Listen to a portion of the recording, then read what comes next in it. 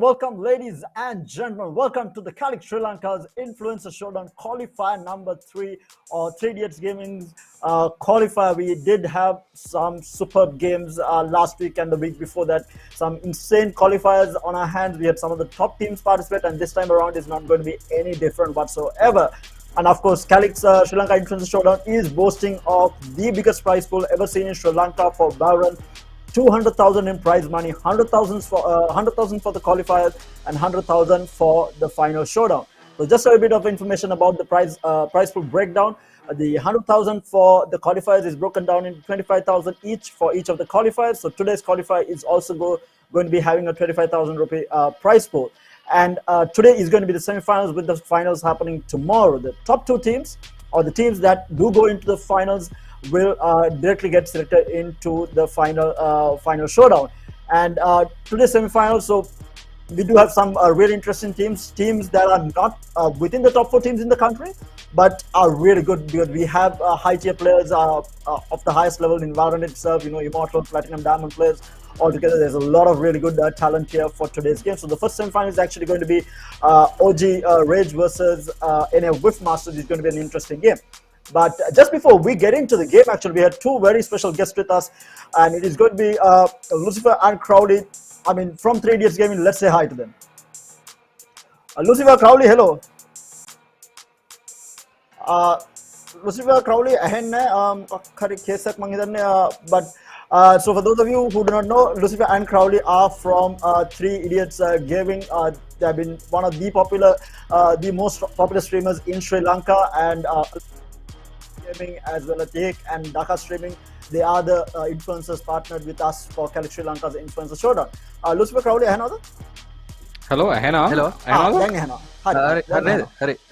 I think Lucifer Crowley mata issalam kiyanne දැන් ඔයගොල්ලන්ගේ streaming channel එක කියලා දෙන 3 Idiots Gaming. ඔයගොල්ලෝගේ මම assume කරනවා මෙතන 3 දෙනෙක් ඉන්නවා කියලා. ඔය දෙන්නයි තව එක්කෙනෙක් ඉන්නවා කියලා මම assume කරනවා. ඔව් ට්‍රික්ස්ටර් ඉන්නවා. ඉතින් ට්‍රික්ස්ටර් අද එන්න බැරි වුණා පොඩි ටෙක්නිකල් ඉෂුව එකක් නිසා. ඉතින් අපි දෙන්න තමයි ආවේ. පොඩක් කියන්නකෝ බලන්න 3 Idiots Gaming ඔයගොල්ලෝගේ channel එක ගැන මොනවද ඔයගොල්ලෝ stream කරන්නේ? ඔයගොල්ලෝ Valorant ගහන කට්ටියද? මම දැකලා තියෙනවා. මම හිතන්නේ Valorant උත් ගහලා තියෙනවා. මම ඊට ඉස්සෙල්ලා stream එකේ දැක්කා. පොඩක් කියන්නකෝ බලන්න ඔය දෙන්නගේ stream එක ගැන.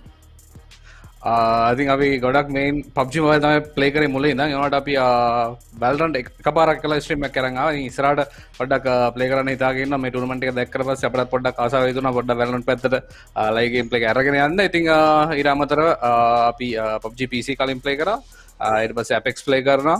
ඉතින් ඔය වගේ ගේම් ටිකක් ප්ලේ කරනවා. ඔව් ඒත් එක්කම දැන් ඔයගොල්ලෝ පාර්ට්නර්ලා ඉන්න Calyx ශ්‍රී ලංකා ඉන්ෆ්ලුවෙන්සර් ෂෝඩවුන් එකත් එක්ක මොකද කියන්න තියෙන්නේ මේ වගේ ටූර්නමන්ට් එකක් මොකද Calyx කියන්නේ ඕගනයිසේෂන් එකක් මෙහෙ බේස් වෙච්ච ඕගනයිසේෂන් එක නෙමෙයි. ඒගොල්ලෝ මේ ළඟදී තමයි ලංකාවට ආවිල්ලා දැන් ඒගොල්ලෝ ලංකාවේ Valorant එක්ස්පෑන්ඩ් කරන්න හදන්නේ. මොකද කියන්නේ තියෙන්නේ Calyx ශ්‍රී ලංකා මේ ටූර්නමන්ට් එක ගැන? ඉතින් ලංකා e-sport වල ඉතින් ගොඩක් වැදගත් මේ වගේ ටූර්නමන්ට් තියෙන එක. ඉතින් ගොඩක් thank you Calyx එකට මේ වගේ ටූර්නමන්ට් එකක් ඕගනයිස් කරාට. ඒ වගේම අපේ Valorant community එකටත් හොඳ chance එකක්, මේ හොඳ opportunity එකක් මේ ටූර්නමන්ට් එක. ඉතින් ගොඩක් thank you Calyx එකටයි game.tel එකටයි මේ ටූර්නමන්ට් එක කරනවා. ඒත් එක්කම දැන් අපි Crowley ප්‍රශ්න කරමු. Crowley දැන් අපි ගිය සති දෙකක් තිස්සේ අපිට දැන් තිබුණා influencer showdown. අපි දැක්කා Take Gaming වල qualify එක දැක්කා. අපි ඉතින්ලා ඊට පස්සේ Lily Gaming වල qualify දැක්කා. ලංකාවේ ඉන්න හොඳම ටීම් වගේක් තමයි මේ qualifiers දෙකෙන් qualify වුණේ. මොකද කියන්නේ තියෙන්නේ ඕගොල්ලෝ qualify කරන දැන් අපිට අරගේ ලංකාවේ top 4 teams එළියට ආවේ. ඒකෙන් එළියට මේ tournament එකේ දැන් අද qualify එකේ ලංකාවේ ඉන්න ඒ කියන්නේ මම දන්නේ ඊට පස්සේ ඉන්න හොඳම ටීම්ස් ටිකක් තමයි ඉන්නේ. මොකද කියන්නේ ඔයගොල්ලෝ හිතනවාද මේ ටීම්ස් වලට ෆයිට් එකක් දෙන්න පුළුවන් කියලා ෆයිනල් ෂෝඩවුන් එකේ? අනිවාර්යෙන් මේ අපේ ටීම් එකට කියන්න තියෙන්නේ සුපිරියර්ම කරන්න. ඉස්සරහට ගිහිල්ලා හොඳට ප්ලේ කරයි කියලා හිතනවා. ඉස්සරහට ගිහිල්ලා මේක ජයග්‍රහණය කරන්න අපි සුබ පතනවා අපේ ටීම් එකට. හරි thank you very much Lucifer Crowley මාත් එක්ක එකතු වුණාට best of luck ඔය දෙන්නට ඔයගොල්ලෝගේ ටීම් එක ඉස්සරහට මේක කියලා මම හිතනවා.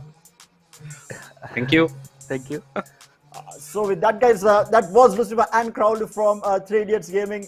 2 personalities, or they do have 3. The gaming channel themselves is one of the top influencers in Sri Lanka when it comes to esports in Sri Lanka. So very glad that they have joined with Calyx Sri Lanka to promote Valorant in Sri Lanka itself. And of course, joining me today is going to be none other than Roscoe alongside me to take you all through the play-by-play. Roscoe, hi Roscoe. Hello there. glad to be back. We already we can see some great teams already stacked up for the final showdown, and a few more about to go into that as well. Yeah, I mean, it has been an insane month. Now we are into the third week of Calyx Sri Lanka, and it has been an insane month of Valorant all around. I mean, alongside Calyx Sri Lanka happening here, we do have Berlin Masters happening as well internationally. Yes. I mean, it has been insane. Like the games that Berlin Masters had, as well as the Calyx Sri Lanka qualifying games. I mean, we had some of the closest games in Sri Lanka that we have ever seen. I mean, it has gone for OTs, we have had comebacks, we have had everything possible in Calyx Sri Lanka for the time being at least. And we are going to be expecting more, right? Yeah, for sure, for sure. I can't wait to experience those overtime matches. Those are those are the best. So close, so intense, and it's a pleasure to cast them as well. Yeah, I mean, it really does get your blood pumping. And of course, a reminder, guys, we did have a couple of community competitions happening throughout the last 2 weeks, and this week was no different. We do have Calyx Flicks happening this weekend, so if you haven't submitted your clips, make sure to submit it into the Sri Lanka Valorant community page with the hashtag Calyx Flicks, and make sure to tag Calyx Sri Lanka to stand a chance to win some Valorant gift card courtesy of Calyx themselves. And I mean, these clips also, I know that you also submitted one, Roscoe, but I mean, these clips have been absolutely insane. We have so much talent in Sri Lanka. It's absolutely amazing to watch this. And I really love what Calyx is doing in terms of promoting the Valorant scene in Sri Lanka themselves. And Calyx is no new organization to gaming or esports in itself. They have been operating since 2014 and has organized over 100 plus events over multiple titles. And I'm really happy that they have come on board with the Sri Lankan community here to promote Valorant in Sri Lanka. But let's get into the two teams, right? We have Team OG going up against NA Whiffmaster. Let's take a look at the two rosters here. So on the side of NA Whiffmaster, we have Dennis69, Poseidon, Ice Speed, Lucifer, and Ghost. And on the side of OG Rage, we have Mask, Garfield, Gabes, Happy Feet, and Ming. So from what I know about these players, Roscoe, do you actually have any information about these players? Yeah, I've actually faced off against both of these teams during scrims, and both teams, they play together. They're well versed with their strats, and I'm pretty sure their team chemistry. They've been playing with each other for quite some time as well. NA Whiffmasters, though, a very strong team. It's just unfortunate that we've not seen them being able to perform on the main stage too much. I'm not sure what the reason is for, but I've seen them play, and absolutely brilliant to watch. Same goes for OG Rage. These are some OG players actually teaming up together. Mask, Garfield, names from other titles as well, here together with Happy Feet, Gibbs, and Ming. So both teams probably going to give us an interesting fight. I don't think we've ever seen them face off against each other, and this is going to be a first for all of us. That is for sure. And like you said, I think they are coming from multiple, and that's the beautiful part about Valorant. As soon as Valorant came out, we did see a lot of players coming in from different titles. And when you mentioned actually Garfield and even Ghost for that matter, these players are actually from Call of Duty and Overwatch. Call of Duty 4, which was really popular for a really long time in Sri Lanka, and with Valorant coming up, that entire community, I feel like, has switched into Valorant, which is absolutely amazing to see. And Garfield, Ghost, I mean, these are players who are very dominant in the scene. And Ghost is actually a player who has been dominant across all FPS games that he has played. And he is going to be playing for Whiffmasters. And then you have Garfield, Lucifer again on the side of NA Whiffmaster, then Kakarot. These are high-ranking players that we are going to be seeing today. And I think, if I remember right, I think Kakarot is Immortal, I think, if I'm not mistaken. He's Immortal, yeah. I'm pretty sure all of them, I'm pretty sure, yeah. All of them, I'm pretty sure Immortal level. Could even be Radiant. Just outstanding playstyle that they have. Yeah, it's just a matter of, I guess, working on their strats a little bit better, and I think coordinating better as a team to go to that next level. Because right now what we are seeing is we did see some of the top teams in the country, and now we do have a couple of more fighting for that spot. And let's take a look. Oh yeah, here we go. We do have the map video. So we have Breeze and Bind banned out, and we are going to see an Icebox decider. I hope it goes for the third game, man. Okay, we're starting off on Split. Split's always a map that you can never tell, which team's going to take it, because it's so difficult to play on that map. It's close corners. I'm hoping to see a race, because sometimes I feel like picking up race is like a hit or miss. And I'm interested to see which player is actually going to pick that player up, or if we're even going to see a race. But then Ascent, usual, we've seen that map quite some often, but can't wait for Icebox. Hopefully, this goes all the way to the third map and we get to see Icebox once again. Icebox has been interesting every time we've casted that.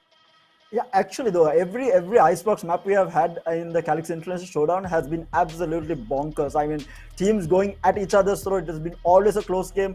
Even though we think one team is stronger, the favorites win, and then we have the other team coming back really strong. Or we have had Reynard just going absolutely ham on Icebox. We have had superb entertaining games on Calyx Sri Lanka's qualifiers, and I'm expecting no different to the final showdown because we do have some of the top teams in the country. I mean, not some of we have the top teams in the country, The basically. top teams, yeah. The top teams in the country taking part for this, and it has been a pleasure to watch, and I'm excited for the coming qualifier, which is going to be Dakar Streaming's qualifier. And mind you guys, if you all did not qualify for the semis of this qualifier, you all still do have a chance. Make sure to register before the 21st. And you will have a chance to take part in Dakar Streaming's qualifier and have a chance to go get into the final showdown. And not forgetting that juicy prize money that is on offer thanks to Calyx Sri Lanka. I mean, a lot of money on offer. This is the highest prize pool that we have seen in Sri Lanka in terms of Valorant. So going to be absolutely amazing. And I feel like that is driving this team because. And we have, mind you, this qualifier is open to Maldives as well. We had Lexus Gaming coming in. Lexus Gaming, yeah. Yeah, I mean, gave us some absolutely entertaining games. And we are going to see them in the final showdown, which I'm absolutely going to love. Those guys were absolutely amazing. Sadly enough, they didn't win the finals against, was it Cloy, right? They faced up against Cloy. Yeah, they were not able to clutch it out. But, I mean, it was a close game, right? It was in no way one-sided. Yeah, it was just the players of Cloy that suddenly started popping off and you're taking the game, taking it home for themselves. So let's get back into the map discussion as well, right? So we do have the first match which is going to be played on Split, which is going to be interesting. What do you think the compositions will look like? What do you think? Like you spoke about Raze, I feel like you said, we even saw during Berlin Masters where Sentinels actually fell yesterday. The Raze was a hit or miss and they missed completely. I mean, Tens did not even have a game. What do you think these two teams will pick up? Do you think both teams will go for opt for that Raze or will go for something comfort like the combination of Reyna and Jet, which I personally don't like, but which we have seen a lot of? Well, for some reason, I've seen the teams here in Sri Lanka as well. They've been dropping off that double duelist lineup. At least the top tier teams have, and they'll be bringing another initiator, maybe another controller, and with a map like Split. I feel like running a double controller lineup would seem to work. You could have a Viper and an Omen. You could have a Viper and an Astra. And if you are bringing out Raze, you need an Astra. You need Astra. The concuss ability to use that nade. You can get some easy frags that way. I do not think we will see a double duelist lineup. But in case we don't see Raze, you know for a fact that there's going to be a Jet. A Jet's the most highly picked player agent, and she's definitely going to be there in the game. Yeah, and I was actually watching a documentary recently, right? How Jet was not even considered when Valorant came out, and now Jet is like the face of Valorant itself. I mean, such a fun agent to play. I mostly play on Jet, even though I'm nowhere good, but it's such a fun agent to play overall just because of the verticality and the ability to just peek for free, basically. You get you peek for free, and if you miss, you just dash out and probably the best agent to have the operator in hand, and we've seen it from all the top tier teams. They go into you win the pistol round, you play the second round again with a pistol, and then the third round you immediately see the op being brought out from the Jet. And I think just because of the operator, I think just because of how good it is, I feel like Jet is not ignored in any of the maps that we have seen. Yeah, Jet's very, very hardly ignored. You can't, because if you want to place an operator on a player, you most likely would want a Jet op in the team. You'd want someone who can go, initiate those fights by himself, duel those fights, get the win, and then dash off without being traded out. And when your Jet starts performing and starts taking dry picks as well and still hitting his shots, that's when things turn around for a team. So yeah, Jet's. It's hard to say if Jet's broken right now, but I mean it works. They did try to nerf it. I mean, Riot did try to nerf it, but it's still one of the most picked agents in the game. I feel like Reyna and Jet probably are the most picked agents in the game right now. I feel like maybe Reyna has fallen down just a bit, but we're going to see a lot of Jet, and for sure we're going to see a lot of Sky picks coming up as well.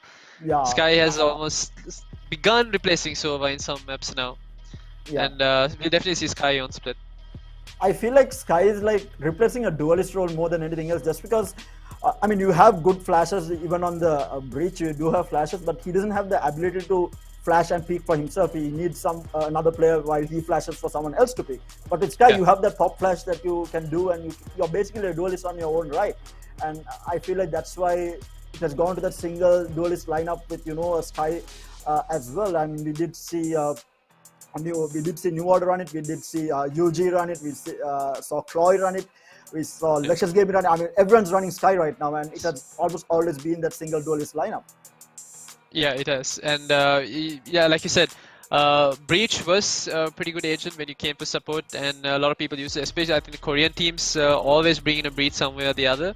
But yeah, Sky is beginning to replace that agent. Other than that, what do you think will be the Sentinels, right? Because that's an interesting discussion in its own right, because we do have Cypher and KJ. I mean, obviously the two most popular Sentinels to hold down a side. Do you think these teams will be running Cypher or KJ? I feel like, and what is better on split? I feel like both are okay, but I am leaning towards Cypher right now. A lot of players do pick Cypher, but when it comes to changing up their strats, they kind of begin to replace Cypher with Viper, because Viper also has that lurk ability that she can do, create space for herself, create her own timings work for herself. A lot of teams also pick KJ, and in that case, they still do have a Viper in the lineup as well. But I feel like if we see Viper, we're definitely not going to see a Cypher, because on a map like Split, you want someone to go create their own timings, create their own space, keep some rotations out, catch people off of rotations. And we've seen a lot of top tier teams now actually use Viper and come out on top doing exactly that. So yeah, maybe I have a feeling we're going to see Viper. Interesting though, because Viper is not an agent that we see a lot on Split, but like you said, I think it has become a bit more popular going. I think the meta has evolved a lot right now, like you said, and we did see some really good Viper plays coming out, especially from Lectures Gaming. I mean, Maestro on that Viper on Bind. Yep. That guy was, I mean, no one even bothers with him, right? He holds down showers, and no one even just bothers going that way, I think the only time that someone contested him properly was Chloe, I think, in the final round to win it, basically. To win it, yes. That was the only round they actually successfully contested Maestro. And they had to use the Breach ult and Breach flashes just to go get that Viper. And that's how they were on Bind. And the funny part is, like, he does not frag out at all during attack, and then he just like solo wins on defense, just holding down that A side, basically almost a solo hold, because there is no one that can push showers, and you want two different angles going into the site, and without having that showers control, a lot of teams were really hesitant to go into that A site, and we did see New Order, right? So the thing about Viper was initially when Valorant had just come out for a while, Viper was constantly picked even for Bind. Bind I think was the first map that people started using Viper on, just because you can cut that whole A side in half. But after a while, because you didn't really get any damage done or anything like that off of the Viper wall or utility, she fell off the meta. And then once that buff came back, people started bringing in Viper again, because unlike running another controller or Sentinel, you have to kind of be very smart when you use Viper. Like, if you're creating your own timings, you have to be absolutely on point with when you bring your wall up and when you decide to lurk around. But some players at least have begun to utilize the kit so well that it's hard to see a map like maybe Breeze or Bind played without a Viper anymore. And that's probably what brought about the demise of agents like Cypher and maybe even KJ.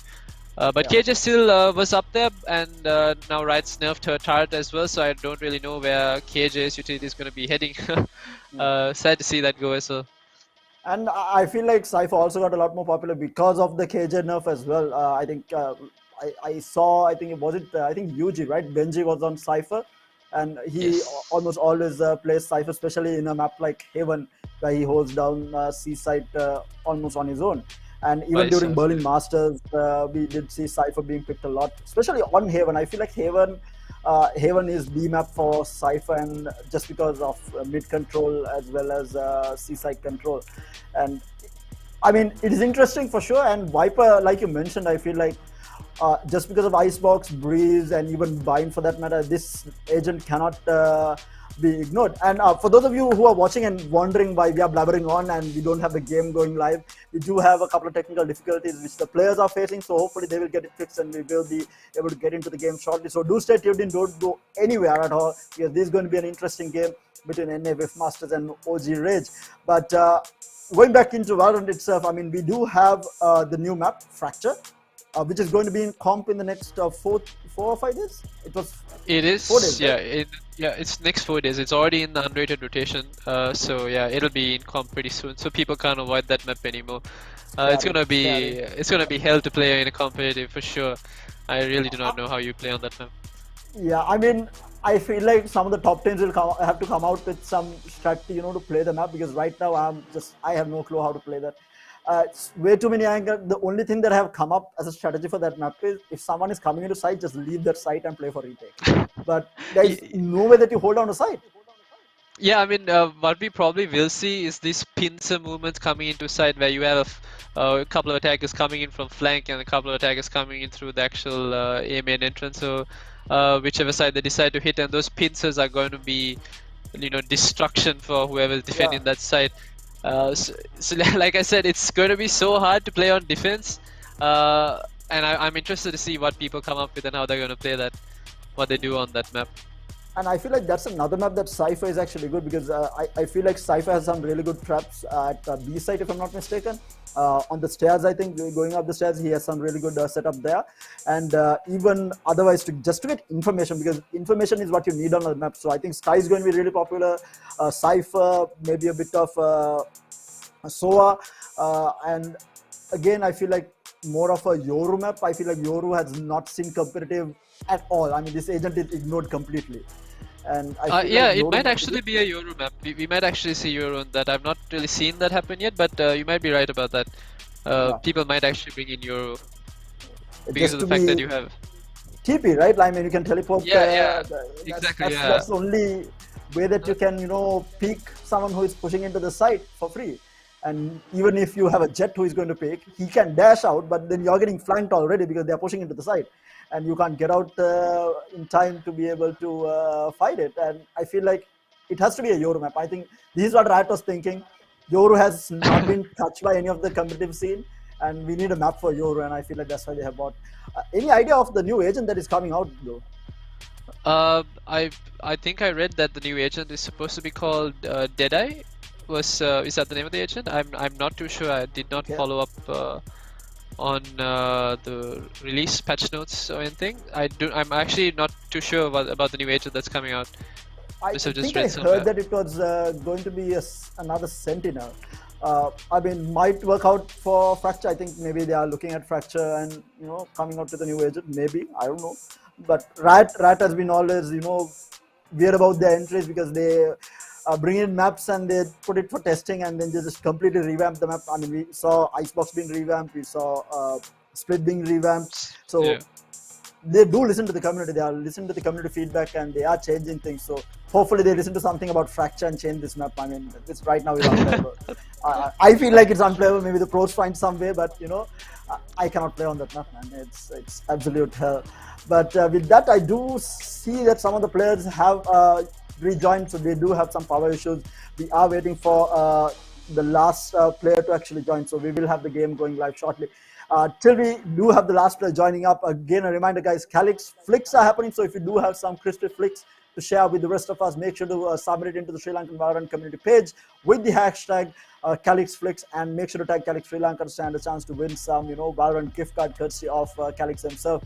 And I mean, you guys have been absolutely insane, the clips that you all have submitted so far. So I'm assuming that you all have some, crispy flicks stored up there as well. Because right now, every time I play with friends, they do have that, capture software running in the background, ready to capture whatever they do. So I'm assuming that all of you guys will be submitting this into the Calyx Sri Lanka page to stand a chance to win some, Calyx Valorant gift cards courtesy of Calyx themselves. And again, a reminder, if you have not qualified for the semis of the 3D Gaming qualifier, we do have another qualifier happening, the final qualifier, which is going to be happening next weekend. It's going to be Dakar streamings, and you all do have time till the 21st to register. So make sure to register before the 21st, and stand a chance to take part in the Dakar streamings qualifier, and you all will be able to, hopefully qualify into the final showdown. And with that, I think we do have the teams ready, and go is the call form. So both teams, this is going to be an interesting match, because these two teams, we haven't seen a lot of them, because we've been following the likes of Eugene, Nevada, Cloy. These have been the names that have been mentioned a lot in the Sri Lankan scene. Then now we do have NA Masters again, like Ross said, really strong team. And OG Rage also, these guys are in no way bad players as such. They are very high ranking players. It's just they're working out the kinks and playing together as a team. So hopefully we'll have a really entertaining best of 3 series here. And hopefully it will go to a decide. I really want to see Icebox. Yeah, if they're back, it's about time. They kept us waiting. We want to see this match. We really wanted to see this match. They kept us waiting. Like, I mean, you get the best when you have to wait for it anyway. So hopefully we can jump right into the game. and I mean, my blood is already pumping, right? We had such an interesting weekend itself. It started yesterday with Berlin Masters. I mean, yesterday's games were absolutely insane. The international games, we had 100 Thieves clutching up against Team Ascent. I felt so sorry for Ascent actually. I mean, they choked so hard. I felt so bad to having to lose from that point onwards. What I felt, I mean, like credit. I mean, kudos to 100 Thieves, and I'm pretty sure the 100 Thieves fans are, like just celebrating and all that. But what kind of was sad to see was the amount of trash talk that was being dished out from Ascend, and then when you have to take the defeat after talking trash so much. I mean, it's a thing that you do. You leave it on at the match, and that's how it goes. But it's a little disappointing to see sometimes. And so with that, we do have. Yeah, same goes to Sentinels as well, for sure. But with that, we have some local action coming our way. It is going to be Masters taking on OG Rage, and we are right into the agent select. So we do see the Raids have been hovered over already. Ming on the Raids and Ice Speed on the Raids as well. And we do see Garfield on the Jet. So what is interesting is this, he is an operator player, right? Because if I remember from Call of Duty days, this guy was on the op all the time. So all the time. Makes sense. All the time. Yeah, makes sense. Makes sense that he is going to be on that Jet. And we don't see a Jet right now on Masters. Poseidon is hovering over Reyna for the time being, at least. We do see the Killjoy being picked up by Kakarot and a Brimstone, which we haven't seen a lot of actually in terms of a controller. I'm a little surprised why they haven't brought in Astra, but maybe there is something regarding in their strat book that they found where Brimstone actually works for them. Yeah, Brimstone has also been here and there when it comes to pick rate on different maps, but in the maps you would see Brimstone come in was actually split and bind. So it's not a surprise to see Brimstone here, but it is unusual, you can call it. Yeah, that is for sure. So the two Sentinels are actually going to be the two Killjoys on either side. Ghost going to be on Masters, and Kakarot is going to be the one for OG Rage here. And Astra is actually going to be picked up by Masters though, and a combination with the Sage. This Sage I feel like is a very standard pick on split. A lot of teams prefer this just to get that mid control or delay that mid push that normally comes out, and that is exactly what we're looking at. And we do have the two Razors. So the two Razors will probably, at least on defense, they are going to be playing mid, because this mid control is where Raze shines. Vents and B-side entry is where the Raze normally shines when playing on split, and that's exactly what we're going to be seeing. Yeah, and it looks like the attackers, Wifmos is going to be going in for a quick A hit, a quick A pop. They will be walking right into KJ's domain. All OG Rage can hope for is that the rotations are on point, because I mean, KJ just have the utility to hold down the side, but when you have 5 players coming after you, it is quite a scary thought. Now here we go, quick rush in, Reyna, Lear, Raze utility all out, and KJ utility has barely done anything to stop the push in, but Kakarot does peek from elbow, gets a little tags in, but gets taken out by Ice Speed, dashing into side. We do have Garfield coming in from screens now, the retake. How are they going to fight this Garfield? Oh, gets walled up. So Dennis is going to be on top of the wall here, trying to hold it down. 2 players on top of the wall will take out Garfield, and down to the last 2 here. And they will clean it up. Raze will be the last man surviving. We will get a trade on just one. Ming will take out Lucifer, but that's going to be it. That's a very fast hit coming out from Masters here to take control of the side. Yeah, that was a very interesting, I mean, very creative off angle where you had 2 players on the stage for Garfield literally did not know what hit him, because he just saw the wall up, and then there was 2 players peeking him from over that. Interesting. I haven't seen that a lot though. To be fair, that's one of the first times that I've seen. Normally have 1 player, but 2 players holding the same angle and just destruction Garfield. Yeah, like you said. I think No it was Sentinels that did sort of introduce that wall, and it was always that player sick would just be solo holding that on top of that wall. But oh my goodness, ice speed's already settled into Rafters. He finds one, he drops back down. He's gonna play for the team, not gonna give any guns away. But Ming is also heavily tagged up. Classic work with. He will get taken out. Ming goes down, Poseidon will take down Garfield as well. Again, a really strong round coming out. They will lose one, but will clean up with 4-7 play. They're going to be really happy with that round. And it is going to be now a full buy coming out from the team OG Ridge. Let's see what Wifmasters can do with it. Is their bonus round, and Ice Speed will not buy up by the looks of it. He will probably maybe go for a Sheriff or a Ghost here. The obvious call would be for Ice Speed to bring in the Phantom, because he did not buy last round either. Okay. This is something a strat we've actually seen a lot of teams do. You have at least 2 players playing on Ghost or Classics during the second round, and they buy up the Phantoms to make do for the lack of guns. But beacon down. Lucifer this time going for the Spectre, and Ice Speed with a bucket into Mask's face. This is the second time he's made that play. And he gets a free upgrade as well. This is very clean entries by Wifmasters, but Garfield here coming in from the rafters here manages to pick up 2 now. It's a 4v3 retake for 4v3 retake here. Muna Kakarot gets Poseidon as well. Ming is good on Ice Speed. Straight on to Kakarot, and he can get 2 here. Garfield here though. So 2v1, is he going to get the defuse? Where is the peak? Oh no, he did get the last kill. Okay, I did not see the last player fall, but it is going to be OG Ridge taking their first round here. I think Garfield has to be given credit for opening that up, getting those 2 kills at rafters allowed them to just take an easy retake there. Oh, look at that Baki shot. That was a drive-by. That was a classic drive-by. He literally went in there, took out the player, took his gun, and then ran back out. But credits to Lucifer as well. He did a lot of damage. They should put Onyx Rage on a pretty shaky buy, if I'm right. But they should be able to buy up with half shield and maybe some rifles. Yeah, they do have double stackers. Ming Ice Speed again with the entry into site already. Having complete control inside. Wifmasters' entry into site has been absolutely insane. They are not letting anything get away, and especially with Ice Speed entering, I feel like they need to stop this happening. Planted. Yeah, this is where not using an Astra comes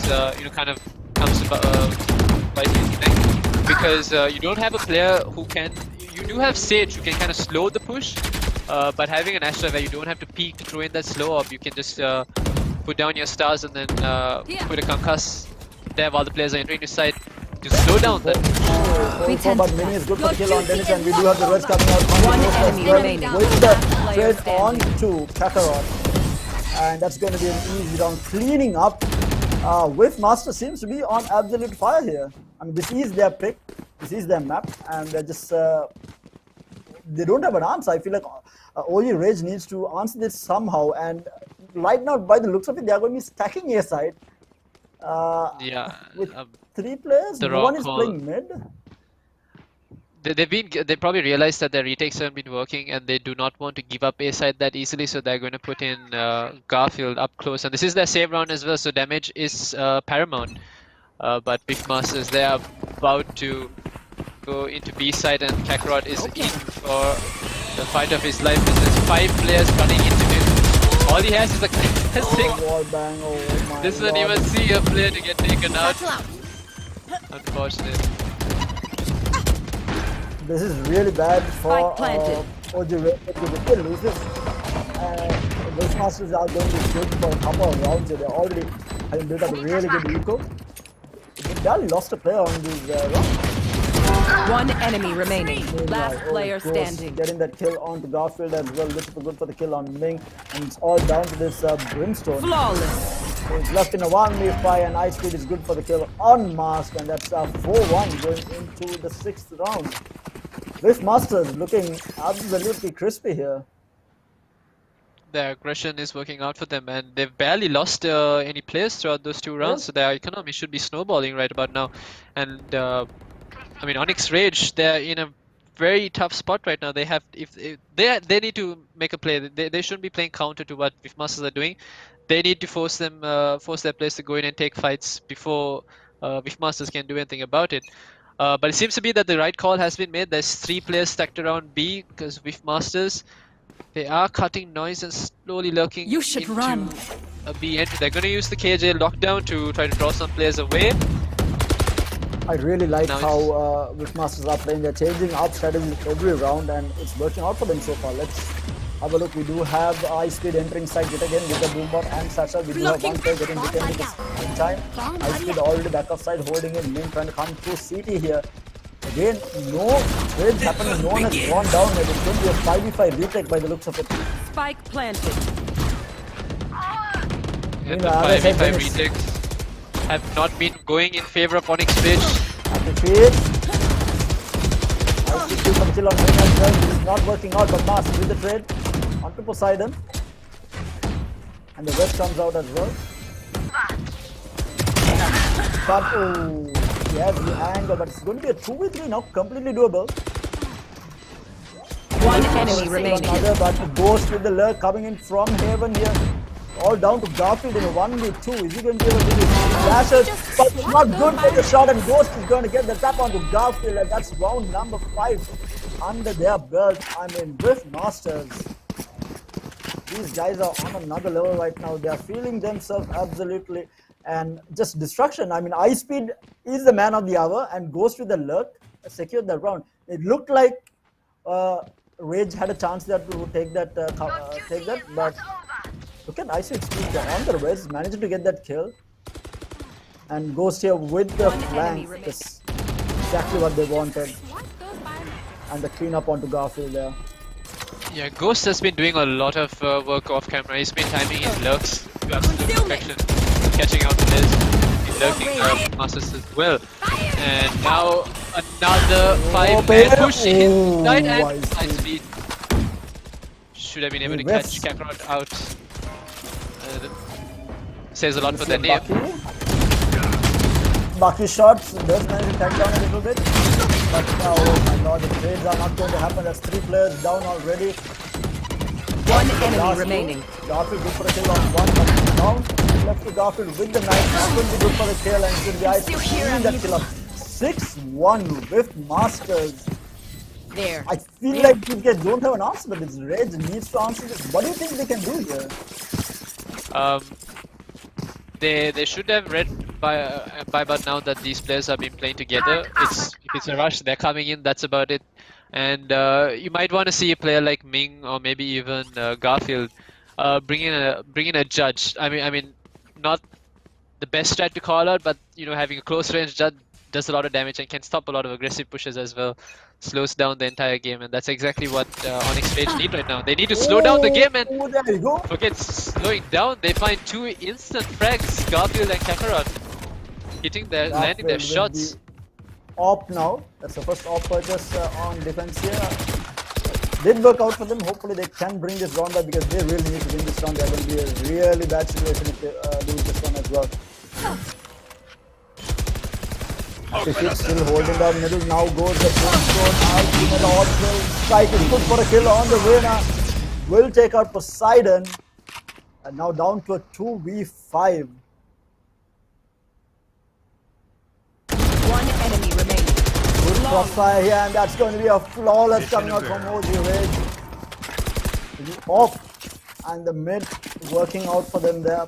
Getting those instant 2 pickoffs just put Wishmasters in a really bad situation. Yeah, I think that's exactly what they need, right? That was exactly what they needed, yes, to slow down the play, and those 2 frags that fell on either side of the map actually instantly put them in the winner's seat at that point. But that was very interesting, but I'm not sure if you caught it. Very interesting utility usage by the Sage and the Brim there, slowing down Poseidon and then bringing out the Brim out to just, to just make sure Poseidon had nowhere to go. Except. And another interesting Sage Wall placement. This should allow Onyx Rage to stack players towards A side, because you want to now lure people into ropes with this wall placement. With Masters though, finally we're seeing a default from them. No one really pushing it aside. They've probably realized that Onyx Rage have a read on them. Yeah, I think, and especially now with the operator on Garfield, they are a bit more hesitant to just rush into the side, because this man on the op is a scary deal for sure.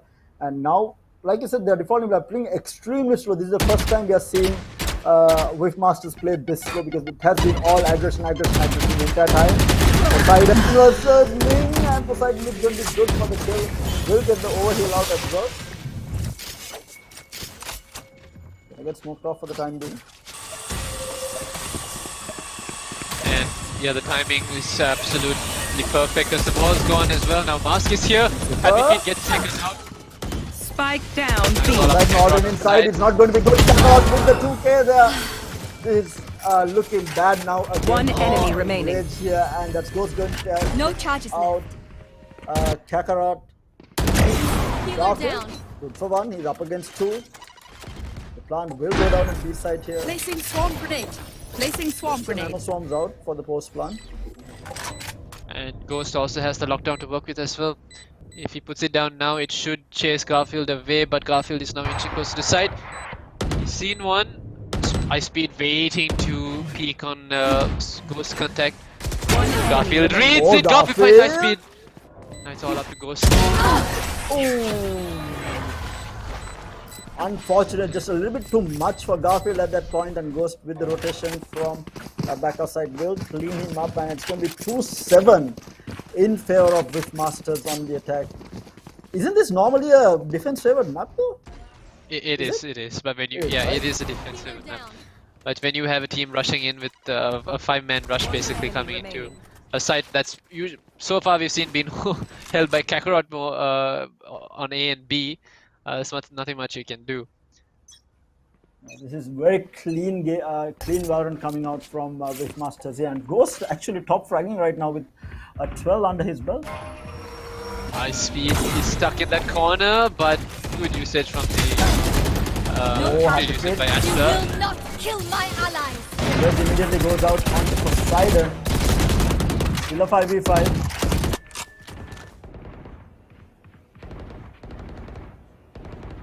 Kakarot playing a very aggressive angle right now. The lockdown is there. Ghost is thinking about it. Bot. Placing alarm bot. Yeah, playing it really rather slow actually. Now they are stacking at garage here into B side. The lockdown still in hand, hasn't gone down.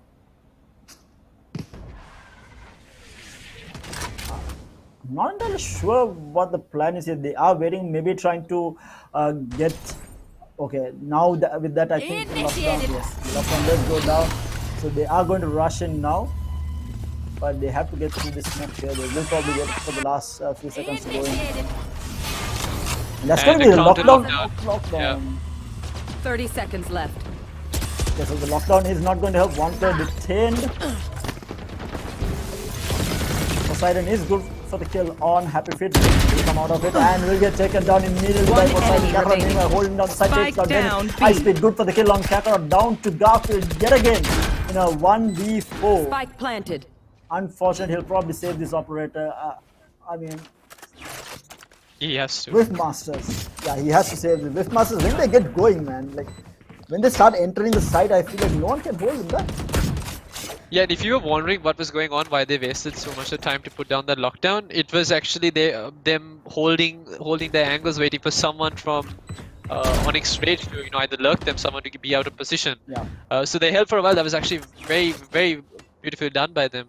They bought enough time, and then the second they put down the lockdown, the players from Wiff Masters who were situated at mid waited for the B main contact to happen before they pushed into B heaven, and that's where Poseidon found 2 frags, and that was it. Wiff Masters had that run now. He will get taken out by Ghost. He was good for a kill on 1, but this is a horrible situation for OG Rage to be in right now. 8-2 going into the 11th round, a rough half, but we have seen comebacks. We have seen comebacks before. We saw some international comebacks yesterday. Maybe we see one today, because right now That's exactly what they need. I feel like one of the players needs to pop off in a round, and I think that will motivate the rest of the team. But they are going to be on a save this time around. You are One divided. mark. Got Oh, one. the knife's not going to be good. Goes to the kill on to Garfield. And the Astral Divide will have control, cutting the A site in half. Oh no. Last That player rocket standing. could do so Oh, much no. of damage and Ice Speed finds 3. I do not understand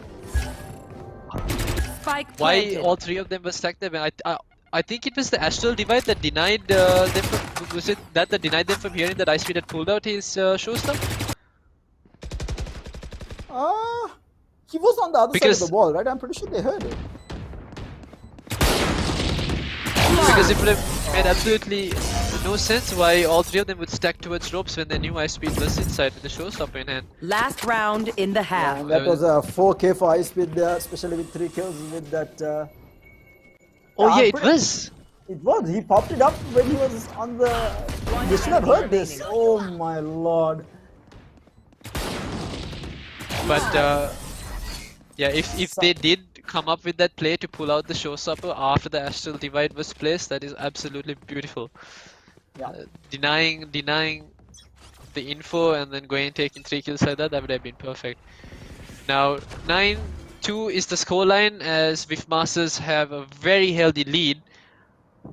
We'll be looking and this for is, Onyx. So Mask is going to peek and will get taken out there. 5% after this good for the kill on goes all the way at mid here. But Reyna with the ultimate popped will be going into A side yet again. Complete control over A side right now. Dennis trying to hold down Ming. With the showstopper will take out Dennis though. Has control over rank. Spike planted. Numbers advantage to OG Reds here. Can they make this happen? Poseidon, good for the kill on Ming as well. Your duty my is time. not The res actually goes off onto Mask. So that's going to be a 4v3 now. These are as I said, I should go for the kill on Garfield. Last player Will take out One enemy Poseidon remaining. as well. Mask will do kill on Poseidon. Lucifer gets taken out, and that is going to be it.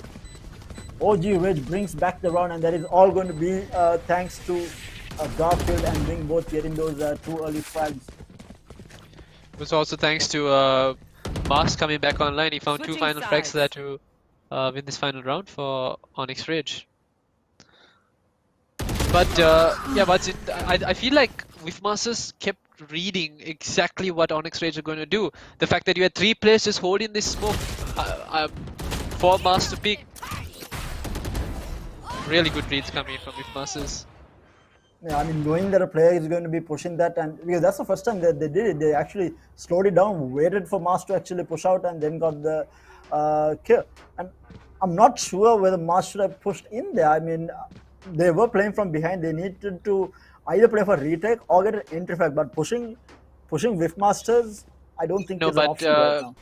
but Onyx Rage were in a position where they needed their players to make plays than Mask. You can understand why you want to make a play like that. Need to put something in their hand, and now it's Lucifer alone on site.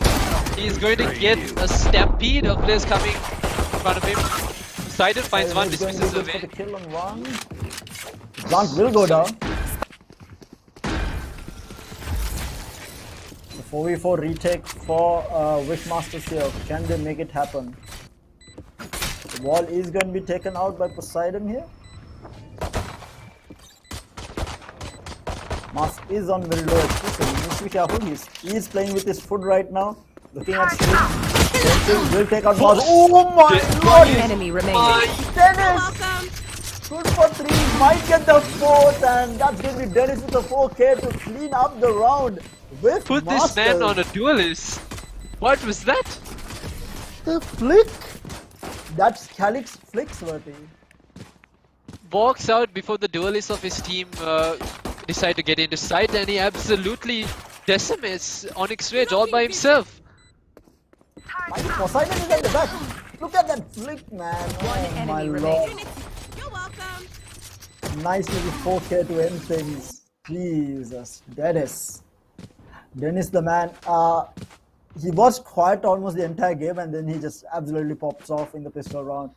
But things are definitely not looking good for OG Rage now. 3-10 right now. Bomb buddy, I'm pulling them. Passes are going for a play at B main. Ice Speed found one. Really good combination of utility. I think he should. That's a lot of chip damage done as well. Now he keeps on going. They're not stopping. They're not giving up any space. Cut down Garfield to extremely low HP as well. Mask will get taken down. Ice Speed is good for 2 here. Looking for more, slowing things down right now. Meanwhile, Ghost managed to get the kill out of Garfield all the way at mid. Garfield was fairly low. Happy feet. Now they're Kakarot. boxed in. Oh, Ice Speed pushes it from paper. It with his life. Will take out Ice Speed, and it's going to be Dennis cleaning up the round with that kill on Kakarot. They only lose the one, and they are going to be really happy with that. 11-3. Now comes in the buy round for Team OG Rage here. Can they make something happen here? They really need to make something happen, and we do see Ice Speed actually picking up the Bucky yet again. We do see this a lot on split. The Razors on either a Judge or a Bucky. They just satchel in and get those initial pickoffs. Yeah, and he's going to be solo holding A side, so he's hoping for a push to come towards Barrier him. created. And he'll have Poseidon to bait for him. And he's going to be the only player on side with the Bucky. But Onyx Rage on their full buy seems to be going towards mid. This should. They take out the Sage Wall from mid. And now it's a matter of cutting noise, repositioning yourself.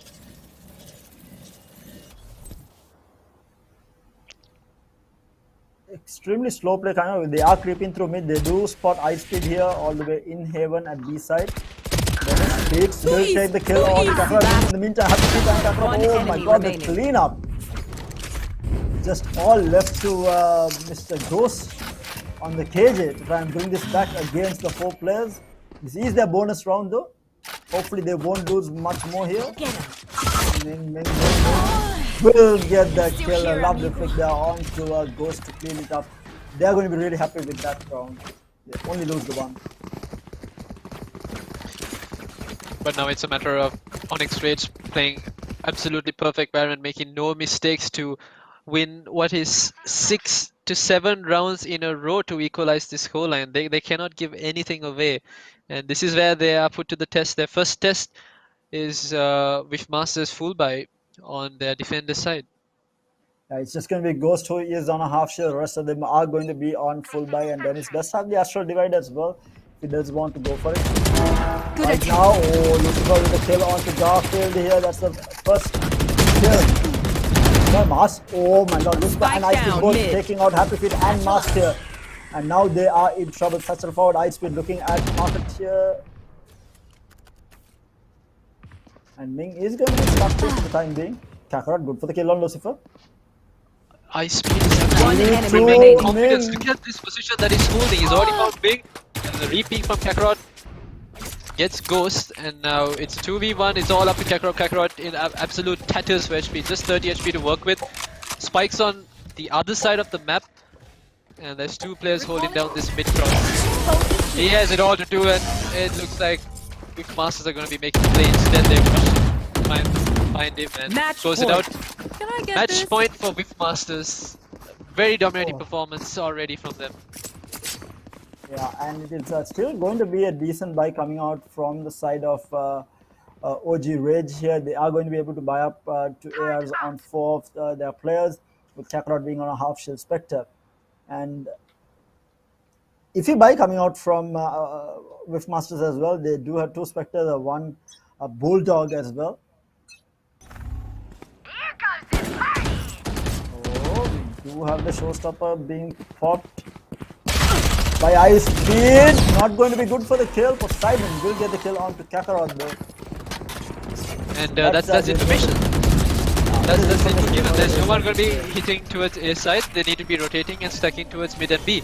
And that's exactly where Onyx Rage are. But Spike, what Wishmaster didn't find out was that the Spike was dropped at Swirls.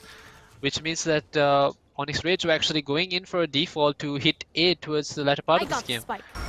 Right now, Wishmasters have just Ice Speed, their top fragger, holding down A side. He's holding for that cross, so they are prepared already for a retake. not looking good. Ice Speed is holding the angle. He is tagged down to 72 HP. But there's a lot of information space being taken by Whiff Masters here, and now they know screens have been smoked off here already. They do dash into side. Garfield will manage to get the plant down here. Whoa, Ming! The pain shells getting a kill onto Ice Speed there.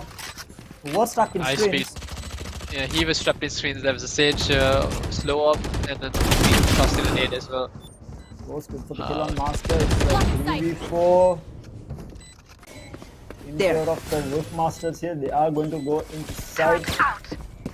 Looking for an angle. Will, oh my lord. One enemy remaining. The Bantu is blessing out, and that's going to be the last player remaining. And that's going to be Whiff Masters taking map number 1 in very convincing fashion. I mean, these guys did not slow down at all. It was 5th gear from start to finish for Whiff Masters. I mean, what do you do against a team that decides to rush that fast and attack, and their retakes were just as fast, and they were not missing their shots today? Whiff Masters look absolutely in form right now. Yeah, they're definitely not whiffing for sure. You know? and like you said, I think they entered the site so fast. I feel like they didn't have an answer to that, and they changed it up as well. They entered A side continuously, like really fast for like 4 rounds, and they completely changed it up and then went to B side. And they defaulted and they played mid really fast once. I feel like OG Rage did not have an answer for them on split. I felt like they showed some sort of life when Garfield got those initial picks, but Whiff Masters looks to be at another level right now playing. But right now the second map we are going into is going to be Ascent, and this was picked by OG Rage here. So maybe we do see something different happening here. Maybe OG Rage turns things around, and maybe hopefully we get to see an Icebox as a deciding match. But we'll have to wait and see.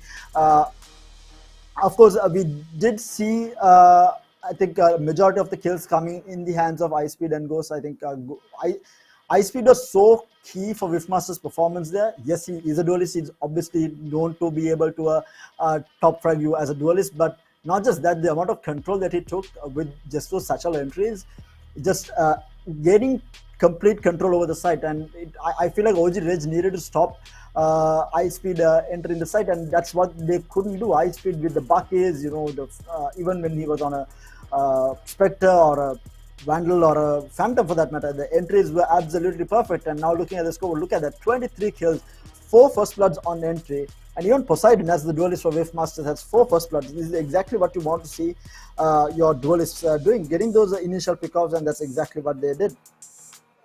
I mean, yeah, Poseidon was more often than not playing behind Ice Speed. He'd always put out his layers so Ice Speed can get into the smoke. I mean, that's something that we saw when they were rushing into A side. Poseidon throwing out the layer and Ice Speed just satcheling in, without getting caught or tagged or anything into A heaven. And then you always found a pick, upgraded a gun, and came back down. But Poseidon also instrumental in doing up with Ice Speed when they went in for those aggressive pushes. They did the same in that last round where you saw both of them pushing in outside A main to find Kakarot, who was unfortunate to see a showstopper, and then Reyna peek him. Yeah, so until we do wait for the next match to begin, again, a reminder, guys, if you do have some crispy flicks saved up, make sure to submit it into the Sri Lanka Valorant community page with the hashtag Calyx flicks, and make sure to tag Calyx Sri Lanka on it to stand a chance to walk away with some Valorant gift card courtesy of Calyx himself. And of course, again, a reminder, guys, this is the qualifiers for 3 Idiots Gaming. We do have one final qualifier happening next weekend, Dhaka Streaming's qualifier, and the registrations for that end on the 21st. So if you have not qualified for the semi-finals, make sure to register for the next qualifier, which is happening next weekend. I think it does start on Friday, but the semi-finals will be happening on Saturday and Sunday. So registration for that ends on the 21st. So make sure to register and take part in that and have a chance to take part in that final showdown. And also the prize pool itself, the winning team, tomorrow is going to be the final for this qualifier. So the winning teams, the 2 winning teams from the semi-finals today will be both technically will be walking away with prize money, because we do have a 25,000 rupee prize pool for the qualifiers, with the winning team taking away 16,000 and the second place team taking away 9,000 rupees. And then having taken that as well, they will have another chance to compete for that 100,000 prize pool at the end with the first place taking home 45,000 rupees, and I think the second place with 30,000 if I'm not mistaken, and then 15,000 each for the two third and fourth place teams. So a lot of prize money on offer, as well as community-driven events with prizes, Valorant gift cards as prizes available as well. So do need to check those out. So make sure to do submit your clips to stand a chance to win one of those Valorant gift cards that everyone is ready for, especially with the new set of items. I mean, what are your thoughts on the new item set? I can't remember the name, with the music playing on the new Phantom and all. The Z skins. Z skins. What are your opinion? I like the skin. I like the fire animation and the sound, but the end, Look of the gun end is... of it. The end of it. Okay, I actually like the end. I like the music. It's just the way the gun is designed that doesn't really, I don't really like the design of the gun as much as I like the sound and the animations and stuff. I don't mind the design, but the inspect music is so bad. I actually so don't bad. have the skin yet, and I haven't picked it up too much. Every time I picked it up, someone else would always ask for the gun, so I always give it to them anyway. But that is the most expensive skin bundle that Riot has brought out into the game as well. Oh really? So I mean, yeah, it is the most expensive. Absolutely bonkers when it comes to how much you have to pay to get that entire bundle. But the amount of people who have actually had it in Sri Lanka right now, I mean, these guys, I see a lot of people who have already bought it. Maybe not the entire bundle, but I've definitely seen the Phantom in the hands of many players. And even in pubs, I feel like a lot of people have already bought into the set. Yeah. At least the Phantom, because that has been the attraction. And anyone who has the melee technically has the bundle itself, because the melee itself is almost 5,700 points or something, which is basically half of the entire bundle. You might as well buy the entire thing if you're buying the melee exactly. at that point. And I think with that, yeah, sorry, go for it. Yeah, I think you were able to buy you were able to buy a melee from a different skin bundle was actually quite expensive as well, and the melee, you should see the price on this melee from this bundle. It's like twice that right now. Let me actually check. It is 5,350. Right, That's twice. That's twice the amount of a normal melee weapon. But of course, with that, we do have the highlights ready. Do enjoy the highlights, and we'll be back with game number 2. Do not go anywhere. We have some entertaining Valorant coming your way, courtesy of Calyx Sri Lanka.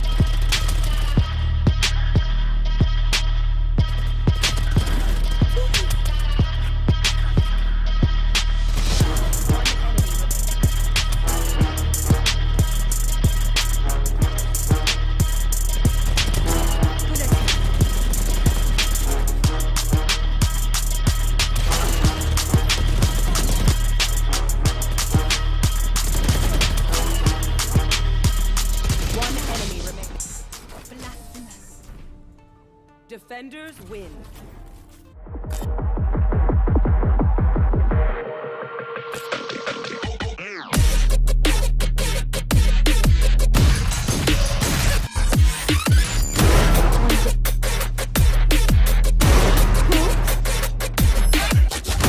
Party's over.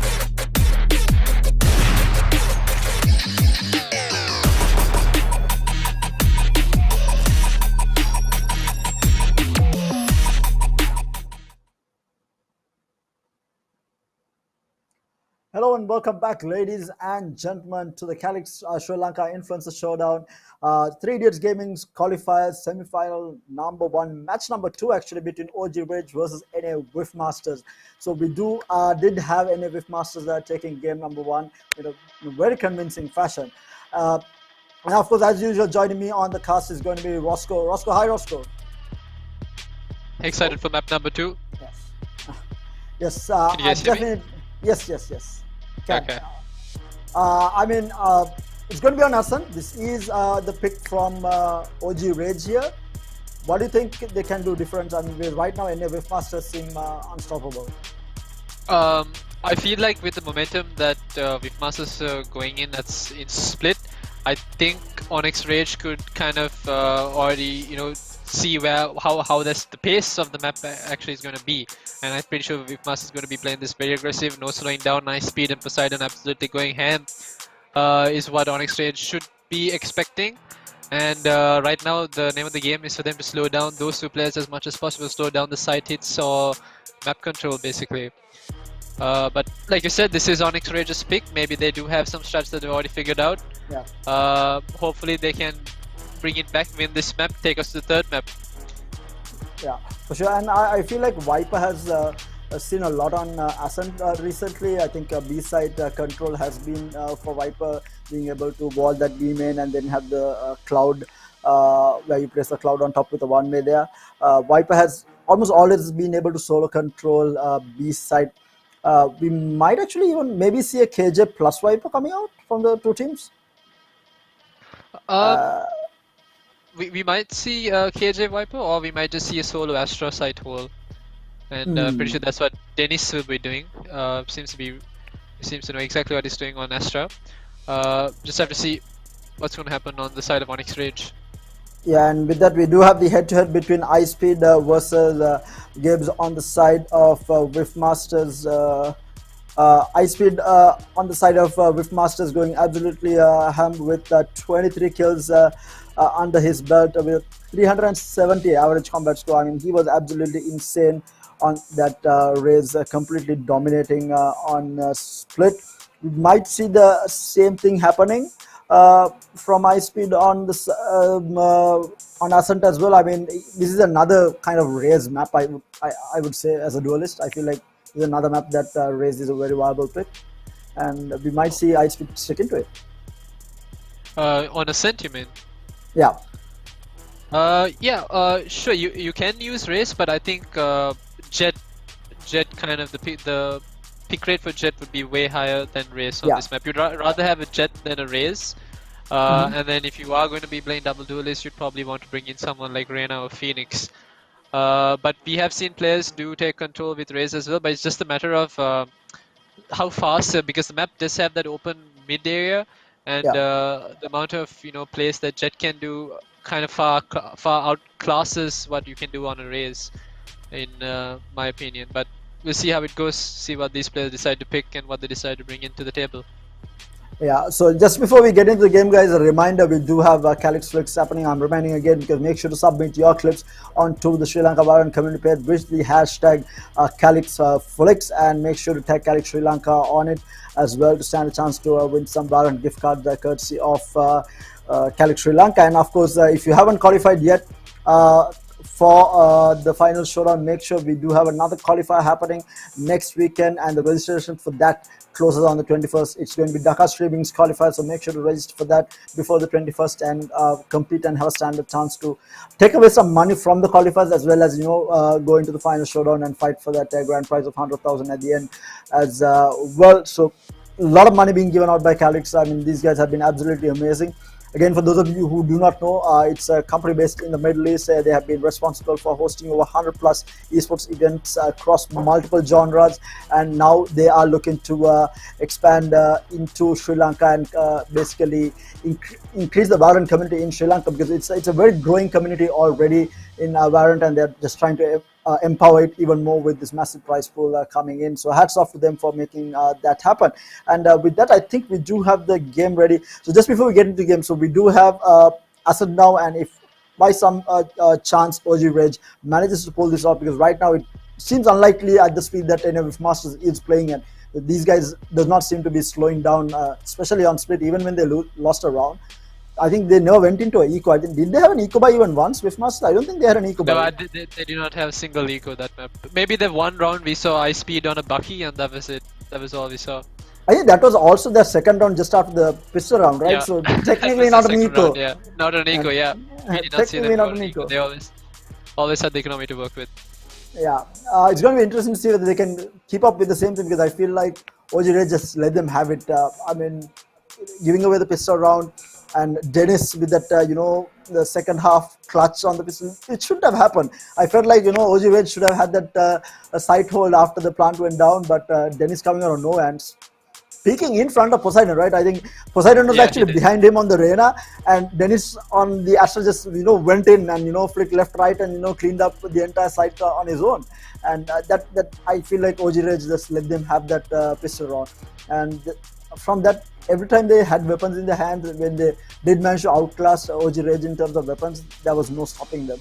And that's, I think, something that OG Rage needs to work on going into this map. Winning those pistol rounds is so key, especially when you're playing from behind, to be able to win those pistol rounds.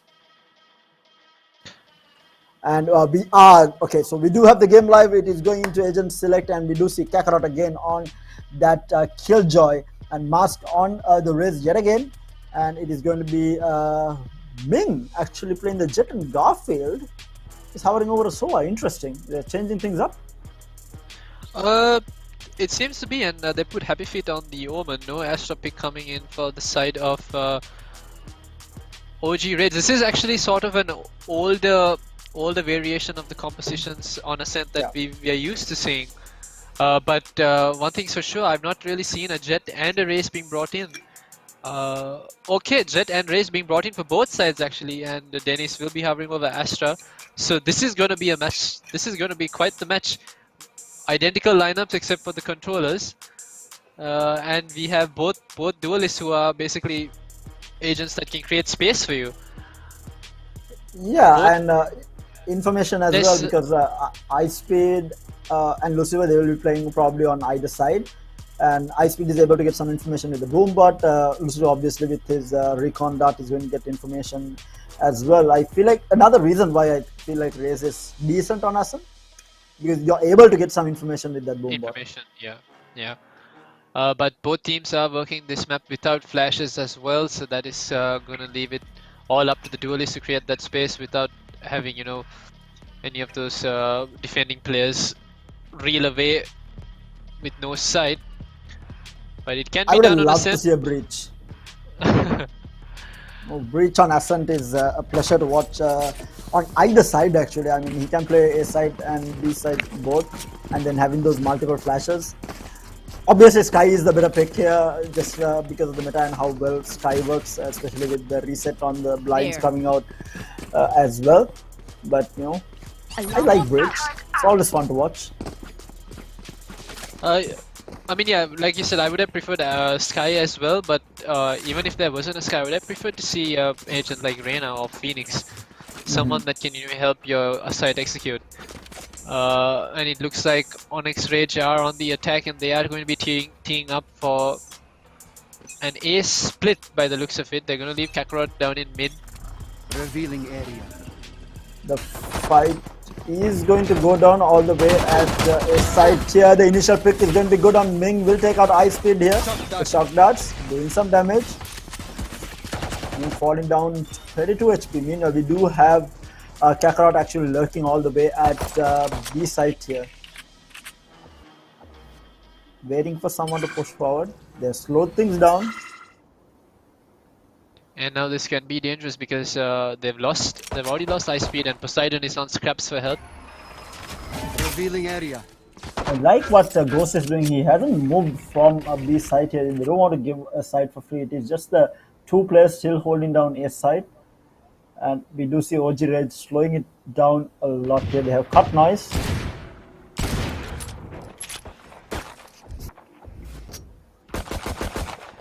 Waiting for that entry here. Happy Feet all the way at trade. Lucifer is going to be there and he's going to catch him with his pants down. That's 3 kills falling down. Dennis good for 2. Lucifer good for 2. Oh no. 30 seconds left. Things just fell upon Kakarot. Goes for 3. This man might have just flushed this out. Absolutely I got the spike. outdid the 3 players from Whiffmasters. I don't think Whiffmasters is going to be too happy with what they just did. They're losing 3 players instantaneously to 1 player. Now it's all up to Ghost. Ghost on. He's on a massive flank here though. Massive flank, yes. I don't think the- Kakarot has any idea that this Yeah. is happening because he is looking towards Haven. Oh, he spots him out, but Ghost is going to be able to get that kill because Kakarot was actually pretty low. But I mean, they shouldn't have lost that many players. Regardless, pistol round going in favor of Whiffmasters yet again. He's going to try and recover the Sheriff actually. Sheriff, yes, yeah. I was wondering why he actually opened the door. If that was, I didn't really see why, but now I get it. Oh, no, you That's don't true. deserve my inventions. Just little things that saving as much economy as possible, and he might give away the Sheriff to the Jet. And our replay here, we do have, oh my lord, One enemy they're remaining. definitely not going to be happy with that. Kakarot just clutching it out there, not able to get that final kill there, caught out in the open. Yeah, but unlike Split now, Whiffmasters did not close out that round in unbelievable fashion. They had to work for it. All the players had to work for it. So this is signs of hope for Onyx Rage. Ten Shell stopping the entry into B side for the time being at least, but there are Nano Swarms guarding that entry here. Let's go out. Spike down. Spike Ghost down. Ice B. Blade good for 2 kills here, might get the third. Ming. Good for the kill on Ice Blade. Ghost will enemy find Ming as remaining. well. Death and Poseidon cleaning out the last 2. And now that was a very convincing round coming out from Whiffmasters, but obviously OG Yeah. Rage, they are being on a save. Yeah, exactly what you'd expect. How you'd expect an anti-eco to go anyway.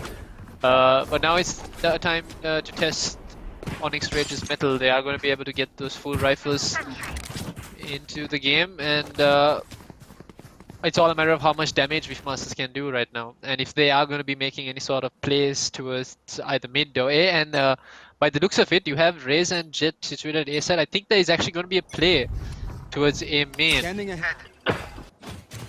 And that's exactly what's happening. Aldrone gonna spot out the players. They are pushing out hard Whiffmasters here. Ming good for the kill on Lucifer. Is he going to be able to get Ming? Manages to dash away. Safety. Kakarot might get caught out for the boombot here. They are going to be able to back away. They do get the first pick here. Meanwhile, Ghost will find the kill onto Mask all the way at B side. And Happy Feet will take out Dennis, who was holding down that mid angle. So now it's a 4v3 in favor of OG Rage here. Peek? No, he looked The away. timing. The timing. For Happy Feet. Timing. And again, Speed's found another one. He So knows exactly where unfortunate. another player is, and Ghost has locked down the B side. He still has his utility to work with. Out. Turret This should give destroyed. yeah, that's information given at least 2 players here. Swarm grenade out. Rambot goes off. He Yeah. does pop the swarm grenade. He is alone at this site. But we But, do see Ice Speed rotating in. 30 seconds left. Oh my god, so much damage been done. Kakarot is good for the kill on Ghost here. It's a 2v3 retake. We do have the lockdown to work with as well. Oh my god, Kakarot! Initiated. 2 HP. And the lockdown should buy them some time, but Ice Speed finds Kakarot. Ice Speed's doing so much One damage. enemy with remaining. ability. Garfield finds the kill onto Ice Speed, and now Poseidon is gonna have to wait out this lockdown, and he should Can know actually that fight both players this. are extremely low. He can't fight this. He just needs 2 sheriff shots on both players. Body shots don't even matter. Oh, the shot. Oh, Well the played, lineup. Showdown. But the damage was done. They brought it down to 2 players on the side of Onyx Rage, and I mean, considering the guns that Masters are using, I'd say that was a good result for them. Yeah, Whiffmaster is definitely going to be happy with that. They did do a massive dent on Onyx's, OG Rage's eco there. And we do see half shields on Happy Feet and Mask both, so still going to be a full gun round for them, but shields not so much. And we do see Poseidon picking up the operator, a glass operator by mind you. Mask trying to take control of mid here. Ice Speed in the meantime will take out Mask. Kakarot will peek and get taken down. Ice Speed having complete control over mid. Meanwhile takes another kill onto Happy Feet as well. Things are Ice Speed is on a apart. rampage right now. Ming will find the kill onto Poseidon, who was on the op. He has control of the side, Player but standing. Lucifer is good for the kill on Ming, and it's down to the Sova in a 1v4. Garfield is good for the kill on 1. He is still getting pushed by Dennis here, and he is going to get taken out. So it's going to be 3-1 in favor of Whiffmasters yet again taking control of this game. Ice Speed right now is absolutely feeling it. He was in mid basically alone by himself, and he was just causing mayhem. Found 3 frags there. Let's see now. They need to find a way to stop this man from popping off like that. He hasn't been contested. I feel like they haven't been able to find Ice Speed in any of these rounds. I mean, he has only gone down Get out of my way. 4 times, and for those 4 times, he has found so many kills. Meanwhile, we do see Poseidon taking out Mask yet again. Entry failing. That's the entry with the raise just falling short. But Ming has pulled out the Blade Storm, trying to push through into 3 here. Looking for an entry frag. There's no one watching tree right now. They might find him on the back. But Dennis is going to peek and going to be good for the 1, and Lucifer with the crossfire onto Ming as well. That's 2 falling down. Happy Feet manages to get a tap onto Ice Speed here. Will take the turret down as well, down to 12 HP. 1 enemy remaining. Poseidon on top of the Spike boxes will down take A. out Kakarot, and the spike is going to be down, and it's all left to Happy Feet in a 1v4 yet again with just the Sheriff to work with. They know that he's at tiles here, and yes, and he will take him down, and that's going to be 4-1 yet again in favor of Whiffmasters. Yeah, they close out that round in convincing fashion as well. Poseidon and Lucifer seem to be working very well together. Sova and Jet, and they took out Raze in the early part of that round. But it was also the timing by Dennis to peek Garden. He found, like, timing was absolutely perfect for him. He found the first kill, and then he had the support from Lucifer on the other side of on A side. Peeked second play and closed down that mini push that Onyx Rage, OG Rage actually trying to do. And now this time, Don't action. Mask is good for the kill on Poseidon this time around. Shot darts flying out from both sides. Lucifer does get paranoid. They finally have got into sight here. Boombot goes down. Ming holding up pain shells. Going to be on to Ming here. Fire in the hole, but he's not going to be able to get it off. 1 enemy But the remaining. pain shells did take a kill. And it's all down to 1 play. Everything went down so fast. It's all left to Ghost in a 1v5. What a convincing round coming out from OG. This is exactly what they wanted. Because if they had lost this gun round, it would have been horrible for them, because they would have had to save yet again. Shock darts. not going to find Ghost, and now they have everything close down. And been Oh, shot he's good down for by Ghost. 1. Finds 1 before he gets taken out by Happy Feet. Convincing round, I think win condition there was for them to find Poseidon at A down at A main, and Mars did exactly that. I think this was also the first round that Onyx OG Rage found the first blood. Placing I alarm think bot. so. Because every other round, it feels like Riftmasters have been getting that first strike, even though they have won 2 rounds. Placing It has swarm been interesting swarm grenade by Ghost there. I did not know that was. This is the deny that switch position in case they decide to go for a quick beep up. But that's not what's happening because I think they're going to be faking B and moving back towards A because that's exactly where the spike is. They're going to leave Mask at B main, and Mask, I think where Mask has performed the worst was at B main. He's either been taken out by Ghost or he's died to Ice Speed's paint shells. So good call by him to get out of B main, play as passive as possible, and on the other side of the map, towards mid, Ming. Poseidon. Ming is playing with fire right now against Poseidon's op. They are going to go for a mid hit by the looks of it. The spike is still all the way toward the spawn here at A side. But it's going to be a 3 hit coming out from Ming. They do have the angle. Dennis is holding this. Concealment! Pulling them in! The pull-in is going to be there from the Astra. They are not going to get anything out of it, at least for the timing. A very slow push coming out from OG Ridge here. But now a full rotate left, going towards the B side take. Ghost is actually the only person left here to hold down the side. And that's the information going on. Swarm grenades go off. The entry is going to be there from Mask. Oh my god, Mask. Mask! I don't think you realized that the door was already closed. And instead he goes into switch and opens the door for Poseidon to find that frag. Unfortunate turn of affairs, and Lucifer is going to be good for the kill on Garfield here. And that is going to be the defenders winning because they ran out of time. They never got the plant down. They never got the plant down. Lucifer found that final frag onto, I think it was Kakarot before the plant went down, and then that was it.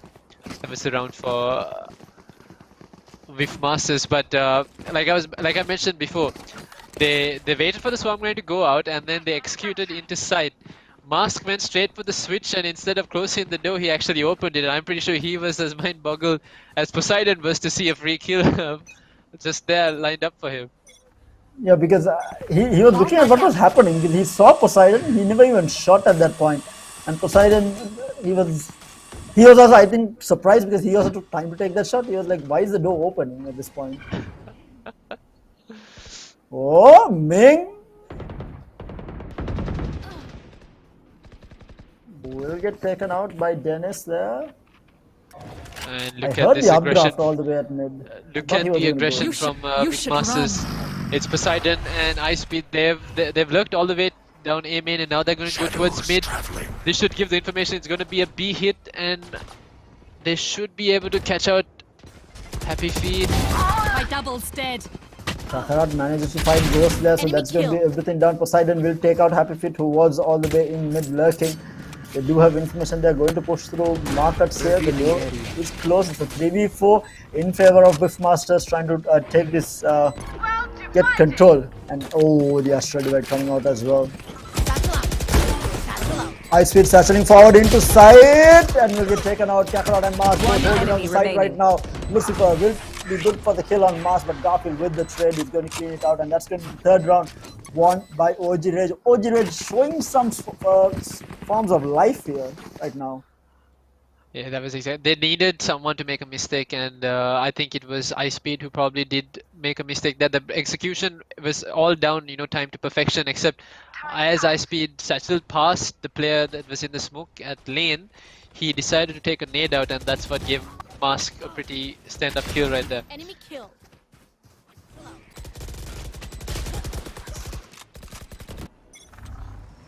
Revealing Now again going into round number 9 here. Still in favor of Whiffmasters, but OG Rage coming back slowly. Shock darts flying out, not really finding anything.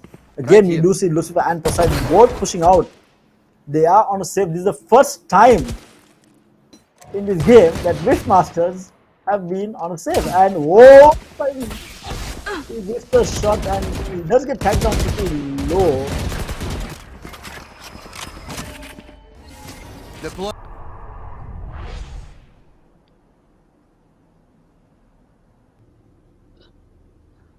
There were fights happening on both sides of the map. Happy Feet here challenging Ghost and Poseidon, and Lucifer challenging the two players at A main. Realistically though, no map control being on by either of the players. Being is on Happy Feet, probably not expecting Ghost to be that up close, and now it's all up to Lucifer alone on A side, just Sheriff to work with. If Garfield gets thrown, doesn't matter, Mask gets in the side, finds Lucifer. Ming finds Poseidon as well, now it's all up to Ghost and Ice Speed. Not a lot of weapons to work with. Except for Ice Speed, he does get Happy Feet's rifle. Phantom is in play. He will take out the bot of Killjoys, but it's still a 2v4. And with only one rifle, Ice Speed is good for the kill on Ming. What a swing. Placing sentry. Down. Ghost does get spotted out, they know where he is, but Ice Speed, They're standing. they are going to be able to take out a lot there though. But it is going to be Ghost, OG Rage coming out on top with those final frags. They are going to be happy with this because again, this is a very hard map to attack on, Ascent, and they have managed to take 4 rounds already. If they can make it at least 5, they are going to be really happy. Yeah, for sure. And I think they've finally found the winning formula that seems to be working for them. That's been the heavy default. Because they found out that Whiffmasters like to push out of A main and B main quite a lot, and they keep holding for those pushes almost every round. And you see them pushing out yet again. Already going in, but this time Poseidon will find a kill onto Kakarot here, and there is going to be no trade happening for that.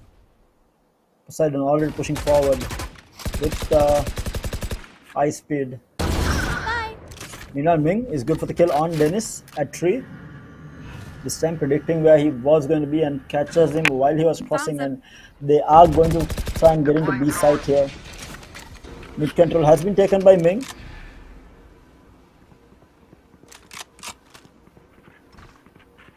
No charges. Cover going out. Pain shot flies into market, and that's the Pain showstopper popped, and he's not going to find a kill, and yes, he will actually get the kill onto Ghost. That's all Killjoy utility down, and that's complete control over B side right now. Can they take it? But Lucifer is good for the kill onto Ming. The retake is a 3v3. The Hunter Fury does come online. The Paranoia is going to catch him out. The kill is going to be good. Now it's down to just Lucifer and Ice Speed. It is going to be a kill onto Ice Speed. One enemy remaining. It's good for the kill on Mask. Nice. It's a 1v1 Garfield versus Poseidon. The dash, and Garfield is good for the kill there. That's another round, so it's 5-5. OG Rage with the comeback here. Can they make it a 7-5 on attack? If they make it 7-5 on attack, I mean that, because now Whiffmasters are forced into another save, if I'm not mistaken. Yes, they are. They are going to be forced into another save, which is going to mean that they will be able to make the 6. But Lucifer with some crispy shots here. And the Paranoia Hunter's Fury combination though. I almost feel bad for Lucifer there. Yeah, too much to deal with. He had to put out his recon dart as well. Just when he was about to find a frag frames, that Paranoia blinds him. Poseidon though, he did have a chance that round actually to get Lucifer. But Lucifer played that perfect, and Happy Feet finds Dennis all the way in 3. The pain shells fly out, trying to catch out another player who might have picked, not finding anyone. The cross onto Ming. Ming needs to be careful. There are 2 players looking at this angle. They know it's happening, and Ghost is going to be good for the kill onto Ming. And they might find another Ghost. Oh my lord!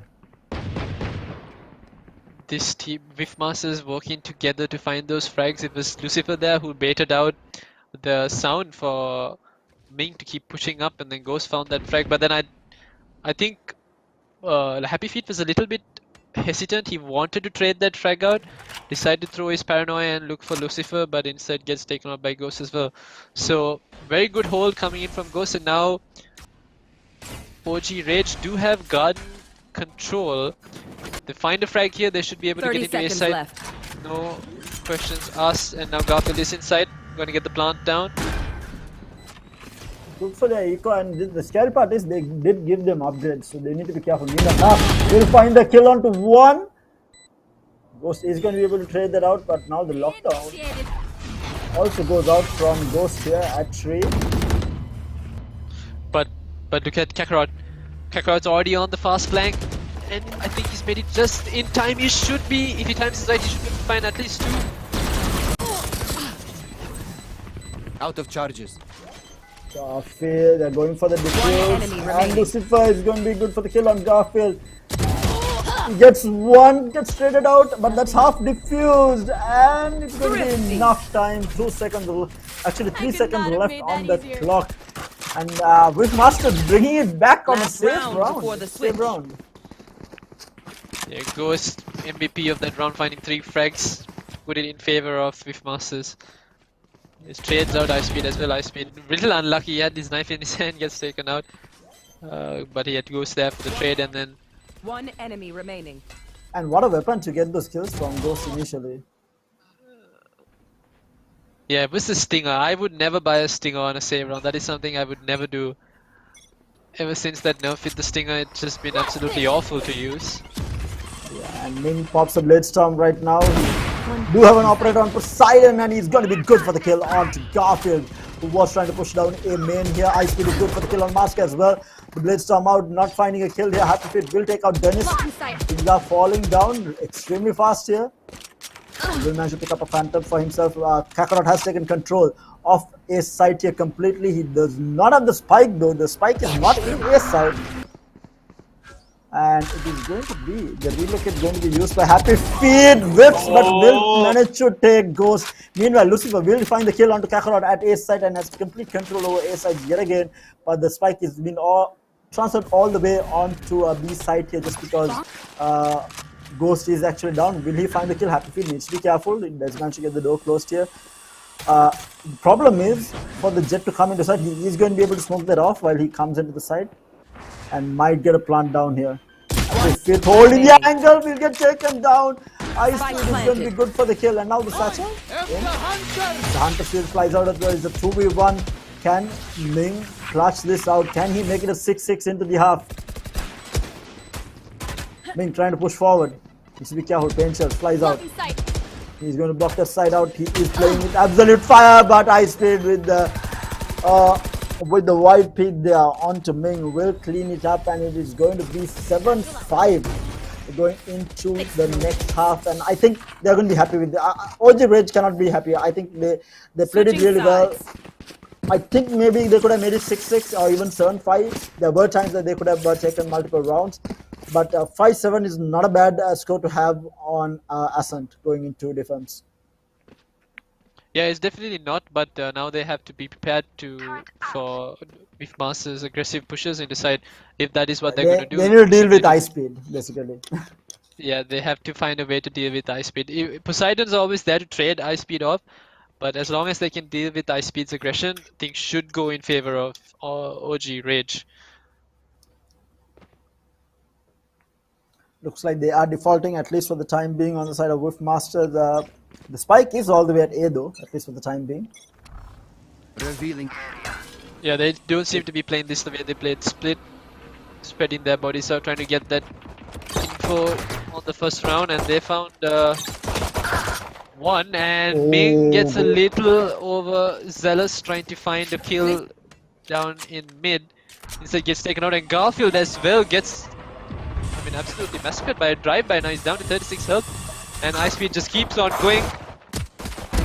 Enemy down. Kakarot will find the kill onto Ghost though. It's still a 4v4. There's Arlo, Lucifer and Happy Feet both, Lucifer and Poseidon both finding those kills into the Raze and the Omen both. Kakarot good for a kill on Lucifer as well. It's a 2v3 for the retake.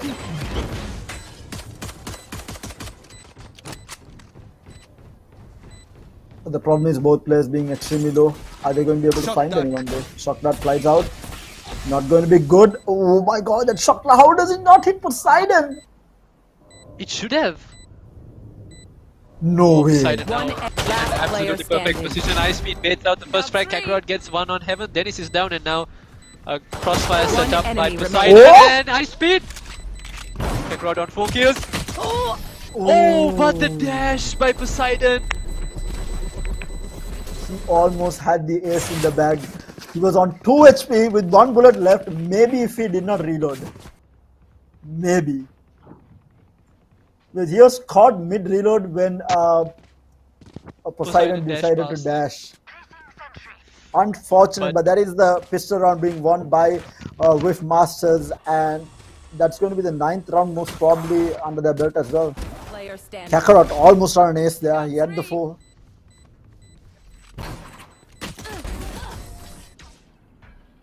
Unfortunate for Kakarot, they're almost clutching that out. But having said that, he almost has the lockdown charged up. They are going to be going in for a B hit here. Ming holding down markets for the time being. Swarm grenade out. Still inside, tagging people up. Dennis is already inside. Will find Kakarot. Kakarot is good for the kill on Dennis. But meanwhile, everyone else has fallen apart. Enemy Whisper remaining. inside will clean out Kakarot, and now it's all down to Happy Feet in a 1v4. If he can find one, can he find one? That is the question there. Was the sound here? Goes to hold the angle. Is going to be good for the kill on Happy Feet, and that's 9-5. Going into the 15th round, OG on the back foot yet again.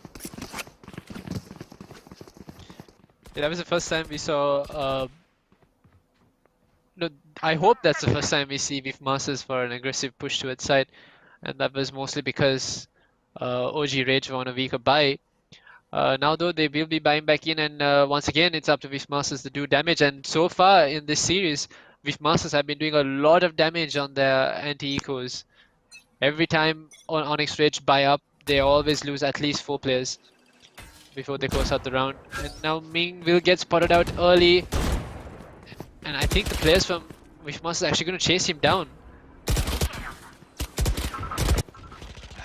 Happy Feet in a skirmish here in aim in against Poseidon. Poseidon Holding giving away this down, fast Poseidon. Oh my god, Ming whiffs, but in the meantime, Happy Feet does find 2 kills here.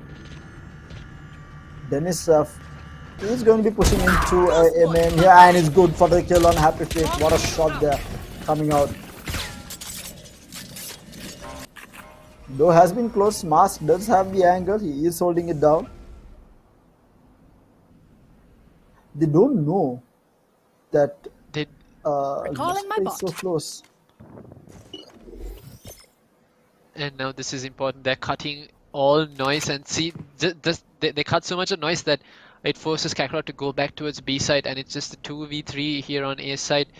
It's Garfield and Mask, but Mask also low on health. 30 Spectres in seconds hand. left. I think we're going to see a lot of running gun happen right now. In a matter of seconds, Dennis. Dennis finds Mask. Garfield's Spike down out. A. Sends out his shock Shock dust to dart. do some damage. Oh! One enemy remaining. It's a 1v2. They're running out of time, but it is going to be a lot of damage done on OG yet again.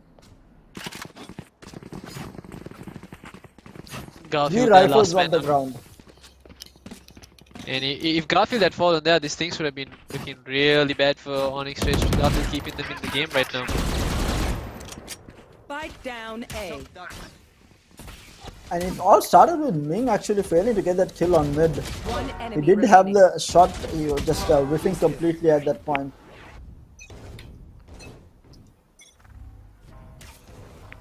Scanning ahead.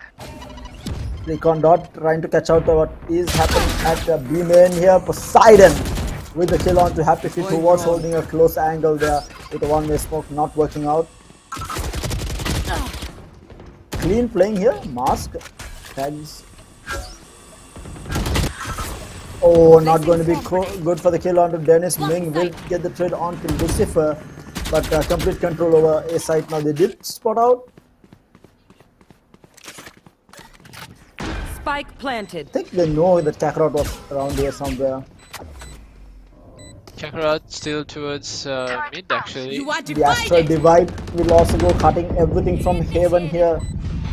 And there goes the lockdown all the way in tree as well. Oh, and Kakarot has the lineup. Oh, this could find 3 players. Oh! Oh my. Terminated. But it was immediately broken. Can they get the defuse? That is the question. Imagine if I died. Must They're be going buying to as the much police. time as Everybody's going to possible. be there. They are trying to buy time. Ming good for 1. Ming good for 2. One High enemy speed remaining. will take out Kakarot and they don't have enough time. Ming is going to go for the kill and it's going to be a trade. Oh my lordy. Mayhem. Absolute mayhem there in the 16th round. That was going into the 17th. The Whiff Masters with the lead right now. Placing swarm. They managed to break both nanoswarm before it was activated. Yeah, high speed reaction on point there. He finds both swarm grenades. If he had missed that first one, they wouldn't have been able to see the second one, and Yeah. that would have been it for Masters. Unfortunate, I did not expect lineups to come out there from Kakarot. Kakarot with the lineups almost clutching that out. Unfortunate, ice speed just a little bit too good on the day today. And they are on the same happy feet. Again trying to push the smoke and getting punished. Meanwhile, Mars with the pain shell doing a little bit of damage. They have complete control over B side. He will get one, will get triggered by Lucifer there. Knives on the hands of Ming. Will find Spike Poseidon here planted. with the updraft. Not going to find another. Down to the pistol now.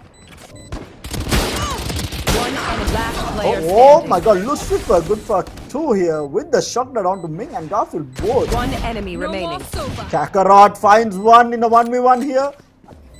Down to 50 HP against the full HP on the hands of Ghost. Going to fake it.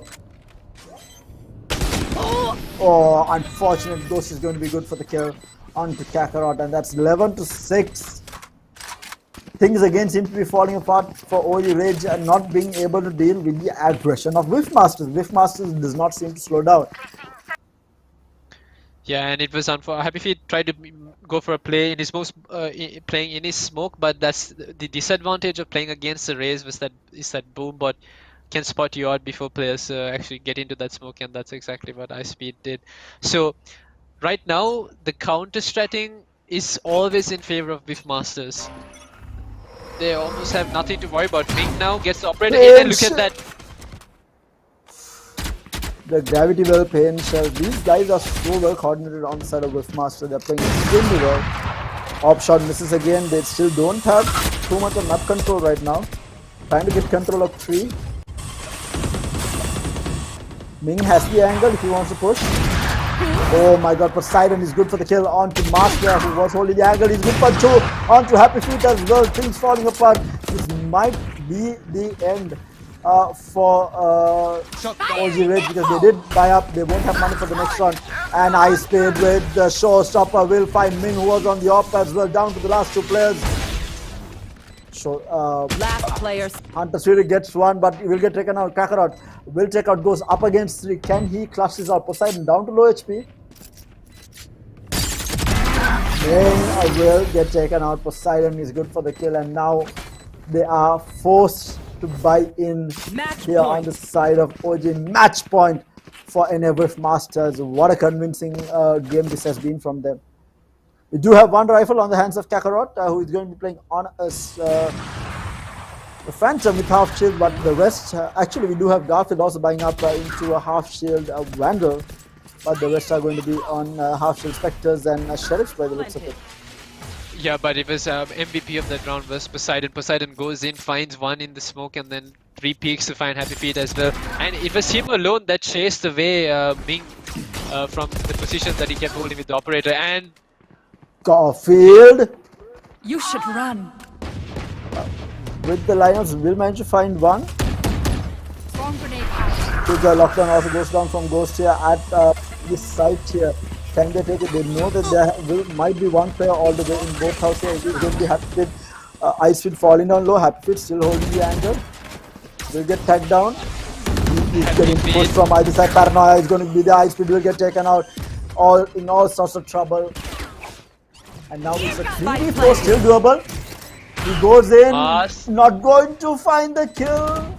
Mars that with is the that shot. would be necessary that It's Mars gonna be finds good the for 2 frag. actions. Attackers win. Everything falling apart so fast, and it's going to be NA Whiff Masters 13-6. What a convincing series coming out from them. I mean, I felt like OG Ridge did have a chance coming into Assam there. They showed signs of life, especially in the first half on attack. When it is such a defense-favored map, they were able to take out 5 rounds, but in the end, it was only 1 round on defense that they were. I felt like They Wisma is just way too good on attack. yeah, Onyx OG Rage just could not find a solution to the aggression, because we did not see too much of aggression from Wifmasters in the beginning, but all of a sudden they just turned things on and they just kept going. Poseidon was activated, he just kept dashing into sight, finding frag after frag, and then there was Ice Speed. Absolutely clutch when he came to using his utility the right way. Found showstopper kills, found Boombot players, got detected by the Boombot as well. Look at that Ice Speed once again, top fragging with 20 effects. Yeah, I mean, this guy has been insane. Kakarot though, Kakarot did try to close up a couple of rounds by himself. He was doing all the work, but he was unfortunate. And then that last round, Happy Feet, all alone at both, and there was 3 players surrounding him. He throws out his paranoia, but absolutely nothing he can do. Mars though does bring out the showstopper, but it was so unfortunate that he could not find the 2 players who were in boathouse with that. He must have been hitting himself after that.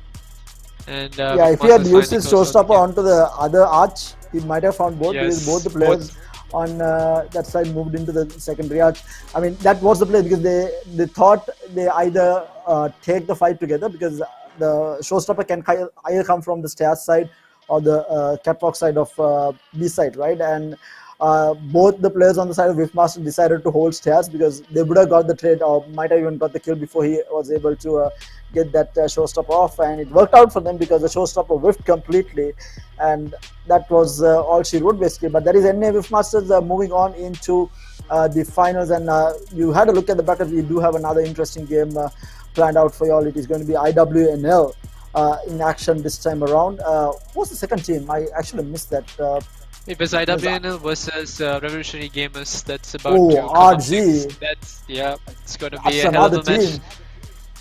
That's actually a newer roster as well, right? Because we did see Jinsol move out from RG as well, their previous roster. So it's definitely going to be an interesting tournament for Revolutionary Gamers as well. If I'm not mistaken, this is their first tournament coming in, and what a tournament to be part of. I mean, Calyx, Sri Lanka's Influencer Showdown, it's such a massive prize pool, everything on the line for these guys, and Revolutionary Gamers are looking to make a mark. And IWNL, considered to be one of the newer teams in the scene in Sri Lanka. We did see them in the previous qualifier as well, and they are hoping to make their way into the final showdown as well, trying to take down a Revolutionary Gamers.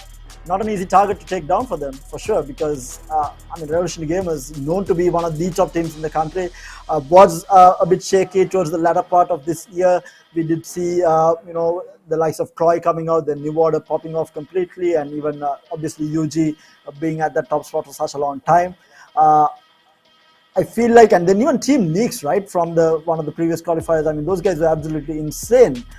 They qualified for the finals as well, and that's a very new team coming out.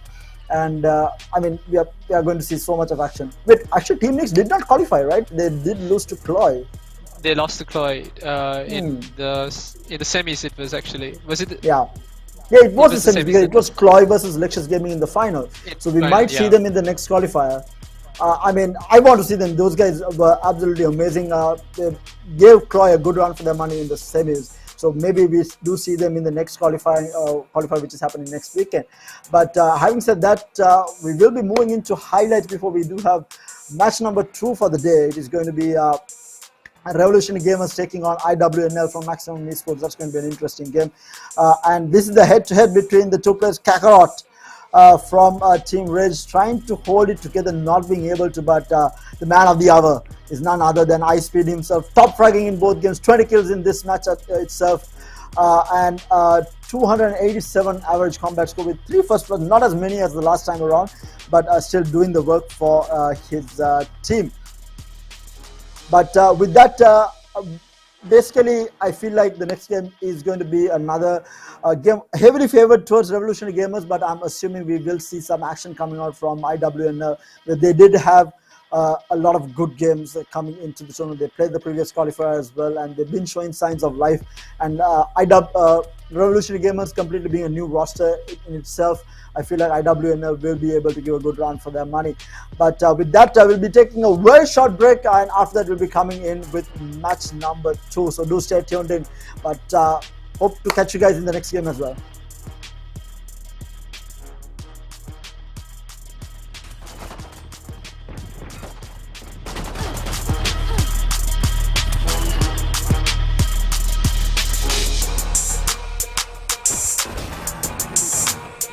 Spike down A. 30 seconds left. One enemy remaining.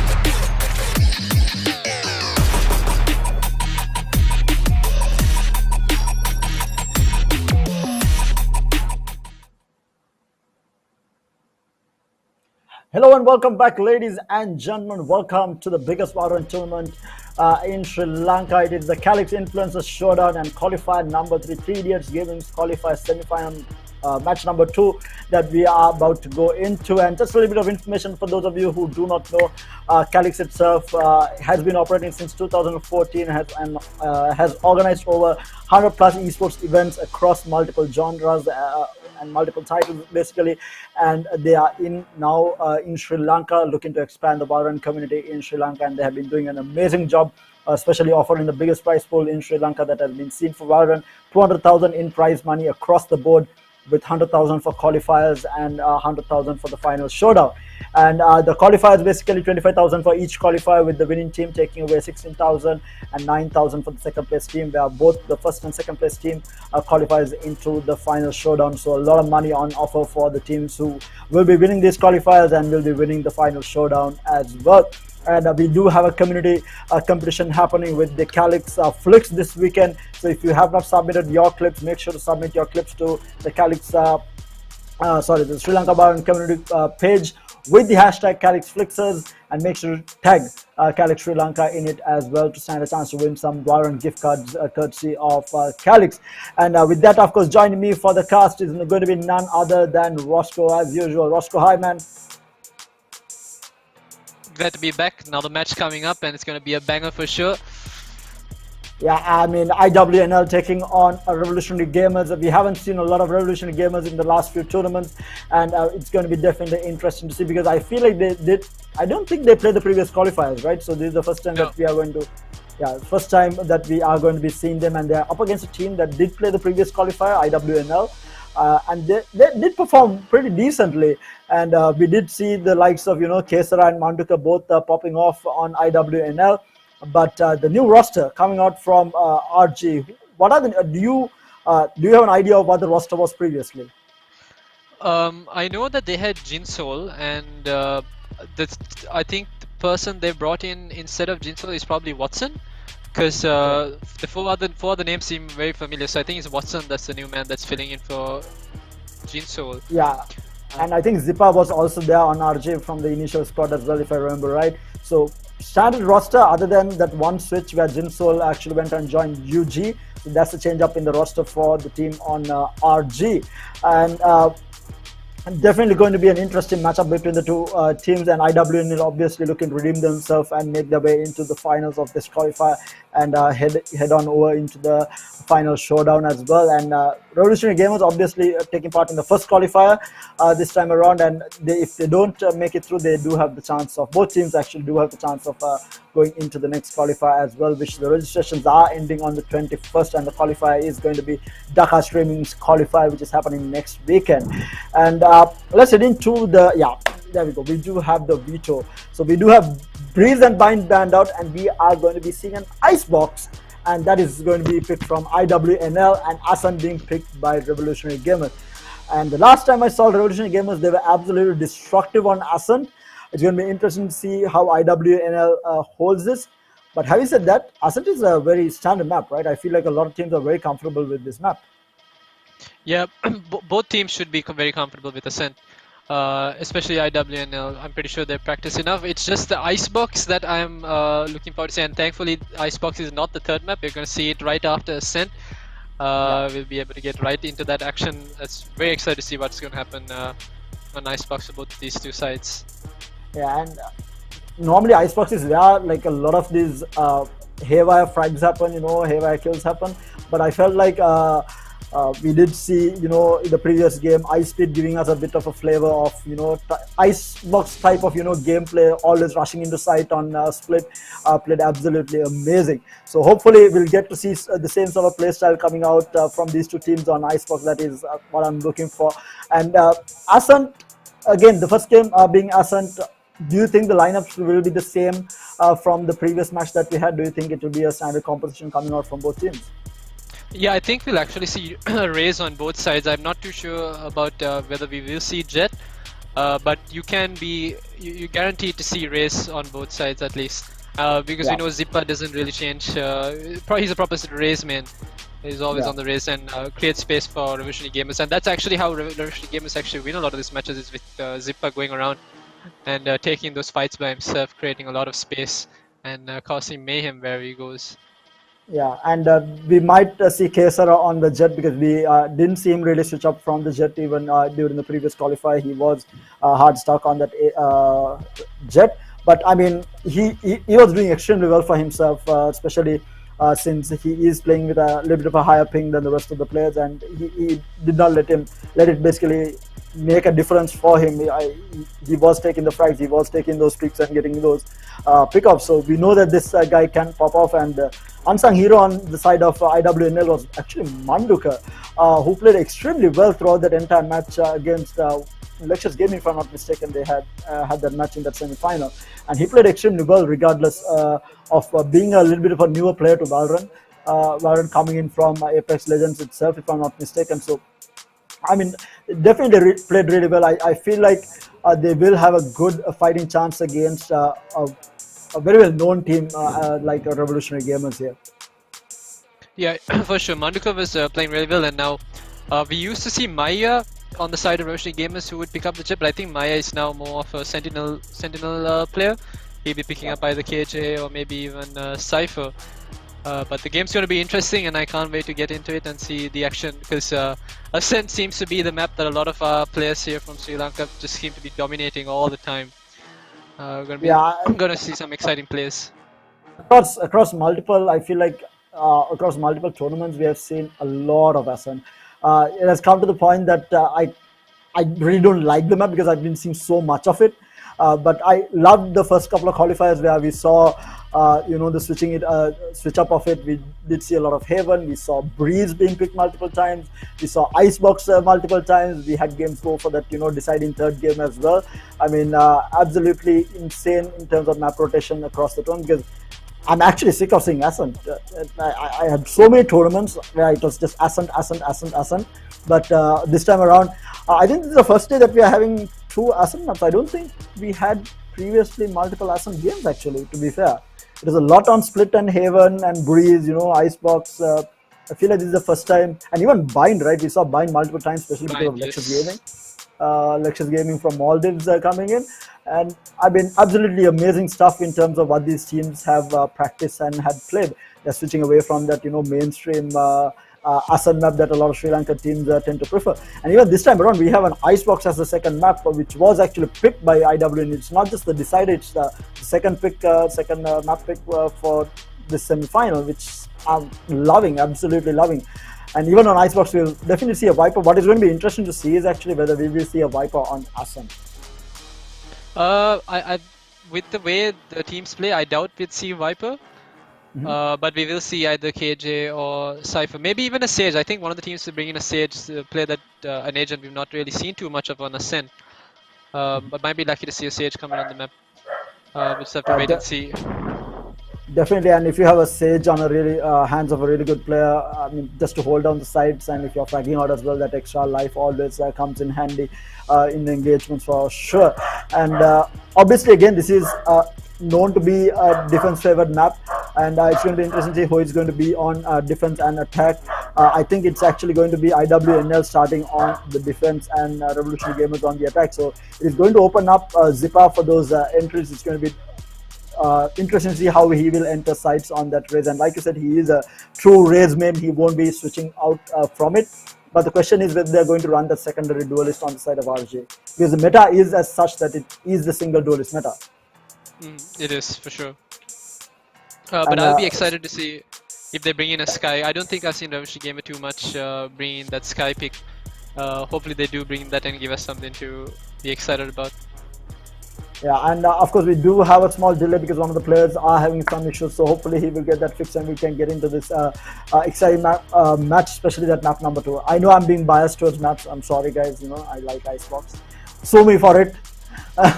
But I'm really excited to see Icebox again today, which I've been waiting for.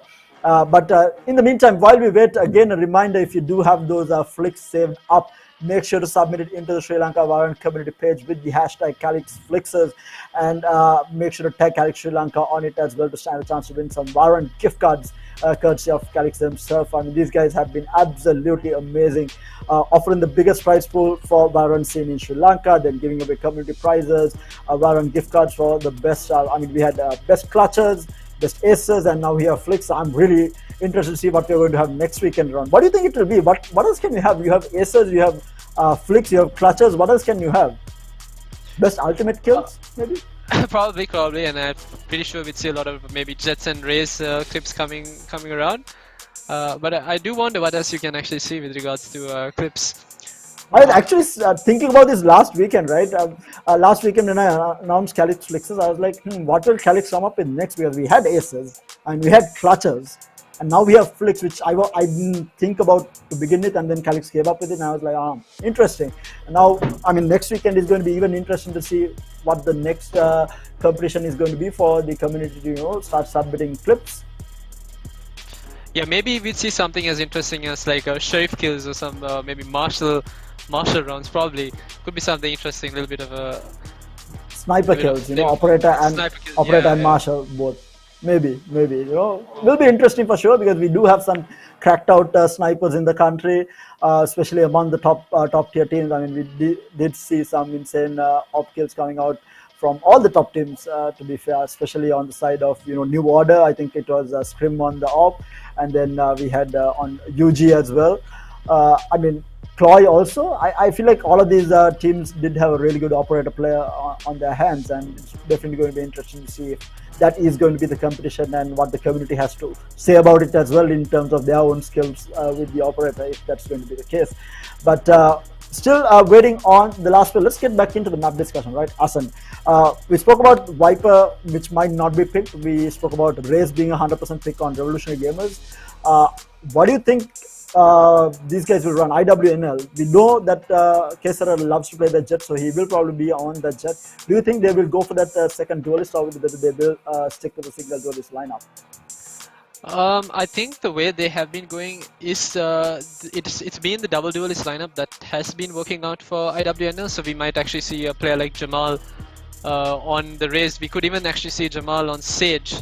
But it's been Che who's been holding down sites by himself on Astra most of the time. I have seen him switch up to Sova here and there, but he seems to be performing way better on Astra, being that sole controller role for the side of IWNL. But the wild cards would obviously be Morpheus and Manduka to see what they actually can do on the agents that they pick, because Manduka, very patient player, like you said, a very good player at that, and I mean, I think he does he actually incorporate right? lurks? Does he incorporate lurks into his play?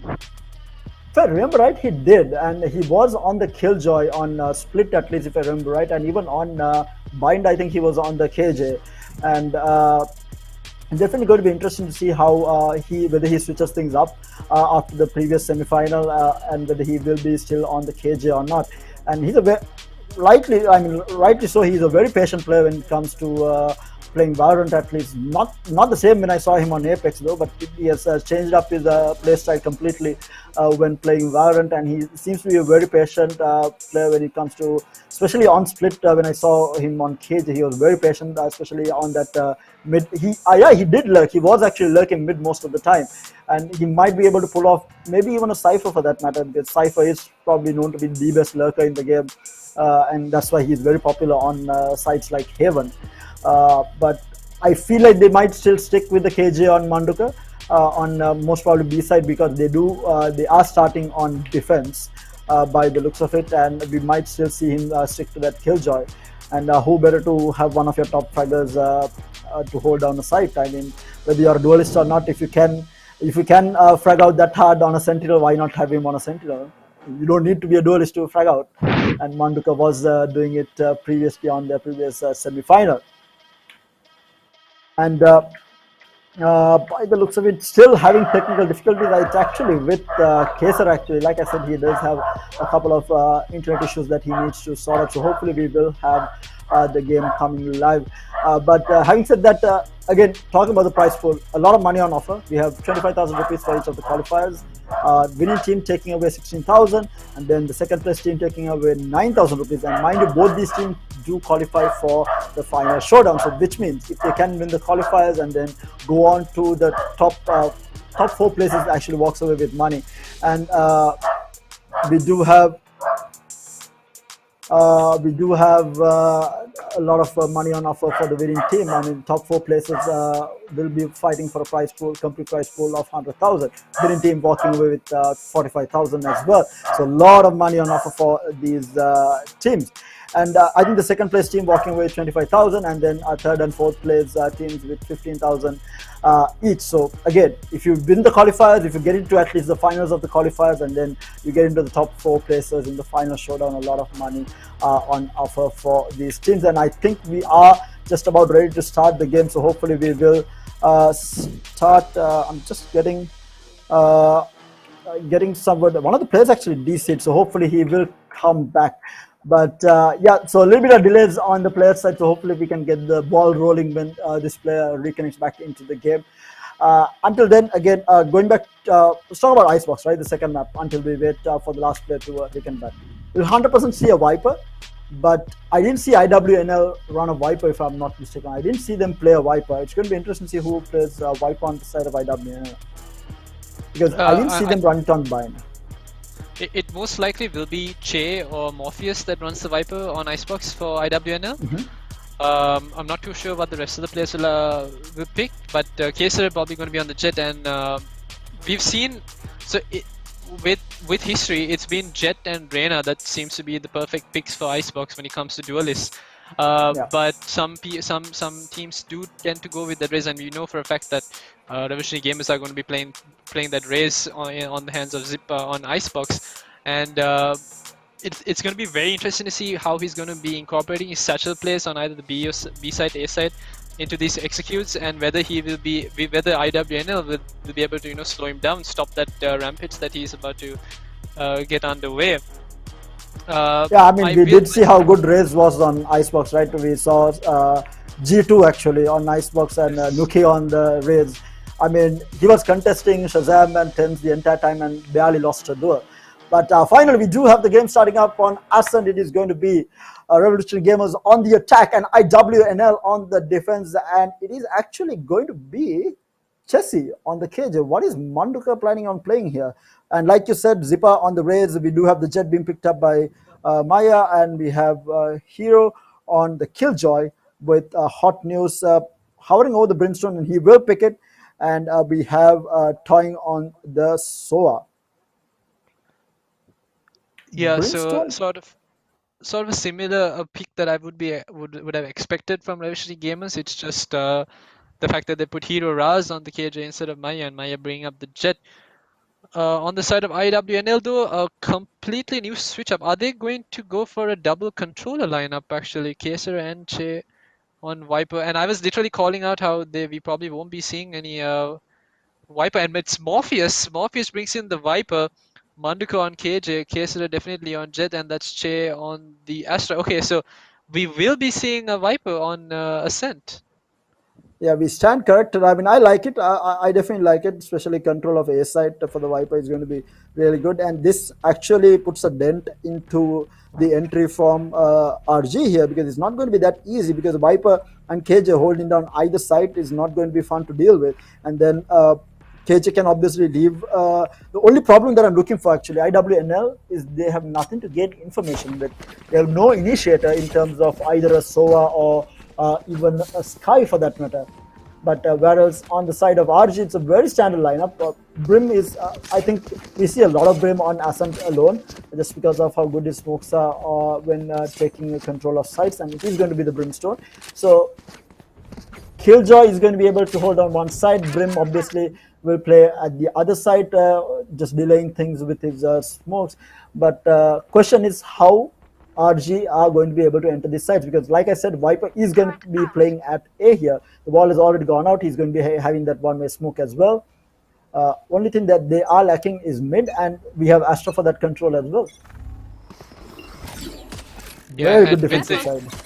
with the introduction of Viper, Viper can solo hold A side whenever she wants to, allowing players like Jamal to lurk around mid, and that's exactly what he's doing right now. He goes and gets the info that there's no players down in mid, and that's actually very useful information. So they know that right now RG should be trying to go for an A pop, and that should put Morpheus on alert to what's about to come. They are still playing this very slow, maybe waiting for the white wall to go down. Now the sound cue has been given. They do pick up the ultimate orb here at A side, and they are going to be hitting mid here by the looks of it. Or are they rotating full out into B side? I think they were trying to fake the push.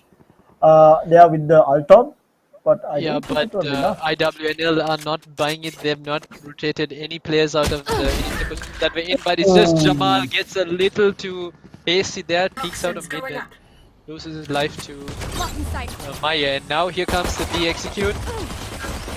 Race nades over dodge. 30 seconds Everything left. flying out. Little damage done. Meanwhile, Chaser will get taken out. Maya good for 3 kills already. Looking for the last 2 here. Tessie trying to break the door. He will manage to break the door here. But it is down to these last 2 players to take the fight. One enemy remaining. And Zipa will take 1 and he will get the second, and it is going to be a flawless round. The 2 duelists on the side of RG cleaning things up. Maya and Zipa. Both Zipa with the Maya with the 3k and Zipa with the last 2 kills, cleaning things out for the first pistol round.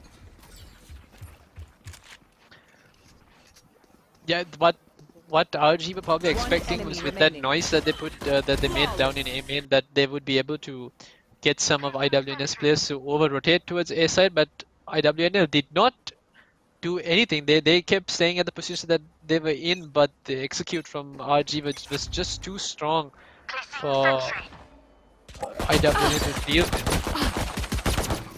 Meanwhile, a little bit of trades happening at A main here. Viper playing around. We have Kaysar with a shotty holding a very close angle here at B main. Oh my lord, he's tagged heavily here. Because Manduka's shotty works out, Zipa gets taken out, and he will manage to get an upgrade here. Oh, he doesn't upgrade, he's still on the shotty, doing a lot of damage to the Sova throwing here. Oh, he does play throwing? Now he upgrades into a Spectre here. Meanwhile, on the other side, Maya will take out Jamal. Hot news is good for the kill on Morpheus as well. It's a 3v2. Still a lot of damage been done by the side of IWNL here. Manduka. One enemy remaining. Side Maya is good for the kill on Manduka, who was extremely low. Now all down to Kesara in a 1v3. Can he clutch this out? Lurking through all the way in the flank. The spike does go down. Who is going to pick him first? Hot news. Gives the sound cue. It is going to be bot coming out and Kesara falling down low. He is trying to save this, probably wanting to play an off the next round, maybe. He is looking to save the Spectre by the looks of it. But it's going to be RG on the hunt. Considerable damage though, but the problem is this is just Spectres that they got out of Revolutionary Games, so I don't think they've been too worried, and Kaysara peeks gun into the barrel of Hero Raz. I think that would have been a really good round coming out from IWN if they managed to find the kill onto Hero Raz as well. Unfortunate, but Kaysar are doing a lot of work with that shotty in hand.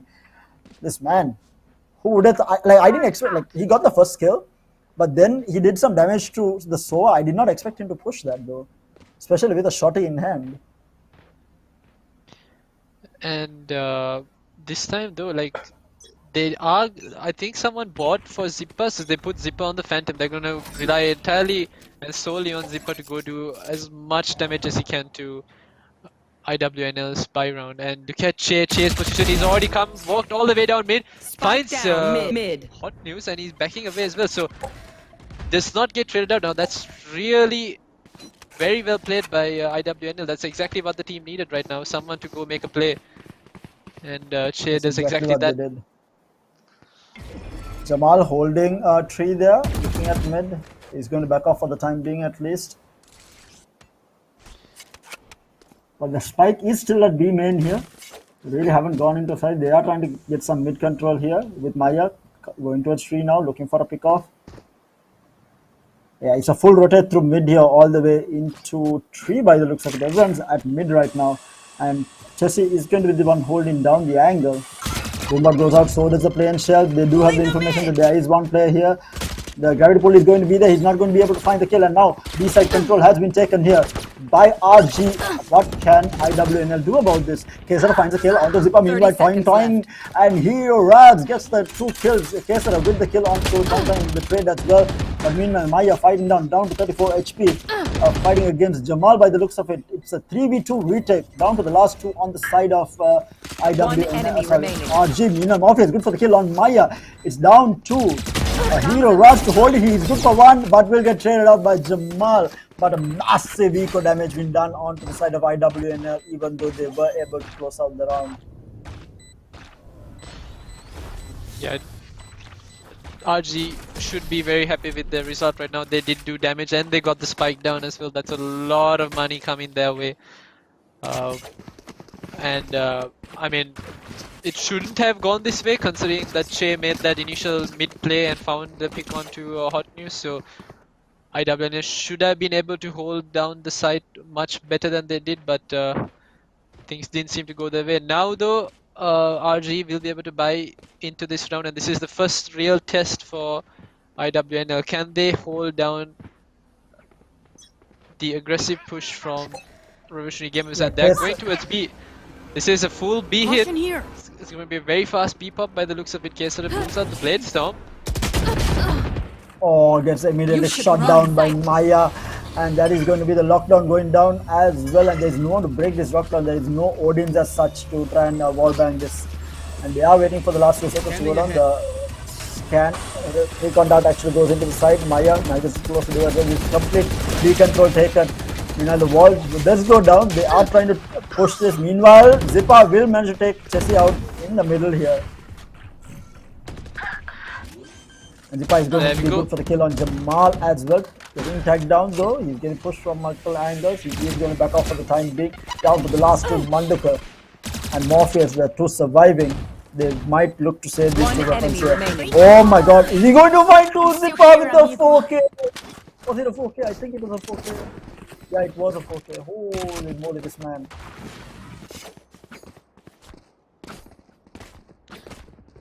Yeah, Zipper seems to be doing exactly what a disruptor should be doing, and he keeps playing inside these smokes, so IWNL can't really read exactly what he's doing. Because he waits for the right time to peek, he waits for some gunshots to go through before he peeks, and there we go, outside the smoke he finds 2. And this was while IWNL were running away to save those rifles. Yeah, and IWNL, both players are not landing that critical headshot that they needed on Zippa. Zippa managed to clean those kills up. Puts them in the lead, 3-1. Recon Dot goes out trying to get some information at mid. He's going to tag down Chessie. Meanwhile, Zippa catches Morpheus pushing out. I mean, they are on a save, so this is the play to do. It's going to be multiple cherries and a couple of frenzies in hand. Maya spots out Chessie there, who was pushing through mid. They need to be careful. They are trying to push into B main here. They are already inside side. Maya lurking in the meantime. The plant will go down.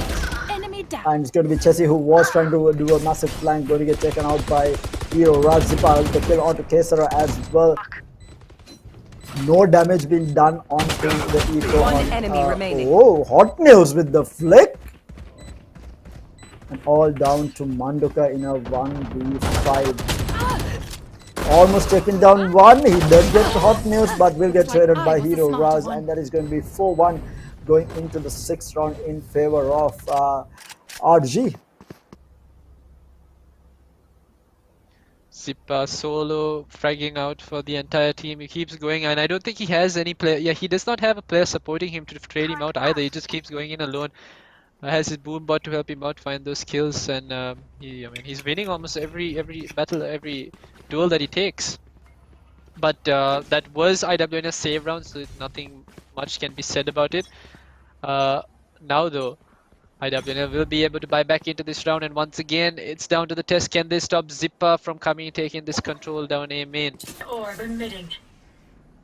Viper has the one way all the way at A site entry here, but we do see Maya here lurking all the way in the middle, smoke blocking his left side at least for the time being, so Chessie will not have an angle on him. But playing it very slow, they are defaulted this time around. It is just going to be Zippa who is all the way lurking at A site here. But the push from Kesara is going to be good enough to take out Maya. And will they get a trade? No, they are not going to be getting a trade. So that is already one man down on the side of Revolutionary Gamers as they head into B side by the looks of it. Still though, it's going to be Zippa lurking all the way at mid, looking for a cross from any of the players. Initiated. And the lockdown goes down from Manduka here, blocking out B side, forcing RG to back off. They're still playing, they are going in. Watch where Zippa is. Zippa is coming down through mid. The entire team is hitting B side, and it's 30 seconds they left. left it all up to Zippa to time his lurk down to perfection, and Zippa should find Che. He does. That should open up the B side for Revival Gamers to get the spike down, and now retake time. Kesara Good for does the kill on find Zippa here. Zippa, so a 4v3 They do have retake. numbers. The wall will go down. They do know where Hero Raz is. The pain shells go out. Will it be able to find anyone? Not being able to find anyone for the time. Jamal is on a fight with Hero Raz, but will get traded off. Morpheus is good for kill on Hero Raz. Down to the last man alive. It's going to be fun time in a 1v2. 1v3. He manages to get one, but Morpheus will be able to trade him out, and that is going to be IWNL getting some points on the board here. 2-4 going into the 7th round.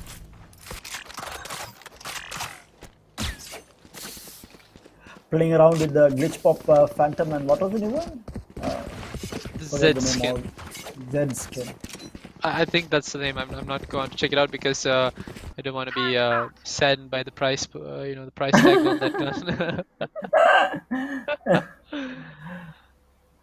It already did happen, and IWNL bringing themselves back. They did a lot of damage there, but damage was done. The players on IWNL on almost 0 cred. That is 2 of them. Yeah, they really need to win this round here. But it's going to be a fast A hit by the looks of it. But the Viper split goes down at A side, so not going to be an easy side to push into. But I won't put it past RG to push this though. Well, there is an off angle that Jamal is holding actually. But Jamal has a Spectre to work with, and I don't think it's going to be that high. Morpheus! Yeah, actually trying to push the side though. Yeah, they're going for it. I mean, now the rotation has been called. Still 2 players are going to lurk here. yeah, they might be faking this rotation. Oh, Che, he has all the information, everything IWNL need right now. But will he get caught off guard? Jamal baiting a little bit for him so that he doesn't get spotted out, and Che buying time for the team to rotate. But he did hear the information, but he... Yes, he wasn't gets the Viper. That's the kill that they wanted, and that's the Viper split down. And that's control. Control over 30 seconds left. Good for the kill onto Zippa here. And it's a 3v5 retake for IWNL. Not going to be easy. Fire in the hole is going to get caught. Oh, Manduka will take out Zippa before the showstopper goes out, but it's all down to Kesara in a 1v4. Putting in an impossible situation. He is good for 1, but that's all he's going to get. Hot news. He's going to be able to get the trade onto Kesara. 2-5 in favor of RG here. Zippa went in for the play, and it was unfortunate. We knew that they were going to push that Viper split, and that's exactly what they did. Morpheus getting caught out. The problem with putting out a Viper split on defense is that the team on the attacking side always know that there's usually not going to be more than 1 player in that pit. It's not like not like bringing out a Viper split on attack when you're playing for post plant or something like that. You'd not expect more than 1 player to be in that Viper split, and it makes it a whole lot easier. Ooh, Hero Raz is good for the kill on Kesara, but Jamal with the trade. Mina, hot news. We'll find Manduka all the way at B main, and the B side completely open. And that's the full rotate coming in from the team. But we do see Che again on a lurk. He's going to be able to push through CT here. Mid there is a battle happening. Jamal with the kill on to Zippa. What a head tap there with the Sheriff. They're finding one. It's a 3v3. Still in favor of RG here because the gun battle. So Che is not going to be able to get hot news here. Hot news down 46 HP. 2v3. Mid is going to be held by Maya. Is he going to be able to find? So close. Morpheus playing with fire. Both players are really low though. This shouldn't be a retake that they can. Yeah, they can't, but they do get 2 rifles and they're going to run away and save this rifles. A good call by the team actually. Yeah, not a push that they can survive here. Down to 6 HP and I think 45 on Jamal on that raise. Not going to be able to do it. But the scary part for IWNL is that they do have 2 really good agents to hold down sites, and RG does not care right now. Yeah, they're doing. I mean, Revolutionary Gamers are doing what they want right now, and they're just challenging any player that they feel like to an aim duel right now. That's all they're doing, and they keep coming out on top. IWNL, and even that previous round where Che was stationed down in mid and he was able to hear the footsteps and give the info to exactly what RG were up to, it was surprising that IWNL didn't rotate towards A, because I'm pretty sure Che would have heard that these guys didn't move away from where they initially were, which was A main. And ooh, that final knife onto Chelsea with a headshot manages to reset on Maya here. Bladestorm, he still does have almost full utility with just 1 smoke here. He's going to peek, not going to find a Kesara there.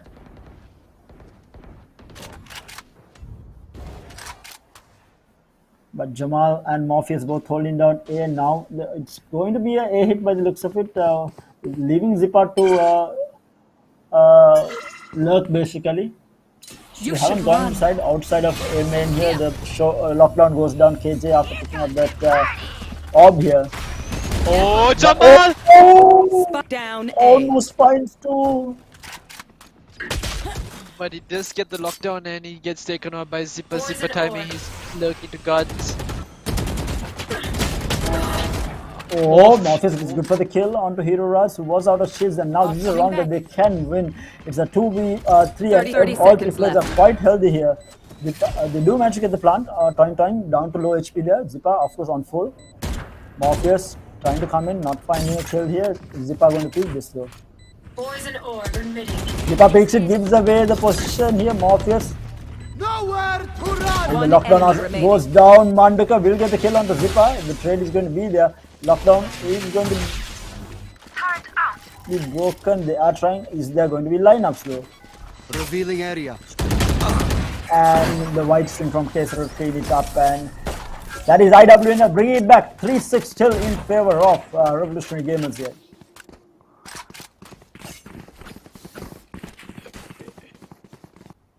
Yeah, it was very. They needed to bring that lockdown because Zipper alone on site would have been devastation. But the lockdown comes in, and this is also very clutch play by Jamal. Jamal actually could have found 2 there.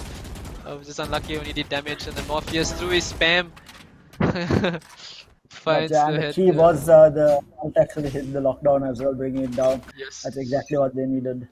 And with that, we do head into Revealing. round number 10 here. Recon dot getting some information. I think Maya moving through the middle area for the time being at least. There is no one watching his cross. He needs to be careful though. No one watching the cross through trees. Turret destroyed. I'm blocking. Trying to find some wall bangable shots here, not finding it at least for the time being. All players are extremely healthy. The owl drone goes off into tree area trying to get some information. The boombot also stopping it at least. Pinch is also thrown out. Jet manages to dash away and he'll get taken out by Jamal, who has the angle and who has the aim for it as well on the dash. Showdown doing a little bit of damage onto Jamal, who is going to be able to walk away from there for the time being, but it looks to be a complete A hit here. Anton and Zippa going inside the opposite side trying to clear out Haven. Jamal is going to, Zippa is going to be able to take out Morpheus here, and that's going to be the plant going down. Satchel forward onto the Jenny, will be able to take down Hot News, will be able to take down Jamal. Manduka good for the kill on Toin. Hero Rods will be able to get the trade onto IWNL. Che. Everything falling apart here so fast. Down to a 2v2. Hot News good for the kill on Manduka as well. Down to Che in a 1v2. Zippa, he knows where he is. Not finding it, but Che managed to find the kill on the Zippa. But Hot News with the trade will secure the round. 7-3 still in favor of Revolutionary Gamers. Che did actually almost have that round.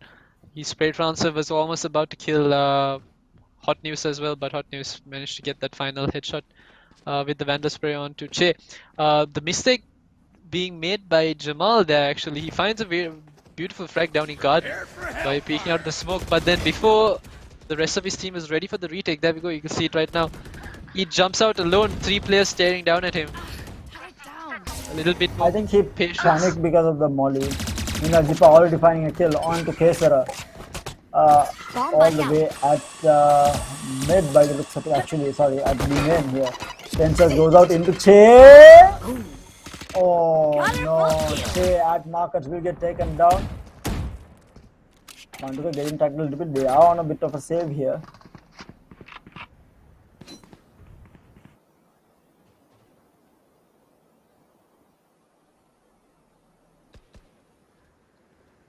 Lurks happening here and there, but it is they seem to be rotating towards A side here. Bomb is still towards the spawn side.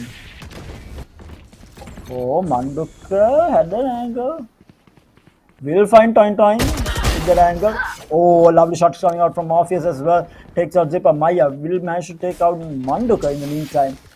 But still, side control is there. They have lost the entire side of middle and B side though. So 2v3 again. Both players extremely low. 30 seconds left. Hero Raz running it down to B. Hot News behind his tail. And it's Maya to hold down the side. He spotted out Jamal. Jamal only has a frenzy to work with. He has to wait for Morpheus to revive. But both players are on scraps for HP. Jamal playing with fire. He's actually trying to bait out a shot for Morpheus. Morpheus gets taken out from Jamal with a frenzy. Not much he can do. Maya is there for 3 frags on the round. Good luck by Maya as well to open up that B side round for in the half. the quick rotation that gave RG that round. Yeah, complete control over the B side after that lurk happening.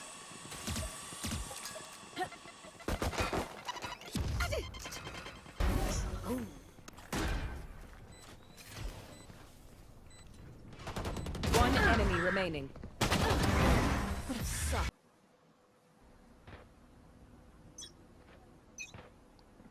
8 rounds on attack for Revolutionary Gamers and things are looking good. Kesara finally brings in the operator, but he is not going to be finding any players picking down mid because all 5 of them are stacking for a B executor. He does spot the players, misses his shot, and Maya trying to take an early fight. This lockdown is going to push Manduka out of sight.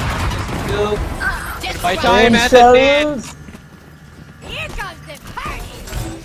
Manduka goes up into the air with the showstopper, gets another onto Manduka as well. Maya in the meantime cleans out Jamal and down to the last two. One enemy remaining. The story, meanwhile, Hot News is good for the kill on Che, who was trying to flank, and it's all down to Morpheus in a 1v4.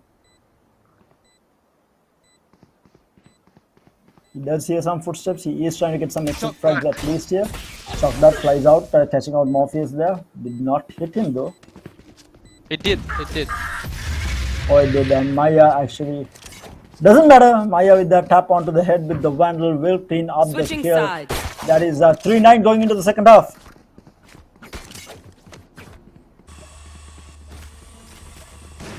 Things not looking too good. I don't think they were able to. Like I said, both teams that we saw, both matches that we saw that was being played today, all about aggression. The aggressive players have not found any as in the teams have not found any counters to these aggressive pushes by the opposing teams yet. And I feel like there is just a confidence that RJ is coming in. I think they feel like they are the better shot here, and they have been able to take those duels pretty easily. I think all players have been winning most of their head-to-head duels. And that's why they seem to be so confident, just pushing in even blindly at times, especially on Zippa there. Showdown. Caution here. Revolutionary Gamers. Got to tag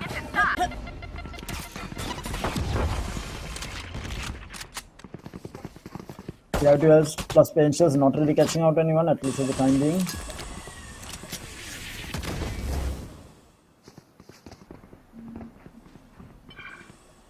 are defaulting a bit. The spike is all the way at A. Not really pushing. Oh, Zipa will find a kill onto Kesara. Manduka will trade him out though. Yeah, that's the thing with Zippa. He's always going to be pushing into smokes, and I think IWNL should have been able to read that, and I think they did, which is why they left Kesara there. But maybe the hyping Kesara not allowing him to react in time. Meanwhile, they are trying to go into A side here, but it is being held by the Killjoy. 30 seconds left. Ooh, Chave the kill onto Mania there though. Spotty. Hero Raj is good for the trade. Will get taken down now, down to the last man alive. Hot News good for one, but will get taken out by Jamal as a trade, and it's going to be 4-9. Pistol round being won by IWNL, and that is exactly what they wanted to get back into this game.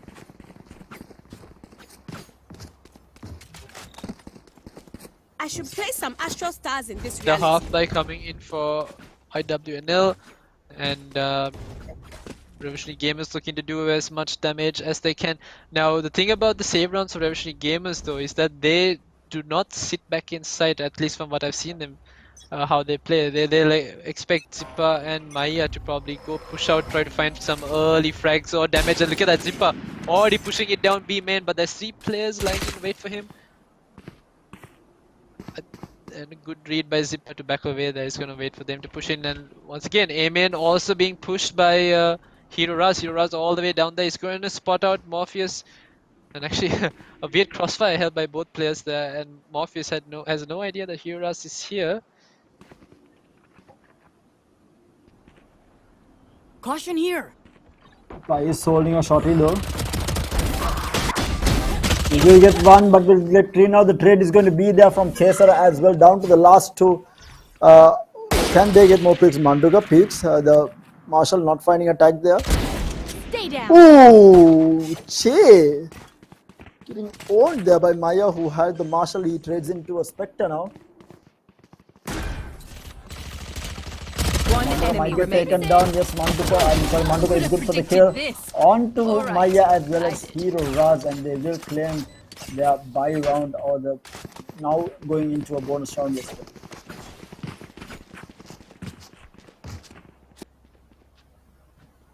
And now Revolutionary Gamers will be able to afford their full buy, and will we be expecting to see IWNL trying to run it down to a side? That's the only way they can try to overpower these players from Revolutionary Gamers. And so far they've hit the A side and they've hit the B side. I wonder which side they think is the easier to hit. Launching smoke. Zippa I would and feel like it should be a B side, but some info from the Aldron being taken. Hot news! He's found 2 frags! Satchel out.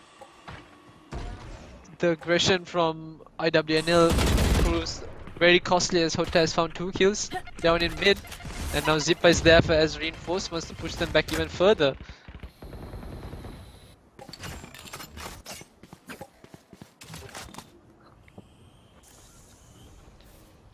Jamal Still lurking. Jamal trying to bring the spike into his side here. Caution Morpheus here. spots him out.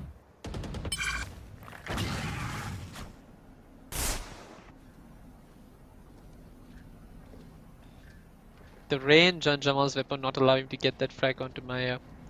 Maya able to back away with his life, and still a 5v3 in favor of Revolutionary Gamers. Hot news getting caught out 30 in seconds left. the middle of no man's land. Toying still inside.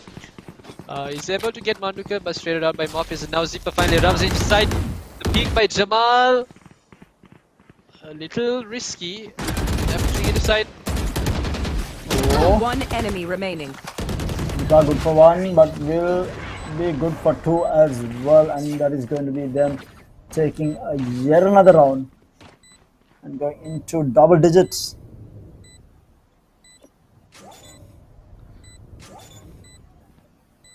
Jamal's aggression was the right thing to do, but this is unfortunate that he couldn't find even a single flag. Look at the Maya on 1 health. Jamal had found this frag on Maya, he would have backed away and then played a little bit more passive for Zipper to push him. But things did not work out in favor of him, and now IWNL will be buying back into this round. No operator in play for Kesar either.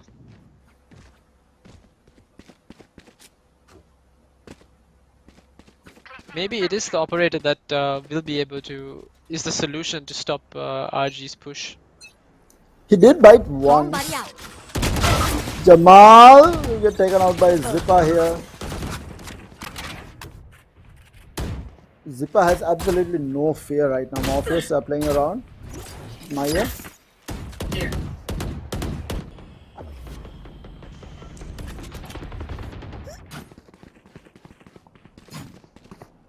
And Maya's found slow.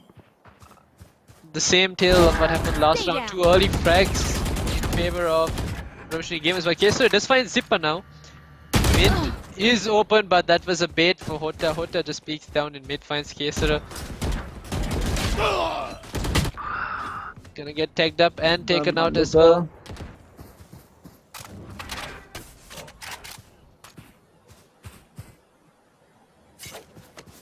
They have slowed down things quite a bit, down to the last 40 seconds here.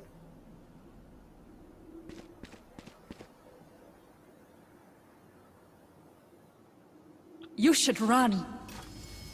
Lockdown also going to be utilized by Manduka here to go into side. Committing quite a bit. Out. Manduka with the bang on to Tong. Forces this to be a 2v2. Spike planted. One enemy remaining. Oh, Manduka good for the kill on Hero Raz as well. Down to last man surviving on Revolutionary Gamers. 7 HP though. Oh, the flick coming out from Manduka will clean up Maya and they will get their 6th round in the bag. Manduka, the MVP of that round after losing 2 players early on. Manages to clutch it back with 4 kills.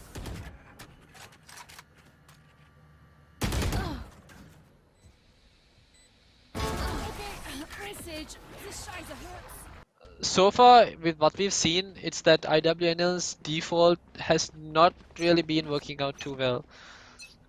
They're going in for that early map control, but B main hasn't worked out, A main hasn't worked out either. And more often than not, they've then pushed into going into mid quite early, and that has been quite dangerous for them as well. Hot News been holding down that area of the map by himself.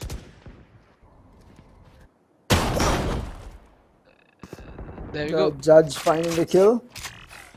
Manages to upgrade as well. So Zipa plays at the wrong time. Jamal is good for the kill. And they seem to be pushing in now. Meanwhile, Hot News finds the Sheriff kill onto Kesar. Finds another. This man is on absolute fire with the lurk coming in. And Morpheus gets control of the side. They are going to get the plant down. It's a 2v3. KJ on the side of RG is extremely low. Open up the sky.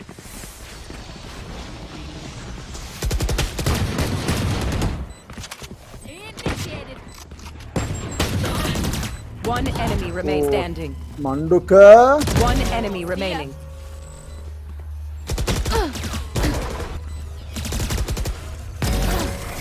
Oh, the timing for Morpheus. What a clutch play for IWNL. Takes out Maya just in time before he gets locked down. Coming back little by little here. Wanted someone to step up and Morpheus comes. Does it for IWNL. Keeps IWNL's hopes alive. This is still the first map, so if they take this map off of RG, it's Icebox and that's their map pick, so they probably will be able to take that as well. RG looking a little shaky right now. And Kesar bringing in the attack-sided operator. Not something that you see all the time. Boombat on Boombat, the fight is happening at B-main. Yeah, now Jamal, they put in Jamal to go take this fight with Zippa every round instead of Kesar. Okay, oh Maya. has found 2 frags at A main. This A main push has not been working out for them. You know, Morpheus against Maya. He does manage to get that frag, but once again, same story. IWNL are 2 men short early in every round. They do have a bit to work with here. All full HP, full shields, at least for the time being, on the side of. Actually, no, Viper has been tagged down. It's all up to Hero Raz to hold down that A side. Hot News rather holding down this garden cross. Showstopper in. Not finding anything at least for the time being. Engineer killed. Oof. Jamal with the kill onto RG. 30 Hero Raj seconds here. left. Spike planted. One enemy remaining. And it's Hot News to just jump into site and find 2 like immediate frags before Zipper is there to close that final frag. And Not the boom you hoped for. although it seemed to be like Revolutionary Gamers were put into the back foot, come back strong, and now 11 rounds on the board for them. One more for match point, and Yeah, and Kesar this is as well. forcing them on a half Kesar, play, right? Yeah, he invested into the operator, very heavy investment for the side of IWN, and he loses out without finding any impact on that round. One enemy remaining.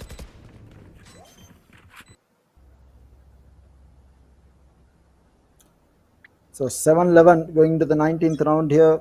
Manduka again on a KJ. It's top Get out five. of my way! Maya not finding the pick off with the operator. Smoke.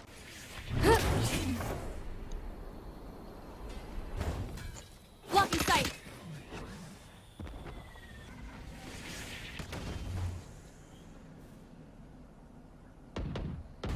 A round that IWNL need, and they need it bad. They have to play this round on a save. Obscuring vision! Once again, this mid push for IWNL, it hasn't been working out for them before, but will it work out for them now when they have the weaker weaponry? They do manage to push Hot News away from that mid area, but that causes 3 players to hold down the B side.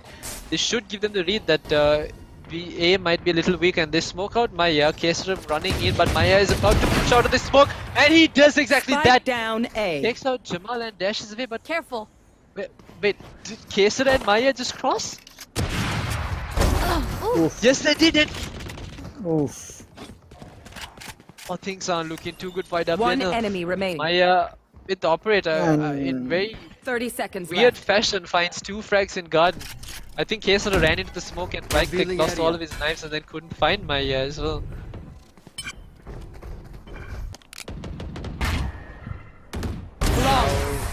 Maya knows Manduka exactly where peeks. Manduka's coming from. That is match point, and I Takes. don't think they have money to buy. Match Yeah, IWNL is poor as hell. They are going to be able to buy half though. There will be a half shield into the rifles here. Let's see what they can do with it. If they do not Careful. manage to bring this back, we will be heading into a game number 2, which is on Icebox.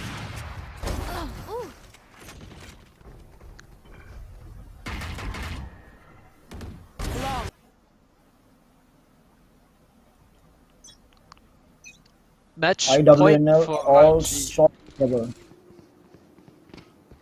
Maya peeking through B main with the operator. Is he going to know and is going to be able to pick him? Kesar Abra after trying to get some information of anyone who is huddled up at tree here, not finding the information that he needed.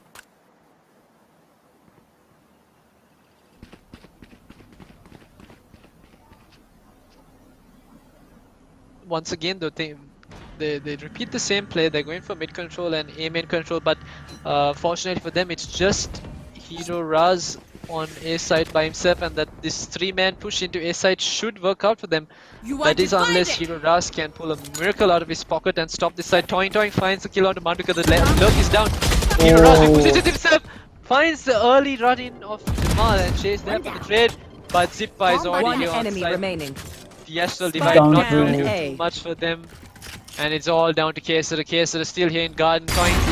Toing does spot him out, and he flicks to Defenders find win. that final frag. Okay, that is done. RG take the first map of this series. I mean, really good game coming out from RG. I thought that IWNL gave them a really good fight, but again, I feel like a lot of these teams who aggress on, they are not able to defend. I mean, they played really well on attack, but they were just not able to hold on defense. And with two controllers, with the Killjoy and the Viper not being able to hold the side against a squad is definitely something to worry about. I think RG played that extremely well. Zipa especially, Zipa and Maya, both the two duelists on the side of RG, just fragging out completely throughout the entire map. And we did see the problem. You have Raze on that map. It's very hard to work with the utility that is being thrown at you, and the amount of kills that Zipa got with his utility. So many kills coming out with the pain shells and the showstopper. And I feel like, at least regardless of what happened, I think Manduka alongside Jamal did try to bring that game back multiple times. Even Morpheus having some clutch moment, Che with the lurks finding those kills. It was just too much to deal with Zipa and Maya, and even Hot Nudes contributing significantly in those later on in each of the rounds, even though it was not the initial kills. Later on in the round, finding the pickoffs that was needed, but the two true talents of that game was Zipa and Maya just going absolute ham on Assen. But the question is whether they can keep up the same performance on Icebox. The next map is going to be Icebox, and this is a map that Revolutionary Gamers I think has lost multiple times to the likes of UG and then even Gunslingers. If I remember right, that was the case. And Icebox may be the bane that tames Revolutionary Gamers, because to give any more context into how good Revolutionary Gamers are right now, they haven't faced off against the likes of New Order, UG, or Cloy, or Lexus Gaming for that matter, which are right now the top 4 teams in the tournament. We will have 2 new teams added to that top 4 after tomorrow rather, after we do see the final. But right now, Revolutionary Gamers hasn't gone up against any of these teams in the previous qualifier, so it's very hard to say whether they will be able to pull it off against teams of that caliber, or if it's just up against IWNL. But IWNL actually going a really good fight compared to what they did against Lexus Gaming on Split, for example. They got completely dominated by Lexus Gaming on Split, but they gave a really good fight to RG on Assen, which I mean gives me hope that Icebox might turn around and might be IWNL's map to take, because they were the ones who picked it. They seem to be confident on, and it's a map that a lot of teams try to shy away from. And I think RG is one of those teams that might not like to play on Icebox. It's definitely going to be interesting to see what can they do with what they have right now. And of course, Icebox going to Icebox, we might still see Zipa on the race, but we might see an addition of a Reina maybe on Maya, or we might even stick with it. Definitely going to be a battle between that and Manduk. Like I said, I think before the game, I think this man needs to be put on the duel list. For sure. He's fragging out, being a sentinel. I think you give him put him on a duel list, he might be able to do a little bit more with what he has. But having said that, though, he's a very patient player, so might not suit his play style also, because he's not the person to rush in and take those fights or take aggressive picks. He's very calculating when he plays, even holding down sights. So not entirely sure whether it might work out. Maybe switch it up and try out something different.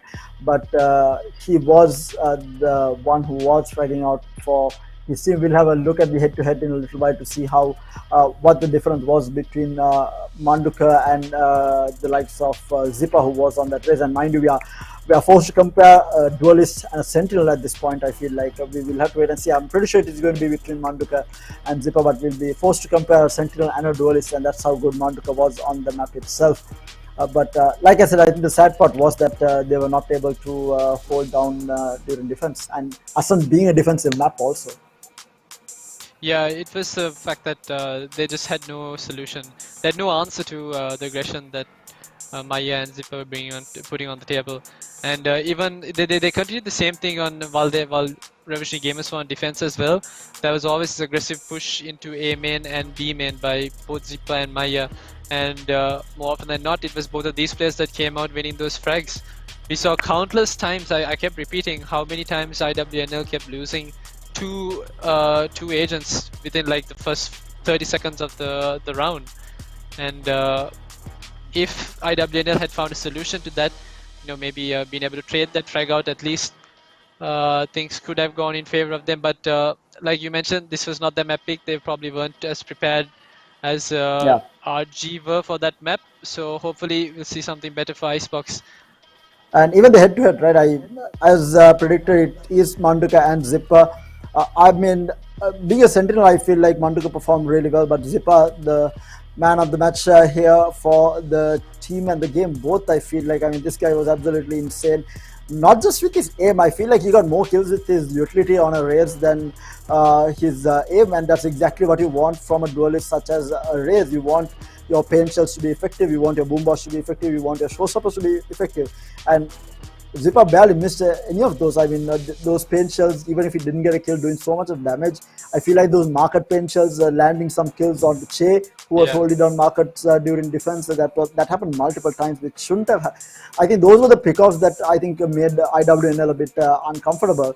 But with that, we do have the highlights prepared. Do not go anywhere. We have match number 2 coming up in this semi-final, so do stay tuned in for that. Enjoy the highlights until we get back to match number 2. Guys.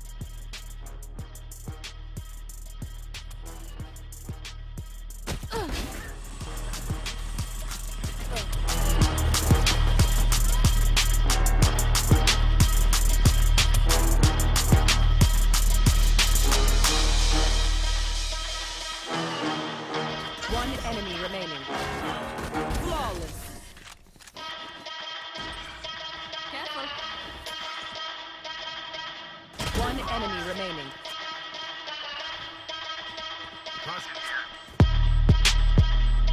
They're all dead? I have no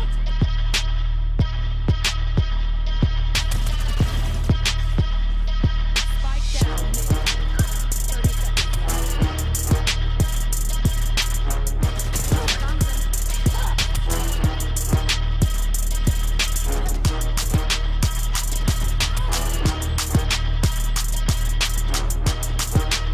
One enemy remaining. One enemy remaining. Looks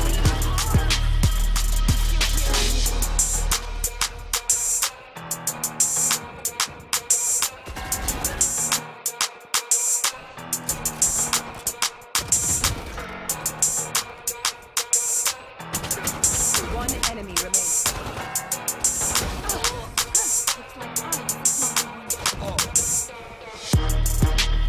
30 seconds left.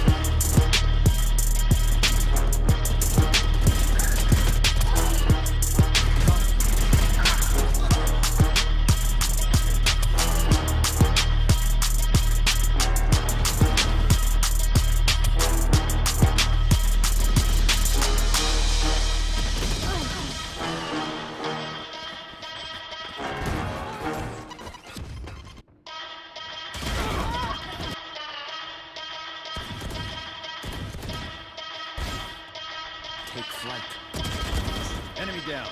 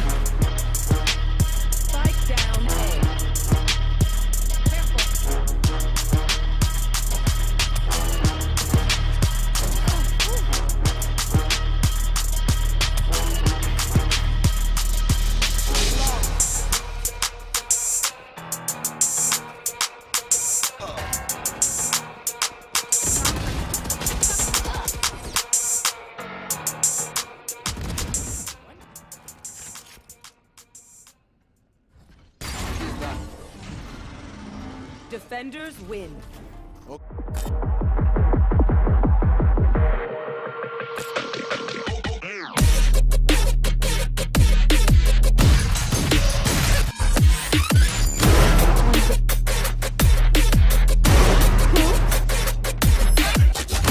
Party's over.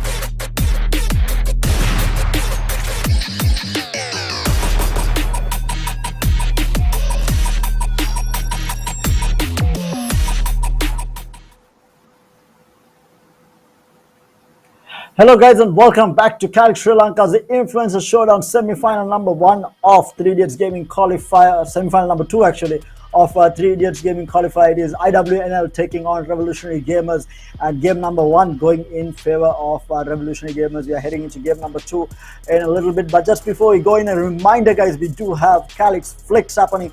If you do have your flicks saved up in your gallery, make sure to submit it into the Sri Lanka Warren community page with the hashtag Calyx flicks, and make sure to tag Calyx Sri Lanka to stand a chance to win sub Warren gift cards courtesy of Calyx. And of course, joining me for the cast of game number 2, like always, is going to be none other than Roscoe. Roscoe, we do have Icebox on our hand. I mean, I really enjoy this map. What are your expectations? Do you think IWNL, this was their pick, do you think IWNL can bring this back? Yeah, for sure. I think IW can bring it back, and I'm hoping to see Kaser on that jet, bringing that operator and stopping that early aggression or those early try picks. Because we saw, no matter how good Revolutionary Gamers was, they were taking a lot of dry peaks, and that also accounted for not having any flashes on the team. But hopefully IW can punish those dry peaks this time, and you know, win that game, take us to the third map. And Icebox is a map, I feel like it allows a lot of you know, counter playing and a lot of strats to be utilized. It's not a straight up map where whether it's A or B, you know, you have that mid area, you can go both ways, you can play under tubes, you can go through tubes, you can play through the kitchen and go back into a side. There's a lot of ways that you can rotate in that map, and that's probably why a lot of teams don't like defending on that map. It's not an easy hold on Icebox, and we have seen that multiple times where teams on attack tends to run away with that game. The only way that map became playable for the defense was the Viper pickup, and I'm pretty sure we will see a Viper between these two teams, right? We will, and I am so we saw an Ascent. The only player that seemed to be lurking a lot was actually Che on that Astra. He was always in these weird positions every time we found him, and hopefully on Icebox. So Icebox, like you said, you know, you use the utility, you can win the map, but also if you have someone who is absolutely spot on their timings for their lurks, you will win this map, whether it's defense or attack. And that lurk play, like we've seen in matches like Berlin, players like Nats for Gambit, he can single-handedly change the course of the entire game for Gambit. And if IWNL can find a player to do exactly that, maybe not Che this time because he's on Sova, probably could even be someone like Reina or Reyes. If they can find someone to lurk for them, things should go in favor and they should be able to bring this map home. Kaser actually is going to be hovering over the Reina this time around, and Jamal is going to be on the Reyes. Doesn't seem to be like we'll see a Viper, because I don't think Manduka plays Viper, but we'll have to wait and see. This is going to be actually interesting to see whether they will try to play this without a Viper in the mix though. But we do have a Viper on the hands of RG. They do have the Sage as well and a Killjoy, so a lot of control coming out, and they are playing that single duelist lineup. I think we might have had a disconnect coming out from one of the players. I think Kaser did not connect into the game, sadly enough. So hopefully we will have restart of the game, but until he does reconnect back in. So like I said, I think single duelist lineup coming out from RG, right? I mean, they have only Zipper. I mean, this guy is a one-man army to begin with, but then still playing single duelist on Icebox. What are your thoughts?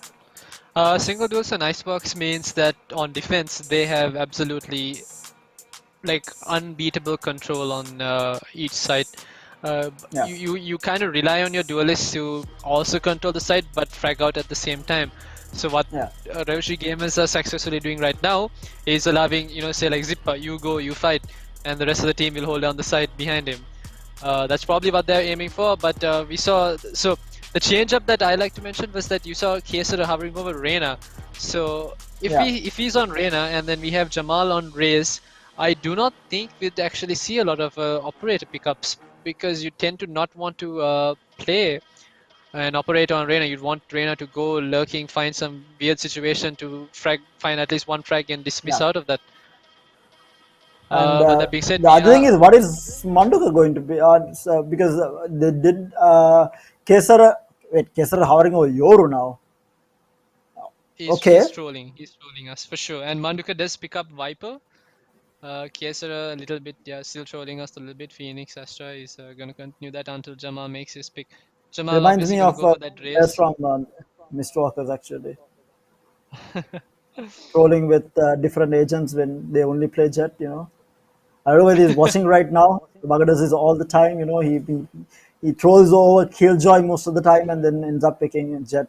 But we do see Kesar this time around actually not trolling. He will switch from Jet into that Reyna, so we might not see an orb being picked up on either side by the looks of it. And Jamal was on the race last time around, and this time around, hopefully he has connected. It was Kesar who did not connect last time around, but hopefully we will have him connect back in. But the interesting thing is the defense on the side of RG. It's going to be really hard to push into. You have Viper taking control of one site, and then you have Sage being able to wall off either tubes or even a main entry here. I haven't seen a lot of Sage's wall off B, but it has normally been that tubes and as well as a site. Might change it up, and we do see another disconnect from this time around, actually from Jamal.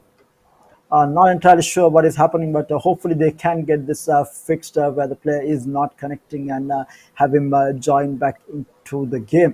But again, Roscoe, do you have any flicks saved up this time around to submit it in to the Calyx flicks competition this weekend? I mean, we are going to be selecting the winner tomorrow and displaying the best flicks during the stream tomorrow as well. So if everyone out there has not submitted their Calyx flicks, make sure to submit it into the Sri Lanka Valorant community page with the hashtag Calyx flicks, and make sure to tag Calyx Sri Lanka on it as well to stand a chance to walk away with some Valorant gift cards. Also, yes sir, I do have flicks, but I do not want to be taking away any prizes out of any other potential winners, so I will not submit my clips. I'll keep them to myself. You can send them to me. You can send them to me. I'll have a look of whether they're actually good enough flicks. Okay, that don't hurt my confidence there. But I mean, it's such a good initiative that Calyx is bringing along. You know, how many players want to see their clips or their plays going up on a live stream? And the fact that you're able to do that by just submitting your favorite clip onto the group and then have it being played live on stream. Yeah. An amazing feat. I'm pretty sure players come like, yeah, that's me on screen, and get excited about it. It's so not every day you will have, yeah, I mean, I just hope that they submit as much clips as possible, because sure, we've seen, like, you asked for a clutch clip, and we remember seeing that 1v5 Phoenix clip where he didn't even do any damage and still managed to win those rounds. So I want to see nutty clips like that. And I mean, this is flicks this time, so nutty is an understatement. Want to see something amazing. Now, let's pray to all the gods that all players, yes, they are going to select. Okay. Yeah, all here. Okay, that's good. Let's go.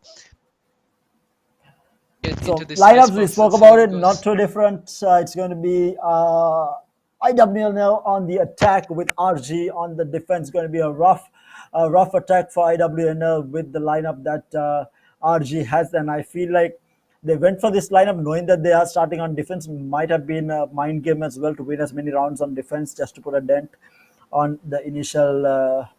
I mean, first half, if you have a decent enough lead, that definitely puts a little bit of confidence on the back of it and puts the other team on under a whole lot of pressure, especially on a attack favored map. Yeah, so now the play that I'm going to expect from IWNL is have the Reyna, have Kesara either lurk or just have him control A side by himself. Just like they don't have to even push into the side, just have him their situation. They could go in, fake, some noise, and then leave Kesara back and go do something else somewhere else. And hopefully Kesara can find a frag and dismiss away, because that's exactly what you have Reyna for. On the other hand, though, what is going to make it really hard for them to commit to this play is the fact that Zippa will also be walking around randomly for an early frag. And right now, Zippa, though, being a little bit aggressive. And look at Kessler, look at where he's gone. He's already up tubes. He's going to be facing up Might against find Victor one. and Hot finds news the is right- good for the kill. Hot news. He finds the right click instead. And Maya on A side gets spotted out and now repositioned by Maya. It tried to reposition to bait out a kill for Hero Ras, but Hero Ras gets spotted out by Jamal. And Jamal's nade doing no damage, no place there. Instead, now the entire IWNL squad is going to be walking into Zipper. Zipper spots him out, he throws out a nade as well. I think he's going to be able to stop this plant from going down for quite some time for his teammates to arrive. Spike Now, We planted. do get the plant down here. I think it is Viper is still a little late to the party. But Oh, players falling down left and Enemy right. Good God, Che, the Up last to man Che. surviving. 12 HP. That was a bloodbath. I was expecting Shay to do sort of a Hiko clutch there, just smash some right clicks left and right and then find some frags, but unfortunately a little too low on the HP avenue to be able to do that. Good news though for Revolutionary Gamers, they get the first round on defense, and when you do that it means you are going to be able to steamroll at least 2-3 rounds somehow or the other. And the more rounds you have on defense, the better it is for you to be aggressive into on that. attack. Yeah, and with that, Raf, I'm not entirely sure why they fought after planting that much. I mean, they could have played Revealing four area. lineups. They did have a Sova, they had a Viper for post plant. I'm not sure whether fighting that afterwards was the right choice there from IWNL. Yeah, you're right. That is not the right call to make there. But maybe they weren't prepared for the liners. Because Oh my I don't God. think Shay had. Opponent killed. Ordered 2 players down on the side of IWNL.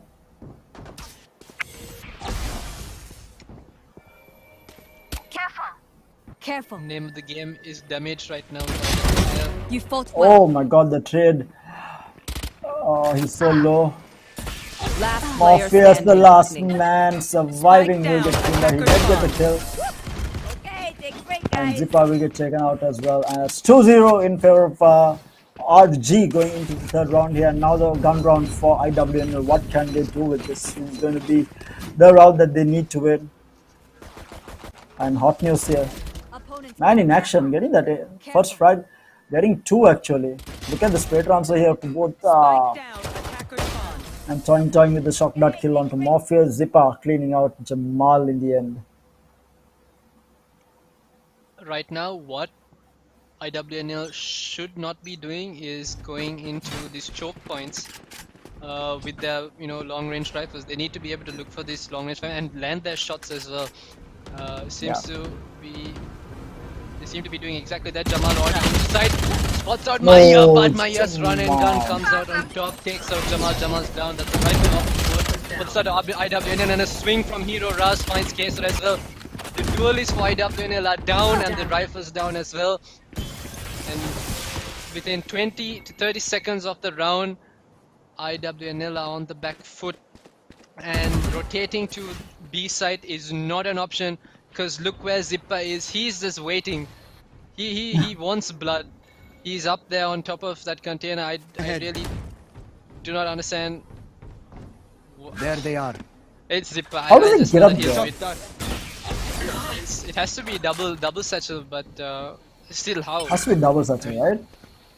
Yeah, it's just a presence I of know. mind for him to realize that there was no one around there to hear him do that, and he managed to get up there.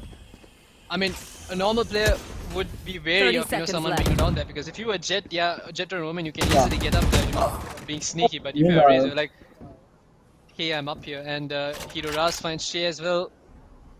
Not looking By good round, for the side. absolutely horrible for IWNL right now. All 5 players over there. Oh no, Zippa hears it. Zippa sees one. Lamb the slaughter. One Lamb enemy the slaughter. Zippa He on gets top finds both. both final frags. And free upgrades for. It was a flawless as well, so if they can find all the rifles, that's Free upgrades for straight up everyone. upgrades. You take a Yeah. gun. You take a gun. Everyone takes a gun. It's going to be Toing, the only one who is going to be on a Spectre, but the rest of them are going to be able to upgrade into Vandals. So massive economy on the hands of RG right now, and IWNL is going to be forced to go in for another save. It's going to be 4 Sheriffs with a Ghost going into round number 4. But you can't count these players out on the shapes as well. They can do considerable amount of damage. They should just get one pick up that rifle, and things might be able to snowball in their favor. Looks like IWNL calling out a pause. Or is it tech pause? Yeah, I think it is a tech pause. Yeah, technical timeout coming out from them. I think it is due to Kesara, but Kesara does normally play at this ping. Not entirely sure what the reason is. Hopefully, we will have the game resuming back. But IWNL, they are in trouble right now. We spoke about how hard it is to enter these sites just because of the lineup that RG has.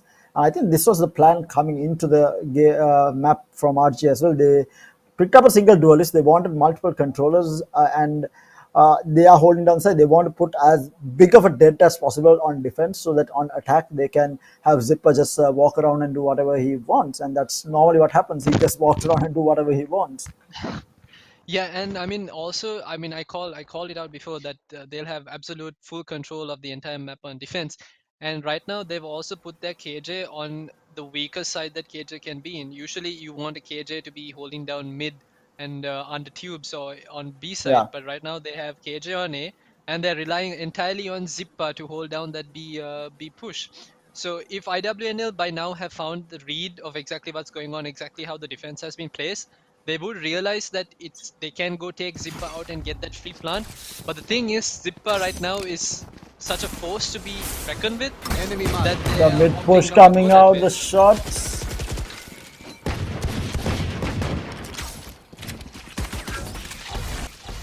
Going to get some information. The shotgun's doing a little bit of damage there.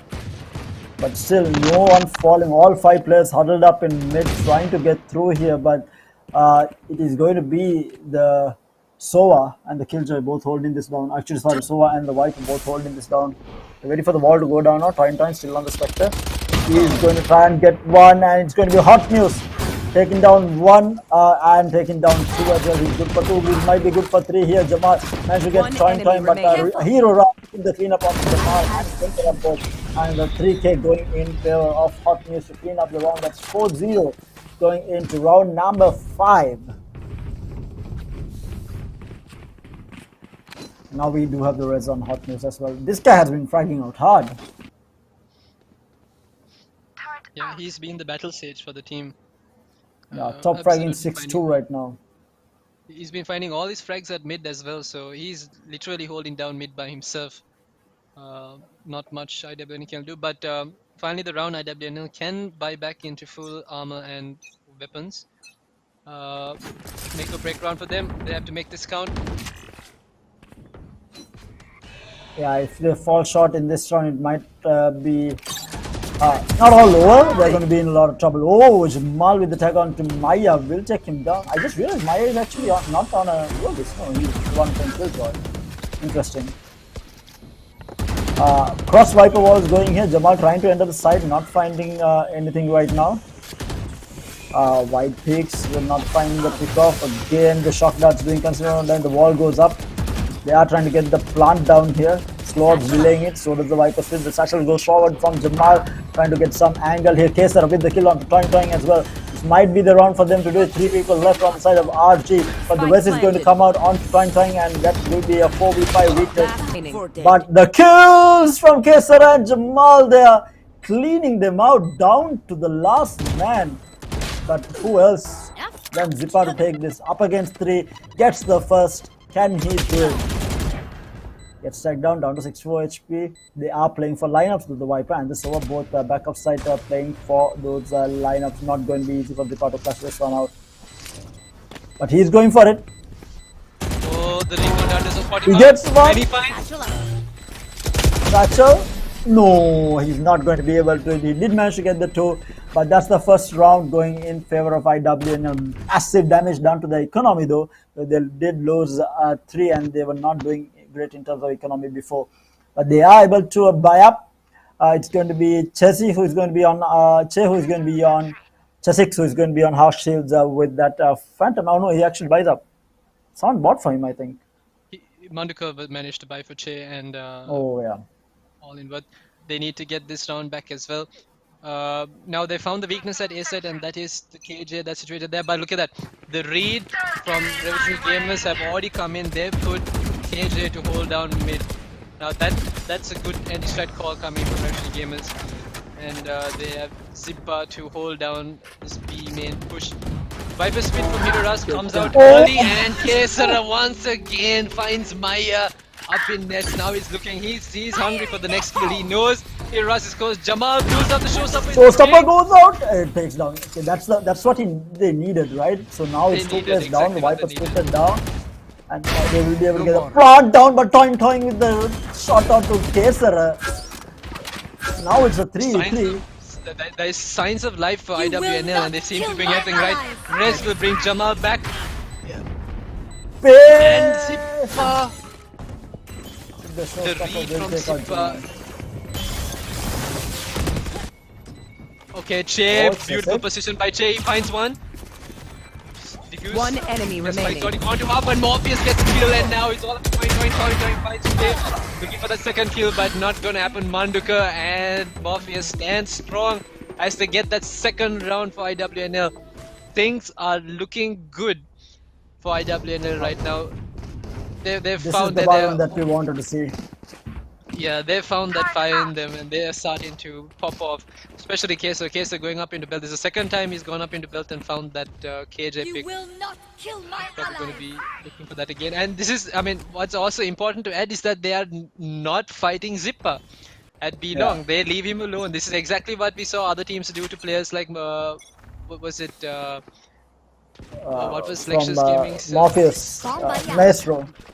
Maestro. This is exactly what they did to players like Maestro. And they're doing it to Zippa as well. Oh, they're trying to catch Zippa with the Hunter's Fury. Not finding him though. Counter Hunter's Fury coming from Point. Does hit someone. He does find Morpheus actually. The tag on Morpheus brings him down to 70 HP. Now Chessix drone. He clears outside, but he didn't spot where Zippa was, and Zippa is right now in a very advantageous position to find frags, and that he does. He finds Che. He has the support from Confidence to find Kesara as well. Oh my and God. Hot News feeling the fire. He keeps going on. He finds Jamal as well, and they just keep on going. He's not going to stop. He's just going to keep on going, and they're looking for the kind of frag. Toing gets taken up by Manduka, but Manduka on 70 HP. Gets traded out by Maya. Not a miss, right? That was a 3K, sorry. Because one of the kills, yeah. Zippa got one of the kills, so it was a 3K for him. But this guy on Sage. Battle Sage online, 10 kills under his belt already. He's been fragging out. He's been, I mean, he's been taking the dry picks, but he's always had the player there to support him, and it's more often than not been either Zippa or Toing. And he's been capitalizing on that support to get those frags. It's going to be a save on the side of IWNL. Guardian on the hands of Kesara. Can he land those critical shots that are needed? Recon that, spots out a couple of players. Kesara looking for a pick here. And this time it's Maya to find the frag onto Kesara. And Zippa is running it down on flank. He Last player standing remaining. Shot from Manduka was good. It does bring Zippa down to 5 HP, but Zippa with a better flick there, he finds both frags. And now last man alive is Morpheus. Looking the wrong way. Awful for him. Zippa managed to bait him out with some utility, and Toing peeks at the exact right moment to find Morpheus looking the other way. So another full gun round coming for the side of IWNL. I mean, it's already 6-2. They really need to win these next couple of rounds to have a chance against how aggressive RG plays on Icebox. And Icebox is all about that. You know, you want those aggressive pushes in.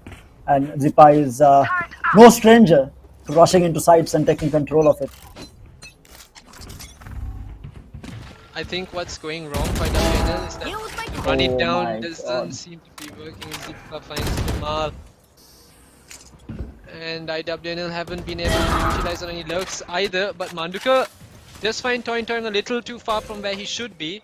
Now that should open up mid for any potential flank that they want to do, and Manduka Shoot. and Oh! Kesara, a beautiful lurk by Kesara to find Zippa looking the wrong way, and now they know where Hot Lips is as well. Manduka.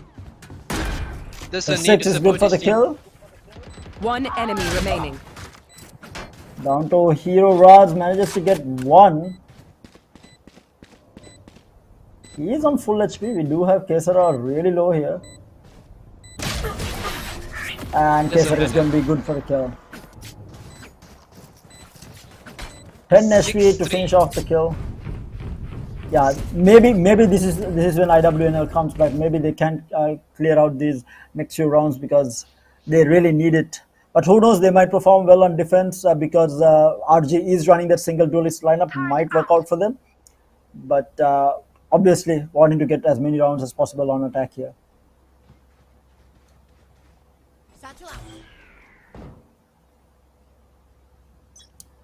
Seems to be a default here. We have Morpheus playing mid. Yeah, but their defaults have not been working. It didn't work for them on Ascent, and it didn't seem to be working out for them here either. There we go, Kesar gets taken on by Hero Raz, and there was no one there to play that. And now the Viper split goes down all the way at a site here. They are trying to take control of it still. We do have a lurk, and that is going to be a Sova. Or Calyx, who is going to wait for Zipper to push up. Hero Raj down to 1 HP inside that Viper split. Manduka trying to play around with it. Calyx still not pushing. Look how patient Zipper is. There's so much of action happening all the way at A. He has not moved. He's hoping for He IWNL spots to him push. out. Oh no. Zipper gets 2 with the peak, and it all falls apart for IWNL. Jamal being a little bit impatient. If he had waited 2 more seconds, Calyx would have been able to give that information. Manduka meanwhile manages to get Hero Raj all the way at a site here. Might get the plant down, looking to heal him up. The wall also goes up here, and they are going for the plant here. It's a 2v4, not an easy thing to take. Oh, Manduka with the kill onto Maya as well. Now a 2v3 completely doable inside this Viper split if they can pull it off here. Exactly what they need. Toin. The pistol. Zipper with the showstopper goes in, uses it and finds Morpheus down to 1v3. Can Morpheus do it? Can he clutch it out? Diffuse goes off, but he gets the kill onto Toin. And now the satchel stopping him. The diffuse goes off. It's already halfway done. Can you find it? He gets it there! You wanted a villain? I gave you a villain. I did not think we will be seeing it today, but Manduka with the play for the ace. Oh, absolutely perfect. His team was falling apart, but he stood strong, brings it back for the team. IWNL still in this, still alive, going to be able to take this fight on. And I mean, Revolutionary Gamers, this retake looked perfect. I don't understand how Zipper managed to find that kill on Morpheus, but Manduka outsmarts the entire team to find those final 2 frags. The patience on that man to not re-peak when they kept hitting the diffuse. Yeah, and it looked like they will get the full diffuse, but Manduka waiting for the last possible second, knowing the timer on it, and waiting for the last possible second to peak and getting both instantly.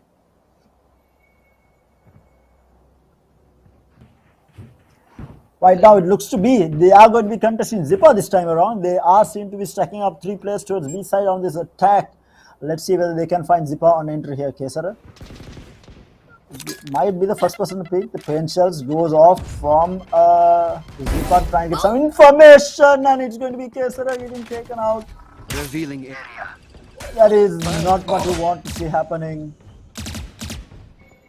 Why didn't Kesara move from that nade? Did he time out? Check. He hasn't actually. Meanwhile, Manduka manages to get a kill onto Hot News all the way in kitchen. And it is going to be Manduka finding another onto Zipper. And this is what they wanted. Now it's a 3v5 actually.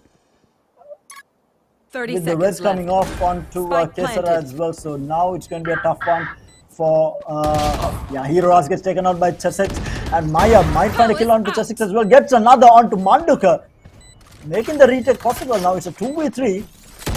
Last player And the lockdown as well, but looking at the wrong side. Jamal holding the angle, takes down Maya, down to the time to clutch it out against the 3 here. And he is good for 1, but will get traded out by Jamal. And it is 6-5 IWNL showing life here. Last round Can they before the clean switch. this out? 6-6 going into the second half.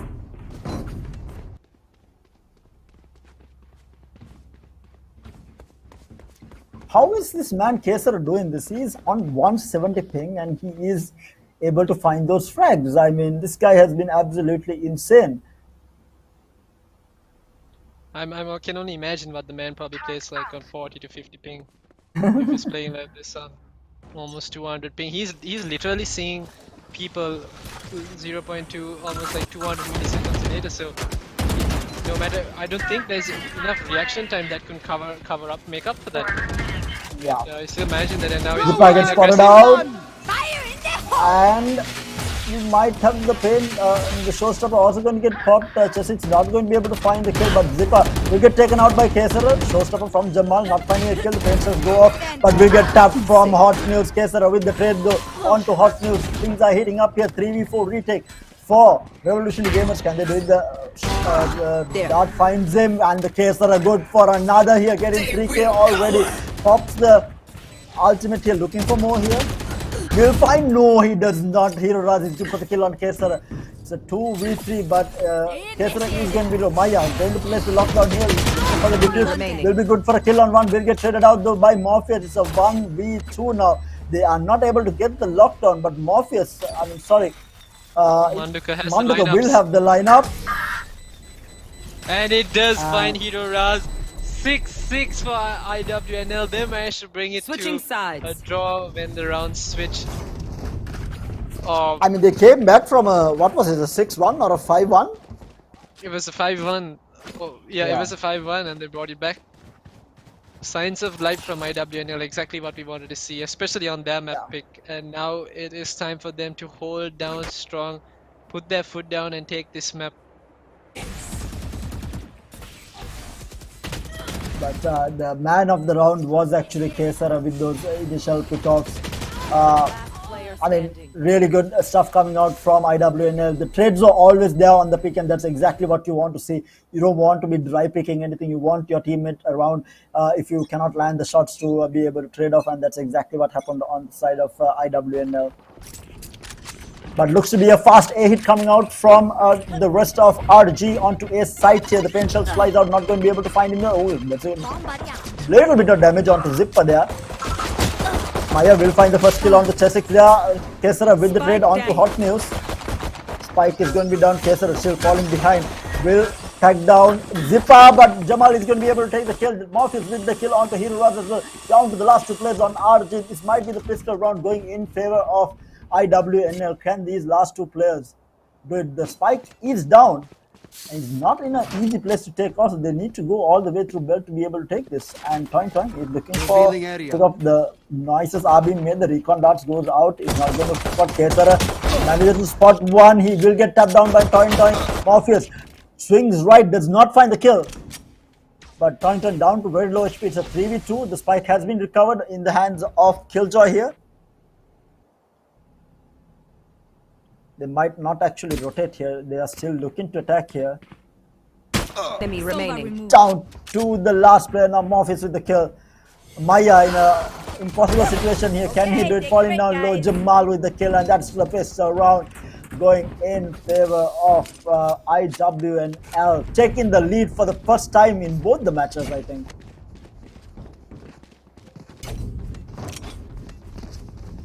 Yeah, this is the first lead for IWNL, and I think things are looking quite good for them. We should be able to close out this round as well, but that's in case anyone from Revolutionary Gamers doesn't decide to go in aggressive and then find some random kills. Looks like a mid play coming underway for Revolutionary Gamers, and that is something I don't think IWNL will be expecting. This is going to be 5 players picking it up. No instead it's under tubes. Aya, Maya good does for one. but Oh Manduka my and Moff is God. holding it down. They find 3 instant frags and now good position for Hot player News, but standing. Jamal has read it. Spike down, Last B. man standing, Maya on scraps for health once again, but he's actually flanking the flankers, I think it is, and but Jamal intuition saves him there. He Got the finds read. Maya. So this is interesting. This is a 2-round lead already for IWNL. Let's see. This is the full buy round coming out from RG here. Let's see what they can do. Let's see what Zipper can do on entry actually. Manduka, the man here, holding it down. This Viper's bite as well as the spray coming in to clean it up, and Jamal with the read.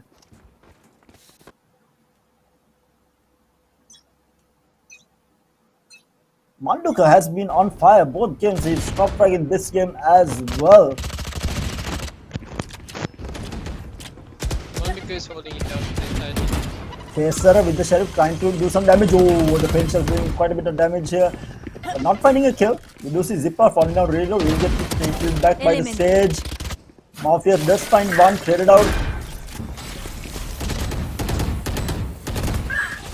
Viper by doing the damage, toying with the kill onto Manduka here. It's a 3v4 now in favor of, oh, as I said, Chessex is good for the kill on Zipper. It's going haywire here.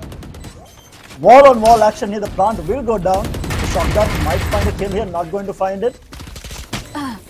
Last player enemy remaining. Will get taken out here. The lineup is going to work out, and not a lot of damage done to RG here. They do lose the 2, but the post plant was perfect from the Sova as well as the Viper, toying, and Hero Raza with the lineup so finishing off those kills. They managed to get the defuse up to half, but that was all. That was it. I think it was Morpheus who was sticking the defuse. He was literally milliseconds away from finishing that. Milliseconds away from it. IWNL almost had that with that unorthodox player that Morpheus did. I mean, so unlucky that he died to that Viper's bite the way he did. Yeah, unfortunate indeed. But now the actual full gun round from both sides, because they were on a bonus. Let's see what they can do with Chessex already pushing forward. He will get spotted out by the Torrent from KJ. Maya holding the angle. The Torrent will go down. Chessex. It's good for the kill on Maya. Lovely headshot coming out on him. Meanwhile, Zipper will take out Manduka all the way inside here. The plant will go down. Look at where Zipper is right now. Zipper is going to hold it down for these rotations. He should be able to find one. No, he's not going to be able to jump out with the read. Kesara with the kill on the toying as well. IWNL with a 3v2 retake, but we do have Hero Raj with the lineups. Can one enemy remaining. They jump in, they build cannons to clean out Hot News. The Hero Raj with the lineups will go through. They are looking for him. They are not going to be able to find him for the time being at least. The lineups have gone through. And he will take out both. And Morpheus can't stick the defuse either. The Viper's bite, he's on low HP, he's on 79. He's going He to needs peek right wide. now, Hero. He clutches And the he- Hero Raj. What a clutch by the Viper. I did not count him. I couldn't believe he found those 2 frags the way he did. I definitely thought that was IWNL's round. Holy moly, they got to be kicking themselves. This is the play here, Hero Raj. The satchel actually helped him out. I Jamal with actually the messed lead. up Jamal's aim.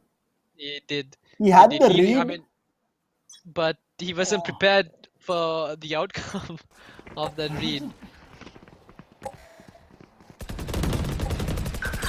Anyway, now Zipper find the kill on Kesara.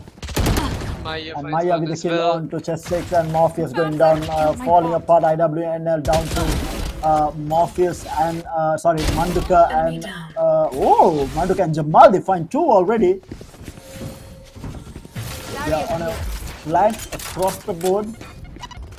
You do see one person coming back inside. It is going to be Jamal doing some damage with the pain shell there onto the Viper and the Sage both. One is going to heal up. They see one. Is he going to be good? No. Hot News is going to be good for the kill onto Jamal. Just panicking a little bit there on the side of Jamal. Manduka, can he clutch this out? Cannot count this man out. But playing against Viper lineups and Sova, not going to be easy. Manduka is going to be good for the kill onto Toin Toin. Still playing against the Viper lineup as well as Hotness. He's going to be good for another kill here. Fakes the defuse. The lineups have come in. And he has to look for this last kill. There's no chance. I don't think he can get the defuse down either. Time's running away. Viper bite on the spike as well. And Hero Raj is just going to buy time. He's just going to buy time. And get that he's frag going to be as good well. for the kill as well. Unfortunate. I mean, it's so hard to deal with a post-plant Viper. And on top of that, you have a Sova as well. Two people who will have lineup. You need to look for those kills. You cannot go for a defuse. And that's exactly why another reason that Viper is so strong on this map. One enemy remaining. There is no easy way to find the Viper. I mean, look at where the Viper was stationed at. Like, how is Manduka even going to get to him? Hero Raj playing it to perfection. Even in a 3v1, keeping his calm, going back to play for those lineups. Again, full on mid push coming out from Chesix and who was it actually? Chesix and You should run. Manduka. Lockdown will go down. I heard an operator. Pinchers, I'm sorry. Circle forward with the kill. He shot his own teammate, but Zippa with the kill onto Morphin. Will get turned up by Jamal. Viper flip goes out from Hero Raj. Can they bring this back now? We do have Chesix gets the kill onto Hot News during the plant. He's on the flank down to 30 HP. It's a 3v2. Maya good for the kill on Manduka. 2v2 now. Chesix is going to swing right here. Can he find the kill? He will not. It is going to be a cleanup and it is going to be 10-8 from Revolutionary Gamers. IWNL in all sorts of trouble now. I don't think they have the money to buy up. Do they have the money to buy up? No, they don't actually, and it will be a save for them. This is the potential 11th round for Revolutionary Gamers, and I'm just confused as to how Jamal didn't find a kill with that showstopper. He used it on his own teammate, right? No, that was Zippa who shot his own teammate. Oh, But, okay, yeah, Jamal sorry. shot it the wrong way before he got traded out by, I think that was Maya. Looks to be a hit coming out. The Sheriff trying to hold this down, not being able to find anything for the time being. They are getting tagged down. Maya will take down Chesix. The first man falling on the side of IWNL. And Maya with the crispy aim coming out onto Kesara as well. That's two down on the side of IWNL. Can they hold this? What type of damage can be done from IWNL? Tension goes off. Not finding a kill. Toin Toin with the kill onto Jamal as well. Down to the last two. And Morpheus is going to be caught with his pants down, and it is a flawless coming out from our Revolutionary Gamers. 11 rounds under their belt to the 8 on the side of IWNL. IWNL needs to win this round. If they lose this, they'll have to play a save the next round, and that's about it. It all rides on this round. And will IWNL make a play, or will they try to hold? Or, I mean, retake also seems on the cards for them, because every retake that we've seen them actually commit to was when they still had only like 2 players or like 3 players to commit to that retake. Name of the game right now for IWN is to keep the bodies alive. We do have the Viper ult going in on ace side here. So ult trying to catch the Viper here, not finding it. They'll tag him down though with the second. Oh no! That is Manduka's Viper ult down, and that's a full rush to the A side. And everyone on the side of the IWNL has to rotate here. What a play there. What a play coming out from Toin Toin. Pippa good for 2 now. Gets the third as well. Pinches might find Jamal as well. No, he does not. Last player standing. Jamal will find one, but will get headed out by Maya, and all down to Kesara in a 1v4. He will find one here. Gets hot news. 1v3. He does have the Empress up if he wants to use it. He will get spotted out. Not going to find the kill. Down to 7 HP. He needs an instant head tap. And this man can hit those shots. He does have some pretty crispy aim. He needs to look for one kill, just one tap onto the head, but no. Time dwindling, and match point for Revolutionary Gamers. And that puts IWNL onto a very Match weak point. buy as well. It's not looking good for IWNL. What do they do from here? How do they bring this back?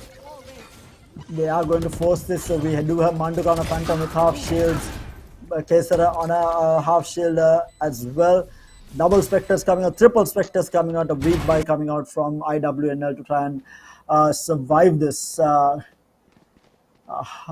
wow, this is looking a bit of impossible task coming out here for IWNL. But the man of the hour, Toing on the side of Revolutionary Gamers, taking out Manduka while the Viper Spit was there. Does find Manduka Maya, will but take Maya, Zipper with the kill on the Kesar though. And Boombot doing quite a bit of damage there. It's a 4v4. but there is a rest on both sides. Both teams have rest. Himself flies out. Jamal is good for the kill on Hero Raz. He will get himself out. 1 HP left. The 2 reses go off.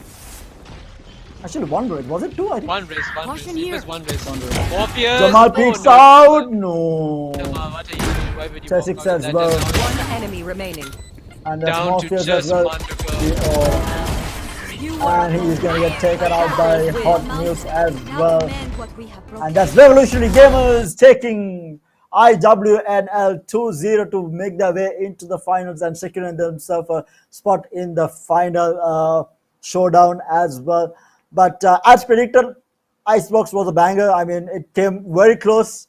IWNL did give a really good fight, but I think just those key plays coming out from certain players, it was not just Zipper this time around. Obviously, Zipper top fragging here did have a really good game, but it was some key plays coming out from the likes of Maya as well as Toing. Even Hero Raz, I saw him clutching out a couple of times, and especially those sports plans coming out from Hero Raz just made it impossible for IWNL to be able to do anything in the end.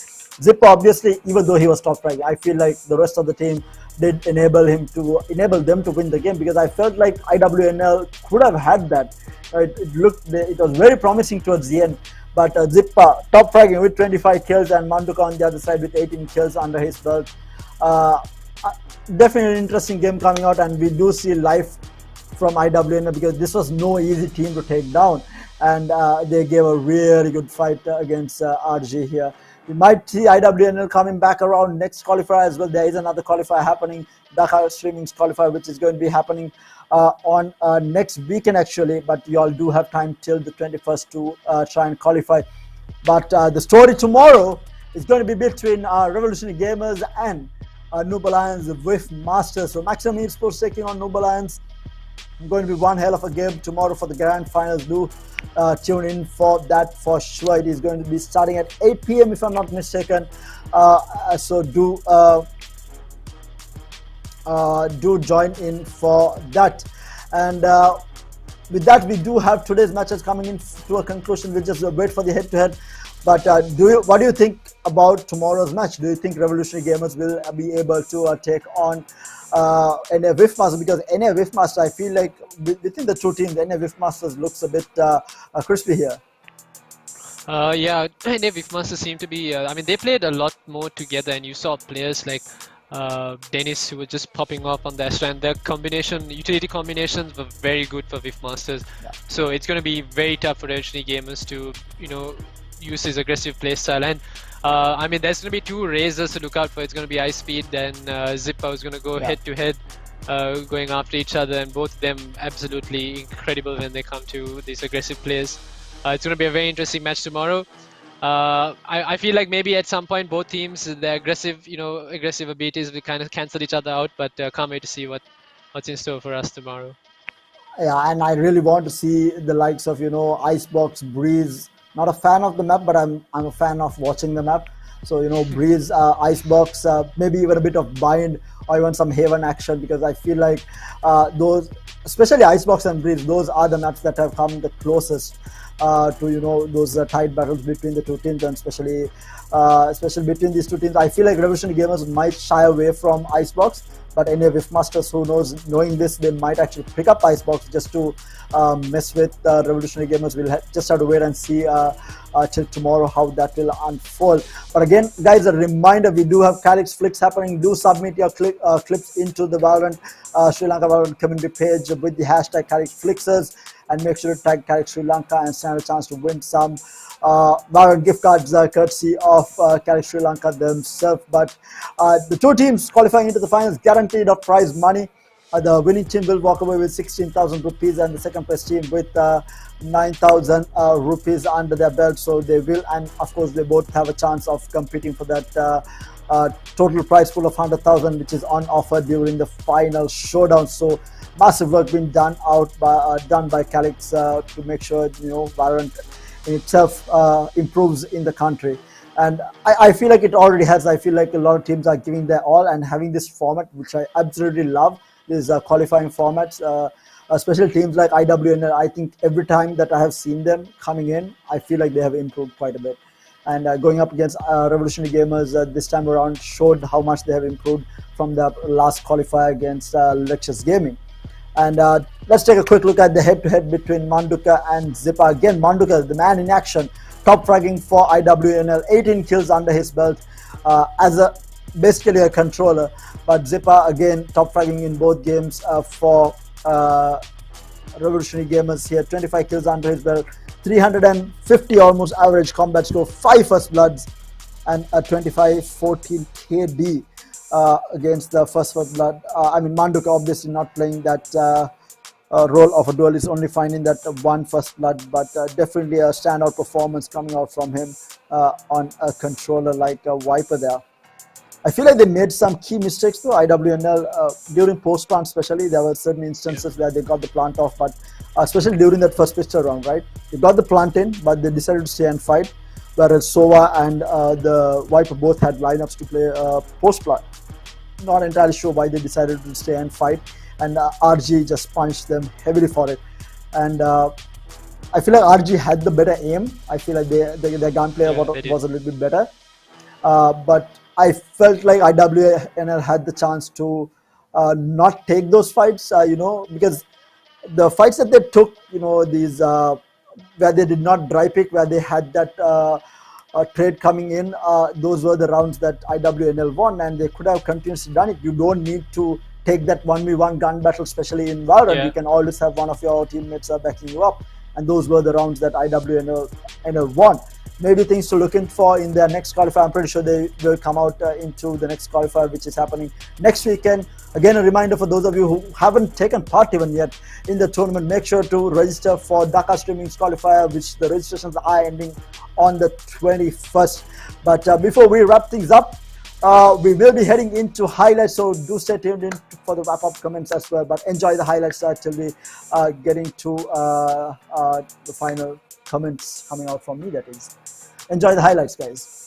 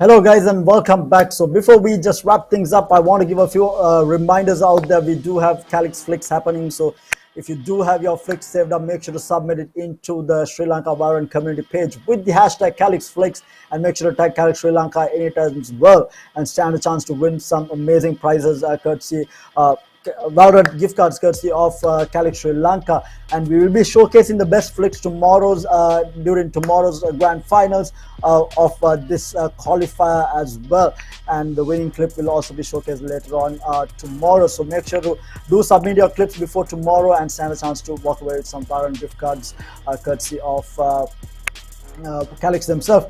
And the story is all about tomorrow. Now we do have the finals happening tomorrow. It is 3 Idiots Gaming qualifying finals, and it is going to be Team NA Whiffmasters taking on Maximum Esports Revolutionary Gamers. I feel like this is going to be one hell of a game. I feel like these two teams are very evenly matched. NA Whiffmasters a little bit favored here, but we'll have to wait and see how that unfolds, because Revolutionary Gamers are coming out with a new roster as well. But it's going to be one hell of a game. Do not miss out on the action. We'll be starting at 8 p.m. So make sure to join us for that BO3 series of the qualifying finals between NA Whiffmasters and Revolutionary Gamers. But until we do meet again tomorrow, we'll be signing off. Thank you everyone for joining us today, and thank you all for the production team as well as the organizers, Calyx themselves. You guys have been absolutely amazing bringing this to us, and not forgetting the viewers who have been watching this week as well as the previous weeks as well. Do join us again tomorrow and not miss out on the action. But until then, it is going to be me signing off. Hope you guys have a lovely night and a great day tomorrow until we see you all again tomorrow at 8 p.m. See you guys.